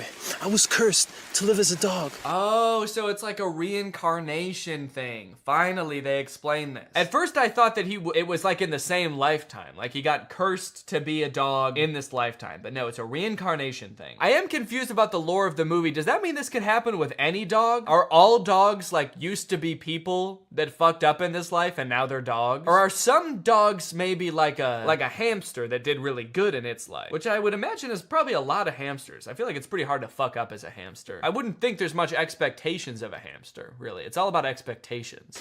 Let me be your husband. God, thanks for answering my prayer. You're my husband.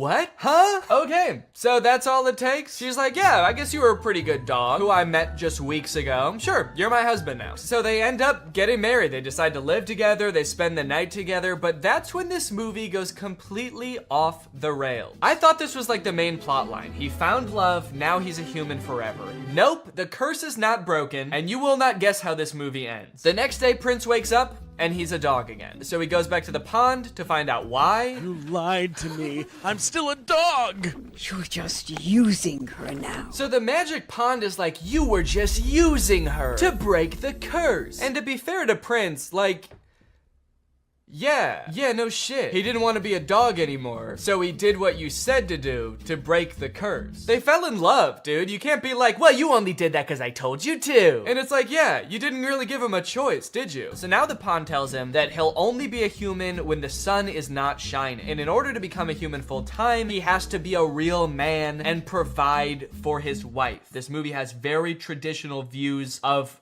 what it means to be a man. What is this pawn? What magic is this? Is this God? It kind of seems like she's a liar. She keeps adding on caveats to what he needs to do to become a human. She's like, okay, you found love, but you still don't have a joint bank account. So now you will be cursed to be a dog only every other day, except the last Tuesday of the month. This whole situation causes a lot of shenanigans to ensue. He's got to figure out how to make money. He's got to like meet Lisa's family, but he can only come out when the sun's not shining, otherwise he'll turn back into a dog like he does in this scene. Dad, Prince just became a dog. Big deal. I'm Alvin Schwein.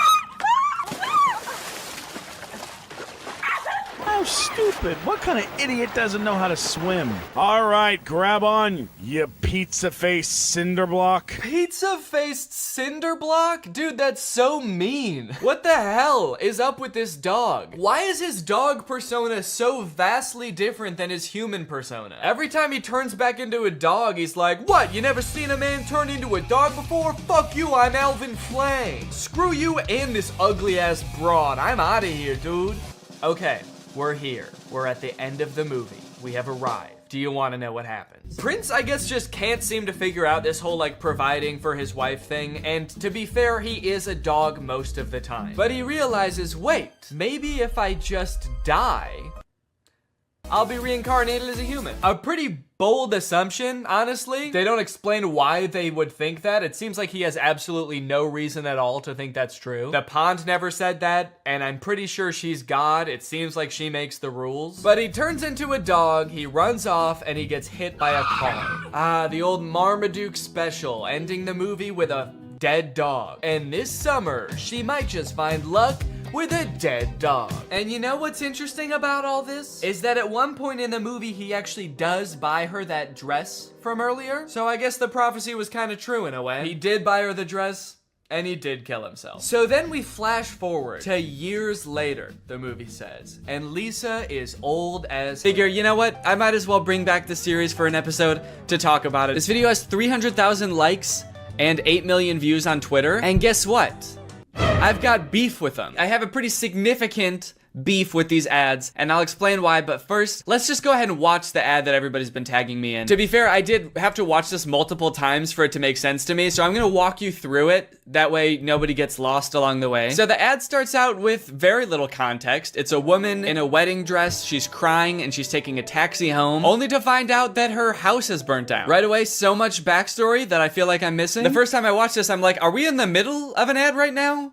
Is this the beginning of the ad? Am I supposed to have watched other ads before this? But rest assured, I've watched a bunch of other ads for this game, and there is no context to be found. There is no explanation, so you just have to accept that this woman is having a very bad day. Then she gets a call from her grandma, and it looks like her grandma comes over to, like, comfort her for whatever happened at the wedding. I don't know if her fiance, like, stood her up or died, or if she stood him up or died. While she's being comforted, it also looks like she's holding a picture of herself from the wedding. I don't know what that's about. Maybe it's supposed to be the grandma's wedding photos.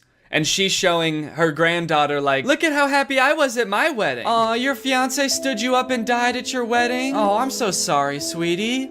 Look how happy I was at my wedding, though. Look at all these pictures. See how I'm smiling at all of them? The reason I'm smiling is because my husband was present at the wedding and alive at the wedding as well. I wasn't marrying a present corpse. He was also alive. Does that make you feel better? Are my happy memories making you feel better? Why not? Then I guess to further comfort her, the grandma gives her a house, which I guess would be a nice gift, but the house is in like terrible condition. The grandma just gives her the keys to this like dilapidated shack. I guess it's big, but is that even a nice gift for someone who just went through like a horrible breakup? Hey, so I know that you're really sad that the person you love the most in your life stood you up at your wedding and doesn't want anything to do with you anymore, but you know what would make you feel better? A really big empty house. A house so big that it could be full of like some little kids running around, or a little husband running around, but instead it's just big and empty. Does that make you feel better? Why not? Plus, on top of that, with how, like, out of repair this house is, this just seems like a huge burden. I mean, I hope it'll be nice when it's done, because it is pretty big, but, like, this just seems like so much work. You know, it actually doesn't even look like it's in that much better condition than her original house. Well, sweetie, we know that you really miss your house because it burnt down, and that was like the worst day of your life. So we wanted to make you feel better, so as a community, we all pitched in and raised enough money to buy you a second burnt down house! Go on, get in there. So by now the ad is about halfway done, and if you're wondering like, wait, what even is this game? I don't understand how this is an ad for the game, and what is going on? You're not alone. But luckily they take a pause from the story real quick to show us some actual gameplay from the game. And it's just like a home improvement game, like a gardening and fixer-uppy game. In fact, you might notice that it has kind of like a similar vibe to Lily's Garden, which I talked about like, I don't even know how long ago, like a year ago?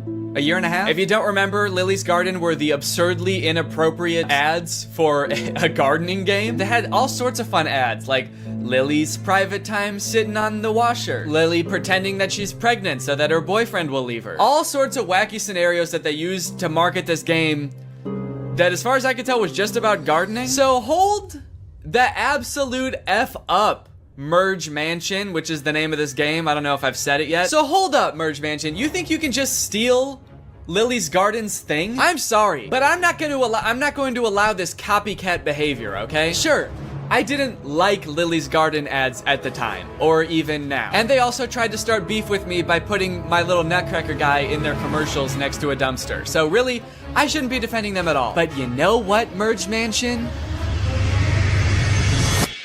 Stop it. It's also just like so over the top for a game about just like home improvement. Is all of this context and backstory necessary? Would this be important to me if I downloaded the game? Would I use this information at all? So I've got an empty spot in my garden. I can either plant a tree or build a statue. Keeping in mind that my fiance did either die or stand me up on my wedding day, I think the choice is actually pretty clear.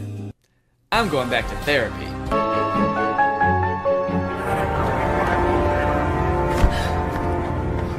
Okay, so then the ad takes a drastic turn. What the hell did Grandma do? Huh? It's not clear what they're arresting her for. And they never explain it either, so I'm not sure if it's just like another thing that you're just gonna have to accept you don't know the answer to, like what happened to her fiance and how did her house start on fire? Or maybe it has something to do with the fiance and the house. I don't know. Did she burn down the house? Did she burn down the fiance? I don't know.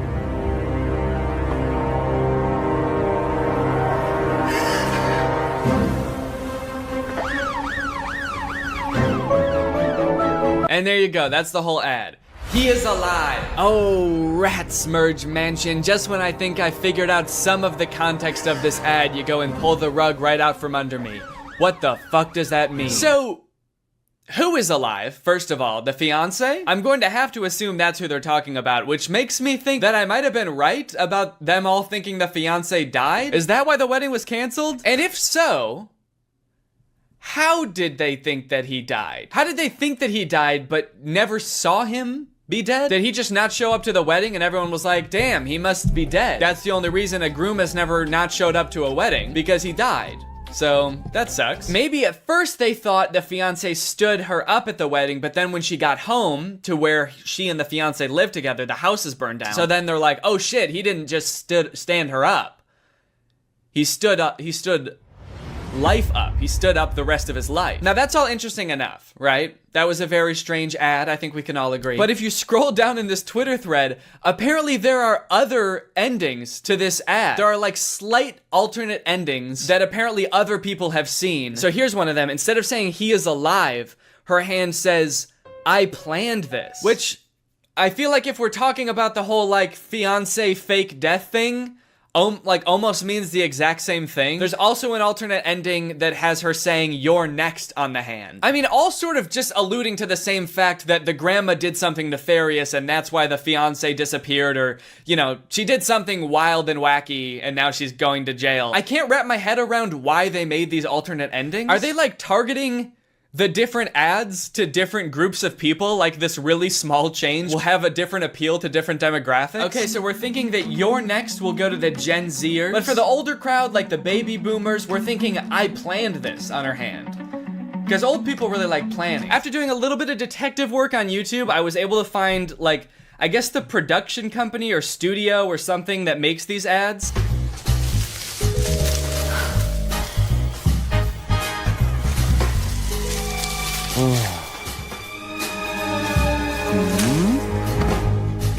Okay, so that ad is about having a threesome. Does the game, I just want to know, does the game have anything to do with these ads? This home improvement game? I can't imagine it does. Okay, so now I'm out in the garden and here's a bush. What do I want to do here? I can either water bush, cut bush, have sex with two people hiding in bush. It's interesting that this is like the studio that makes these ads because they have a little description. Merge Mansion, a hit game from Metacore, needed 3 different ads full of warmth, humor, and drama.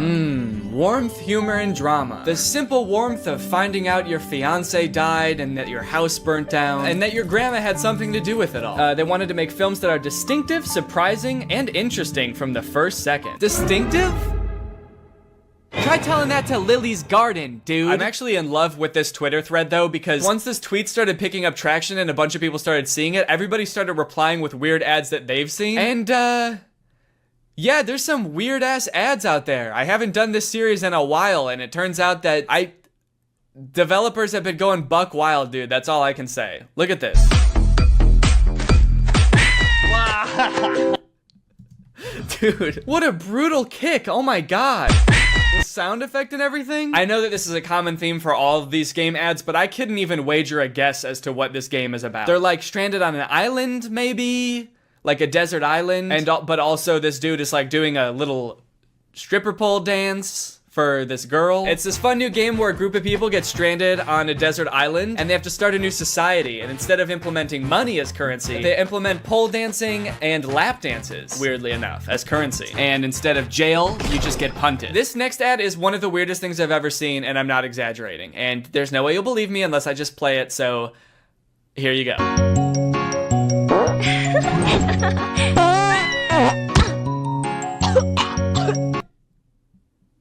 Dude, what is this? Stinky fart dragon game? Dragonscapes.adventure. What the hell? What is this? The dragon farts once and the girl laughs and she's like, oh, you like that? You kind of like when I fart? And the girl's like, yeah, I guess it's kind of silly. It's kind of like funny in an immature type of way. And the dragon's like, oh, okay. Well, how about I fart so hard that I break your spine? You like my farts, huh? How about I fucking kill you? Wait, is this the same girl? Dude, it is!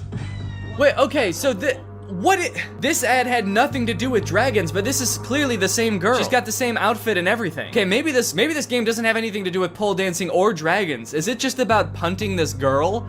Sending her flying? Okay, so the main object of this game is to wait until this girl's having a good time, see how she's dancing and having fun, or she like thinks that the dragon's fart is kind of funny. You wait until she's having fun, and then you just fucking send her. Oh, wait. In the very last frame, it looks like now she's on an island by herself. So is this like the backstory for how she gets stranded on Stripper Pole Island? She was just having a good time watching her dragon and then she got like farted onto a deserted island? Maybe I'm reading too much into this. Is this even a real game?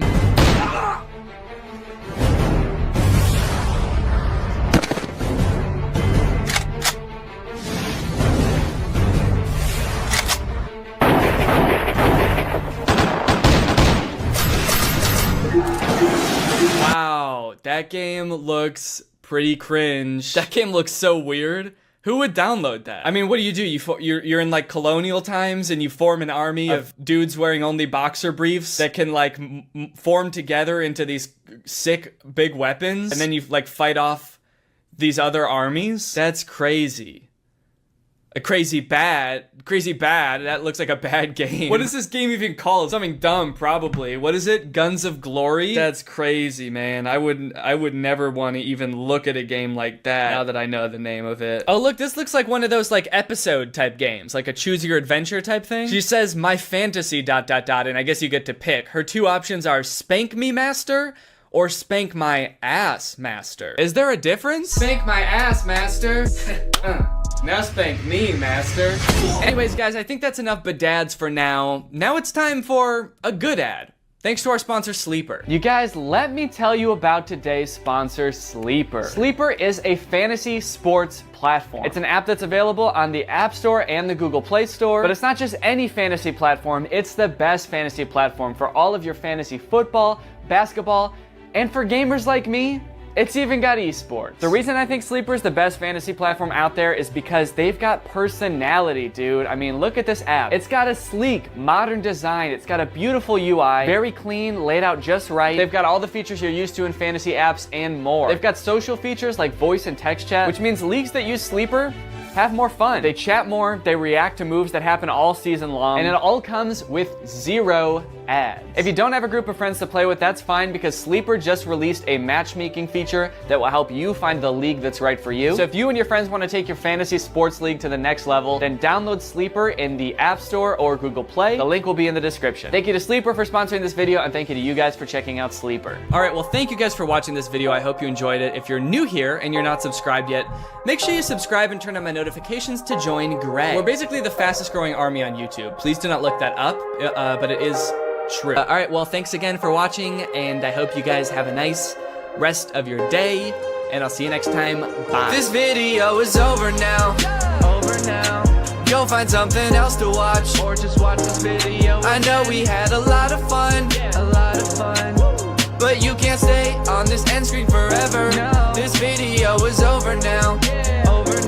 So why are you still watching this? What's up, Greg, and welcome back to another episode of Boomers Getting Fooled by AI on Facebook. Gang, there is an epidemic going on right now. While we all grew up with our parents telling us not to believe everything we read online, it is now time for us to return the favor. It is time for us to warn them that 90% of the content they see on Facebook is not real. All this started for me when I got this image on my timeline. Now, to the average person, this might look like your average great photograph. After all, dogs do this sort of thing all the time. But being the internet sleuth that I am, I was a little bit skeptical. For one, what are the dogs doing right here? Like, what is that? Are they chewing up some kind of pillow or animal carcass or something? Hey guys, my 6 golden retrievers paused in the middle of tearing apart a deer carcass to pose like this, completely unprompted. I gotta admit, this is a pretty great photograph, but also, I am very scared. I'm worried they're performing some kind of ritual. So this image doesn't seem right with me, but nobody else in the comments seemed to notice it was weird looking, so maybe I'm just crazy. Connie said, absolutely gorgeous. And then someone replied to that and said, you looking good in your picture. And a great comment. Whoa, dude. What? What a weird time to shoot your shot, dude. That was so out of the blue. Yeah, and actually, you know what's hotter than those dogs? You. And your comment. Hotter than the dogs? There's other weird parts of this image, like this dog that's either sitting on another dog or melted into another dog, but it is by far not the worst image on this account.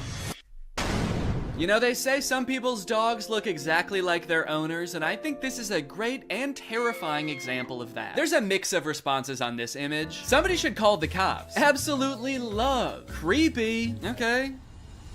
Kinda mean. Look, I think we can all agree it's a terrifying image, but that baby did not choose to be born half dog, okay?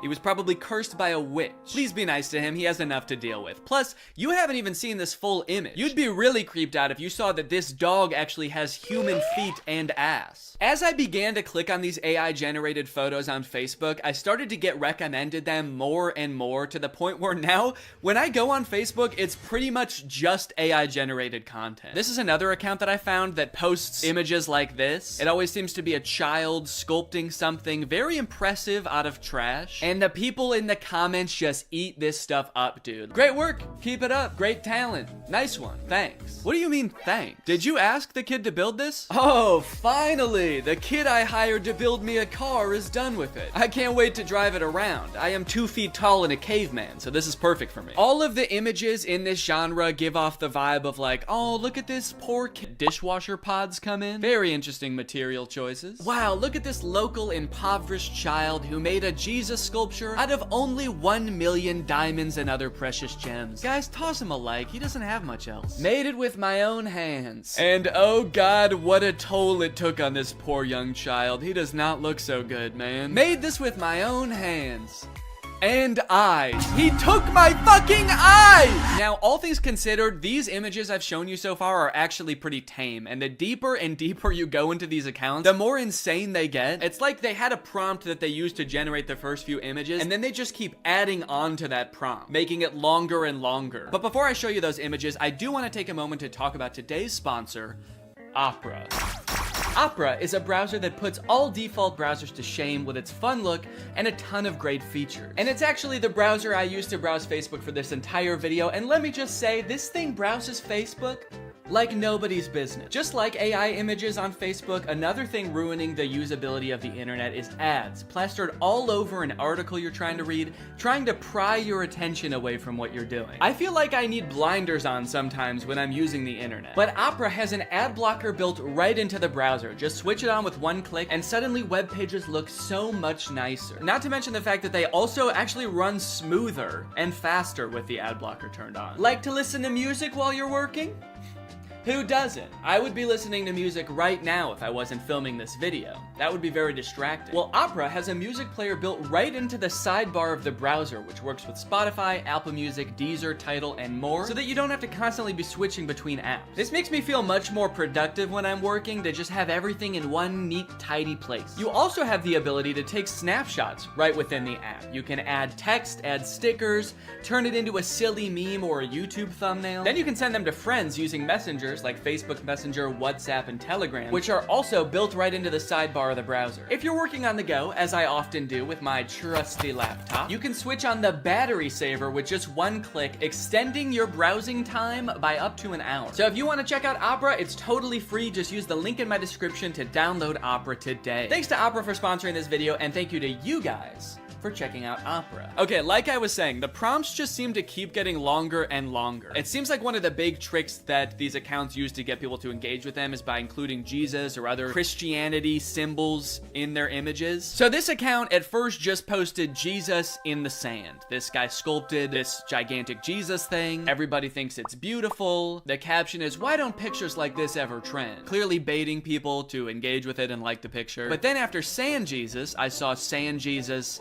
on a log. Then I saw Sand Jesus on a log on a guy. Then I saw Sand Jesus on a log on 20 guys. Is there an AI that is also coming up with the prompts in the first place? Because like, who is coming up with these? These don't even seem like something a human being would come up with. Like in this one, why is Sand Jesus holding a smaller Sand Jesus? And why is he on like a runaway log? Like this guy is like, oh no, my Sand Jesus on a log with another Sand Jesus. It's getting away. Say what you want, but this is definitely my favorite part of the Bible. Another interesting thing about these pictures are the comments. Like all of the comments on the vast majority of these images is just amen, amen, amen, amen, amen, amen, amen, amen, amen, amen, amen, amen. No questions, no concerns, just amen, amen, amen, amen, amen, amen, amen. Construction worker making Jesus using only a hammer. Amen, amen, amen, amen, amen, amen. There's an entire genre on Facebook of AI generated images of Jesus made out of vegetables. And then show this on the screen with like a scary sound effect. Dun, dun. And you'll never guess what the comments are. Amen, amen, amen, amen, amen, amen. On these images, you will not find a single comment questioning what is going on here. Has this always been a thing? I don't think I've ever seen anything like this before. No one's questioning why these kids' hands are facing the wrong way. Why, if he is made out of vegetables, are his eyes so blue and lifelike? And obviously, I'm not trying to make fun of Christianity at all here. If anything, I think these pictures are kind of disrespectful to Christianity because they're just like using these fake, ridiculous images to bait people into engaging with their profile so that they make money. But you should already know by now, it gets worse. It gets way worse than vegetable Jesus, dude. You got crab Jesus. You got shrimp Jesus. And of course you have another shrimp Jesus. Amen, amen, amen. Who is this for? It's on like a legitimate Facebook account. This account has 117,000 followers. Who is meant to appreciate this image? Christian shrimp? Hey man, shrimps gotta get to heaven too. How else can they be saved from their shellfishness? I'm convinced that there is not a human running this account at all. I think this account was conceived of, created, and is currently run by an AI. There was never a human involved. And not only that, I'm also starting to suspect that the comments are also bots. There is no other explanation for the amount of engagement on these pictures, and like serious engagement. And also all the comments are like saying the same things, and they're all very generic. So it feels very bot-like. So if that is true, then technology has created a corner of the internet where an AI is interacting with another AI, and they both think the other one is a human. Does that not just feel wrong? Like, I kind of feel like a third wheel just being on this page. Learning that AIs interact with other AIs without humans watching at all feels like learning that, like, ghosts hunt other ghosts. Thought they were here to scare us. What the hell? And of course, the caption of Shrimp Jesus is, made it with my own hands. Do me a favor and destroy it with your own hands. How about that? Can you unmake it, please? Another popular thing for them to add into these images seems to be flight attendants. There is a lot of flight attendant-centric AI-generated images, oftentimes with Jesus as well. And I'm assuming that whatever this account started off posting was more tame than this, like it kind of made sense. The caption is beautiful cabin crew, Scarlett Johansson. So I don't know if it had something to do with Scarlett Johansson on a flight or something, and then the AI just kept changing the prompt over and over until it was this. Here's another one with the exact same caption. I like that a good amount of the comments on this one say good luck. Good luck, amen. Good luck, amen, ma'am. I have no fucking clue what's going on here, but good luck or congrats? I don't know, man. It's crazy how much these accounts post. If I just scroll through here, you can see these accounts post literally hundreds, if not thousands of times a day. Just post after post of nonsensical images. What is this? What is this supposed to be? And it's like, why? Do they make money from this? I've scrolled a lot through these types of pages, and I've never seen like a sponsored post or anything. So it's not like they're doing ads for companies using the following that they've built with these pages. Because like, who would the ads even be targeted to? Christian Shrimp? After doing some research, I found this video that this guy made called Make Money Posting AI Art on Facebook Using Free Tools, where he basically explains that you can sign up for Facebook's monetization program, and basically you get paid kind of like on YouTube based on how many views your image gets, and I think on Facebook it has something to do with how many likes. So some of these accounts might be making bank. Most people think that clickbait is some shady,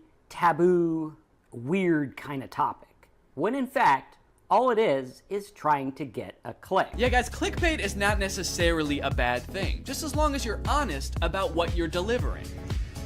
Anyway, let's go ahead and learn how to trick people into believing that fake images are real. Utilizing good images, ad headlines, and articles to drive people to relevant content that actually does talk about what the image or ad said in the first place. Yeah, but if the image is not real, then doesn't that make it impossible to deliver on the promise? Now, this guy does go on to say later in the video that you should make it clear when things are AI or not real. But after finding a bunch of these accounts, it doesn't seem like anyone using this method actually does that. I haven't seen one single image that has been like, by the way, this is AI and not real, so just saying now. Tricked ya. Here's a different Facebook group that posts like beautiful mansions that all seem like they're AI generated. No disclosure anywhere that these images aren't real. Like being in a coffee mug. Love it. Huh. Yeah, there is something about this image that just looks like being in a coffee mug. Very insightful. Thank you. Either way, if this keeps up and this type of AI content invades all the other parts of the internet, it is just going to become completely unusable. I think Facebook and like every other social media platform needs to start training an AI that can detect AI generated content, so that it can like put a badge over all of these images to be like, hey, these aren't real, just, you know, because so many people are so keen to try to use this to make money or create content for them that, like, just imagine in a few years if every single tweet or TikTok is created by ChatGPT or Midjourney. That sounds like a nightmare. Also,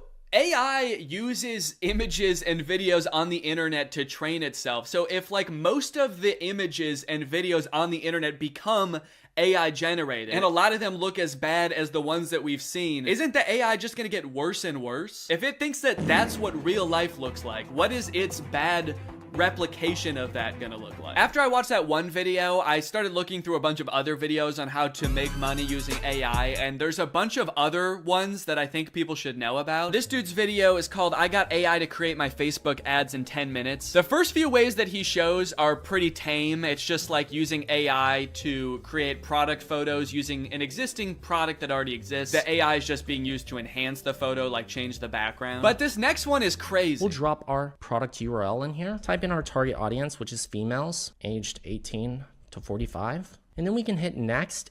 And then it generated 2 ad copy examples that we can use. So he just gave this service the product description that he's trying to advertise. It came up with a script for him. And now it's going to use AI to have this random woman lip sync the AI generated dialogue. Spa day, meet the mocktail wash, my intimate savior and relaxation partner. I don't know who this woman is. I assume that she must have like licensed her likeness to this service. I hope she did. But even still, I feel like you have to be super careful as an actor if you're gonna be licensing your likeness to a service like this, because you could end up advertising anything, and that's kind of terrifying. Okay, here's another tutorial about a similar method. Today, I'm gonna show you how to make ads like this or this completely with AI, and what I'm about to show you is scary. It's crazy to acknowledge how scary a tool is, but then your first thought is like, well, how can I make money off of this? Top 10 scariest ways to make money. Number 1, fake AI ads. Let me go ahead and show you how to make them. What you're gonna wanna do is go to this website, and then click on new project. So he shows this ad for his website that sells licorice, which has gotta be like the most whimsical business idea I've ever heard of. But he reveals after the ad is done playing that like half of the people in this ad were AI. Or at least like the video was real, but their lips were AI and the dialogue was AI. Some of the creators in this ad are AI. Hey, entrepreneurs, have you ever wondered why testimonials like this work so well? How, like, it's because people assume that the people on their screen are real people talking about a product that they genuinely enjoy, thus giving the product more credibility and maybe generating fake videos of fake people endorsing your product who have never experienced your product because computers cannot eat licorice is maybe a little bit unethical? I'm kind of starting to think that this guy doesn't care, and that he thinks that we're all dumb. When we are speaking to people on the newsfeed, they are in their dumbest, most stupidest, dumbest state. Don't worry if you feel bad lying to people, guys. They're actually really dumb, so it's okay. Obviously, clickbait and scams and fake product testimonials have always existed and will always exist. It just sucks that it seems like it's becoming so much more accessible and a whole new generation of business owners are choosing to adopt the practice. AI is a really broad term, and in most cases it's a tool, and I've seen like artists use AI as a tool to improve their workflow, not just like using it to type in a prompt and use the result as an end product, but like use it like you would use any other tool in Photoshop. So if it's making artists' lives easier, I think that's one thing, but to use it to trick people or create the most bland or disturbing content I've ever seen on Facebook is super disappointing. And I'll be the first person to admit, like, it is cool that this technology exists. It's cool that computers can even generate such realistic, albeit horrifying images in the first place. But can we not just pause for a second to think about how doing stuff like this is gonna make nobody trust anything anymore? Or at the very least, the entire internet is just gonna become unusable because it's just gonna be bots interacting with other bots. Can someone make a movie like the movie Her, but it's actually just 2 robots falling in love and they both think that they're falling in love with a human? That's gonna be big with this new internet, dude. Anyways, I hope you guys enjoyed this video. If you're new here and you're not subscribed yet, make sure you subscribe and turn on my notifications to join Greg. Greg is what I call my subscribers, so if you're not Gregged up, go ahead and smash that subscribe button and absolutely obliterate the notification bell. I'll see you guys next time. Bye-bye. What's up, Greg? If you've seen my video about the Disney Channel original movie Zombies, then you know I have some deeply troubling feelings about that movie. It's a very poorly made, weird, cobbled together metaphor for racism, and on top of that, a lot of the lore surrounding the zombies doesn't make any sense. So I ended up walking away from that movie feeling like I had so many unanswered questions, which is why when I found out there are 2 more movies in this franchise, I was honestly thrilled. I could actually get some answers to my questions. They'll dive into the lore a little bit deeper. Then I watched the movie, and realized that was a very dumb assumption to make. This movie does not answer any of the questions that you might have had about the first movie. In fact, it introduces a whole bunch of new lore that like is even more confusing and also kind of contradicts with the lore from the first movie. Now, all of that might lead you to believe that this movie is gonna be really bad, like even worse than the first movie, but honestly, this movie is not that bad. Also, it has 100% on Rotten Tomatoes, so technically speaking, this is a perfect film. So strap in and get ready, because I don't know if you've ever seen a technically perfect film before, but this is what one looks like. The movie starts off right away, changing the lore that we all know. Welcome back to Seabrook, where belonging is everything. It wasn't always this way. There was a time when we had to protect ourselves. Right, we all remember that. In the first movie, you explained how the power plant blew up, zombies invaded the whole town and started killing and eating people. How could we forget? Legend has it that when the first settlers came to Seabrook, they found wild beasts with sharp claws lurking in the forest. Wait, so these beasts are different beasts? These are a different sect of beasts? Which sparked an epic battle. There was a war? Seabrook settlers bravely fought off the monstrous attack and discovered a powerful energy source. And that mysterious power source basically powered the entire town until that one fateful day when it blew up and created beasts. Different beasts. These are different beasts than the beasts we just saw. This is a very beast-heavy town. The beasts were a distant memory. Seabrook forgot monsters could be real. So, hold on. You guys didn't think to mention this during the first movie? How could you tell us a history of Seabrook and neglect to mention the battle with mythical creatures that transpired? What else are you hiding from us? And what about this mysterious power source that runs the entire city? Don't you think during the 200-year census happened, someone should have like looked into this, made it a non-mysterious power source? They were like, we'll call this beautiful land Seabrook. We'll build a school to teach our young, a hospital to treat our ill, and a power plant that might blow up. We do not know. Because of the events of the last movie, now all the zombies are allowed to commingle with the humans. It seems like things are really on the up and up. It's hard to believe there was a time when people were afraid of zombies. Crazy thing to say for someone who has for sure eaten his neighbors. Also, we saw what you did to people in the last movie, dude. It's not hard to believe at all. I'm still scared of you. Then we check in on Addison, who you may remember from the first movie by her platinum blonde hair that for some reason in this universe makes her some kind of sick, disgusting freak. That's Cheer Captain Bucky, my cousin. My cousin. It's here at Cheer Camp we learned two things. First, that story about the werewolves is kind of a legend, and no one's really sure if it's true or not. You've all heard the stories of bloodthirsty monsters who roam these woods, feasting on innocent cheerleaders. And two, the younger cheerleaders and the older cheerleaders are not getting along. This week, the veterans and the newbies will compete for the Cheer Camp Cup. I feel like one of those things is gonna have a bigger impact on the plot. Watch and learn, Snowball. Ah, yes, my hair. Still white, still well-conditioned, and still drawing fire from the AC. Okay, thank God she addressed it, dude. I know we were all thinking, what the fuck is wrong with her? You should shave your head, you look insane. We then get a song about how well everybody's getting along now. The cheerleaders are having fun at cheer camp, zombies are entering all facets of normal human life. Zed's dad has even been hired as the project manager to demolish the old power plant, which I'm sure will have little to no consequence in this story. The message of the song is undermined a little bit when the cheer captain Bucky my cousin launches an underclassman into the air with a high-powered water bazooka called the Buckzooka. Just a little bit of playful hazing, I guess, for the underclassmen. Oh, you want to be a cheerleader? How about some internal bleeding? That's hazing, baby. Nobody joins an organization that I've already joined and gets away with it. And while I do wish someone would rush this poor girl to the hospital, I do have to admit, the song does slap.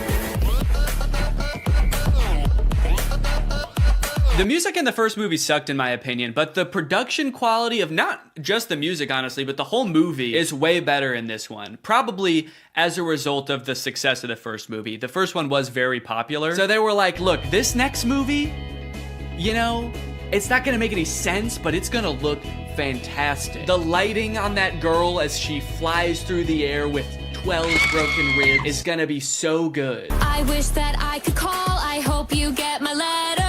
Addison is hoping that Zed will write to her while she's at cheer camp. They have a bit of a love connection going on, as you'll remember from the first movie, but Addison never will get those letters because the older cheerleaders are shredding them and turning them into pom-poms for the underclassmen to use. Addison, I hate to say it, I don't think these cheerleaders are teaming up to make progress with you. I think they're conspiring to ruin your life. On the way home from cheer camp, love is in the air. Cheerleaders are asking each other to prawn. Yes! I got invited to prawn! Which is Seabrook's version of prom. Their mascot is like a shrimp or something, so I guess that's why it's called that. And for the first time this year, zombies are allowed to go to prawn. Bree is actually hoping that Bonzo will ask her to prawn. Getting invited to prawn sounds great, but Bonzo won't even look at me. Meanwhile, Bonzo is locked in on her, carving her face into a threatening-looking apple. And Addison gets a surprise of her very own because Zed has devised a very intricate way of asking her to be his date. Addison, will you?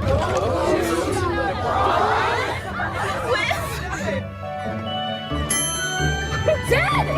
Uh-oh.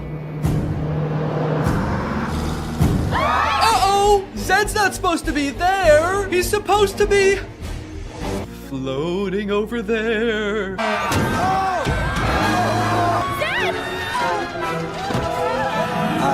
Addison, help! I'm gonna fucking die! Addison! The bus crashes into a gated forest called the Forbidden Forest. And Addison goes running off to find Zed, but what she ends up finding are werewolves.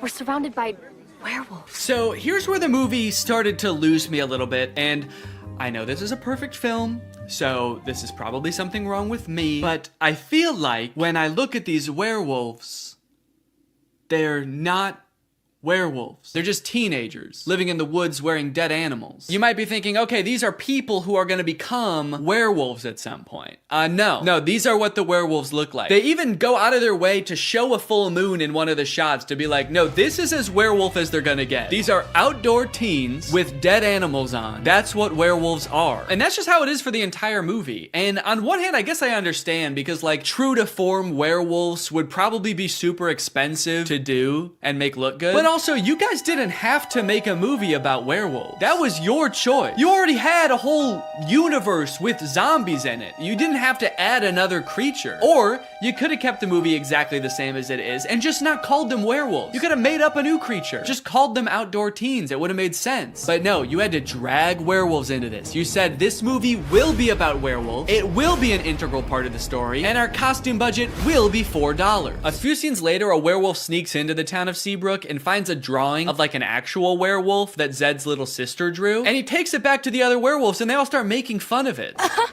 Looks nothing like us, Wyatt. It's like they're trying to gaslight us. Werewolves don't look like this. Werewolves never looked like this. You'd have to be some kind of dumb, uneducated zombie child to think that us wolf people bear any resemblance to those half wolf, half people. After word gets out that Addison had this encounter with the outdoor teens, the whole town is a mess. Dad, everything is fine. It's not fine. There are werewolves circling us right now, waiting to attack. They jump to the conclusion that the werewolves want to attack them so bad. Addison leaves the interaction totally unscathed. They didn't do anything to her, but the whole town, even the zombies, are like, ooh, the werewolves want to kill us so bad. We better kill them first. And eat them. Typical zombies. So the leaders of the town decide to reinstate all emergency monster laws. All anti-monster laws are reinstated. This sets up one of the big conflicts in the movie because, as you know, Addison wants to go to prawn with Zed, but one of these anti-monster laws is that zombies aren't allowed to go to prawn anymore. Zombies can't go to prawn.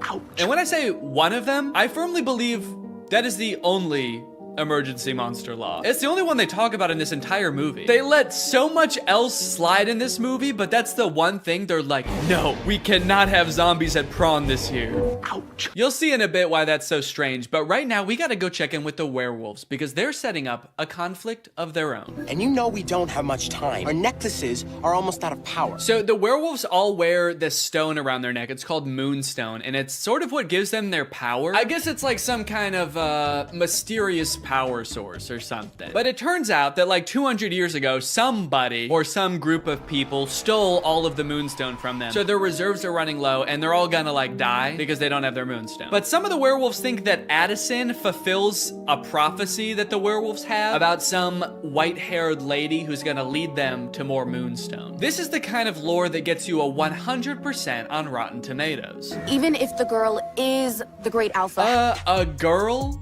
The great alpha? I'll believe it when I see it. Even if the girl is the great alpha, how do we find her? I found this in the woods. It's hers.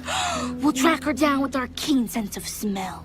It says Seabrook High on it, so I thought we might just look there. Kinda seems like they will use any excuse not to show the werewolves do anything werewolfy in this movie. All right, we've gotta find this girl. How would werewolves accomplish such a task? We could use our wolf noses. What? No, what is wrong with you? No! We could ask around? Yes! Also, for those of you wondering, yes, that is baby Ariel from Musical.ly. She used to be like the most followed person on Musical.ly. I always wondered what happened to her. Guess she lives in the woods now. We find the girl, and if she's the great alpha, she'll tell us where the moonstone is hidden. We go in the morning. We go tonight. That's right. They're not gonna wait around. They have to go tonight. So they march out of the Forbidden Forest, down the streets, and into Seabrook High, singing about how they own the night. Then they open up a vent and crawl into it, and they wait until morning. So kind of seems like they didn't really need to go at night, did they? They all file into the vent so dejectedly. They're like, maybe we should have researched what this place is. I guess we don't know what a school is. They're not here at night. Imagine they accidentally went on like the last day of school before summer. A janitor finally comes in after 80 long days and finds 20 dead werewolves in a vent. That day at school, Bucky and Zed both decide to run for class president. Zed because he wants to reallow monsters to go to prawn, and Bucky, I don't know, he probably wants to like divert more of the school's funding towards an unmanned drone for the cheerleading team. But then, suddenly, I will make Seabrook a place that embraces zombies and werewolves. What? Where? Oh, there? That's a lucky guess. How can you tell? People peering in through glass doors? Yep. Those teens live outdoors. Man. Willa, you can't go to war with the whole town. We'll never find the moonstone if they're on high alert. Yeah, dog, I think that ship has sailed. You guys just charged them growling and gnashing your teeth. I think they're on high alert. Hey, all that stuff we did back there, that was we were just messing around. We're just a bunch of friendly teens. Don't look at her. Do not look at her. Sorry. We werewolves so admire your town, and we just came here to join your school. Okay, well, that's obviously not allowed. You guys were about to kill them, and also the emergency monster laws are in effect, and there's definitely one forbidding such things. Technically, the Forbidden Forest is within the school district. What? So welcome to Seabrook. What? Wow, guys. The emergency monster laws are working great. No, you did so good. You did such a good job. They were so close to killing you, and they only stopped because they found out Bonzo's not allowed to prawn, so good rule. So just like that, the werewolves enroll at Seabrook High. And wait a minute, all of the werewolves look the same age. Are they all teenagers? Or are some of them like 80 years old? Are some of them babies? And how does that work in dog years? Are they going to classes? I don't even know if they know how to write. They're not gonna be able to find the moonstone. They're gonna be too busy failing all their classes. So Zed is worried about losing the class president election to Bucky, so he decides to go over the new untapped voter base, the werewolves. Werewolves of the swing vote. Hello, wolves. I'm Zed. Do it like the zombies do. Yeah, for some reason I feel like the werewolves aren't gonna care who becomes the class president. They don't know what a president is. They don't know what school is. They live in the woods and they wear moonstone, dude. You have no fucking clue. Come on, we've got moves to bust. Throughout this whole movie, Addison has her own thing going on too, where she just feels like she doesn't belong anywhere. That's right, despite being a bleach blonde cheerleader at a Disney Channel high school who was literally elected captain of the cheerleading team in this movie, she just doesn't fit in. I don't feel like I belong anywhere, where. Which makes her that much more susceptible when the werewolves come a-knocking. The werewolves are starting to get desperate, and given that they think that Addison is the great alpha, which again, she could not be, they bring her back to their cave and ask her for help. I believe you're the great alpha.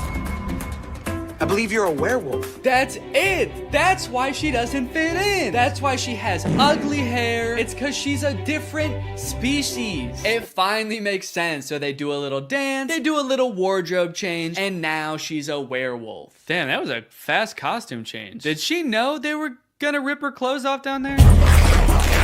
This seems terrifying if she didn't. The rest of the gang gets worried when they realize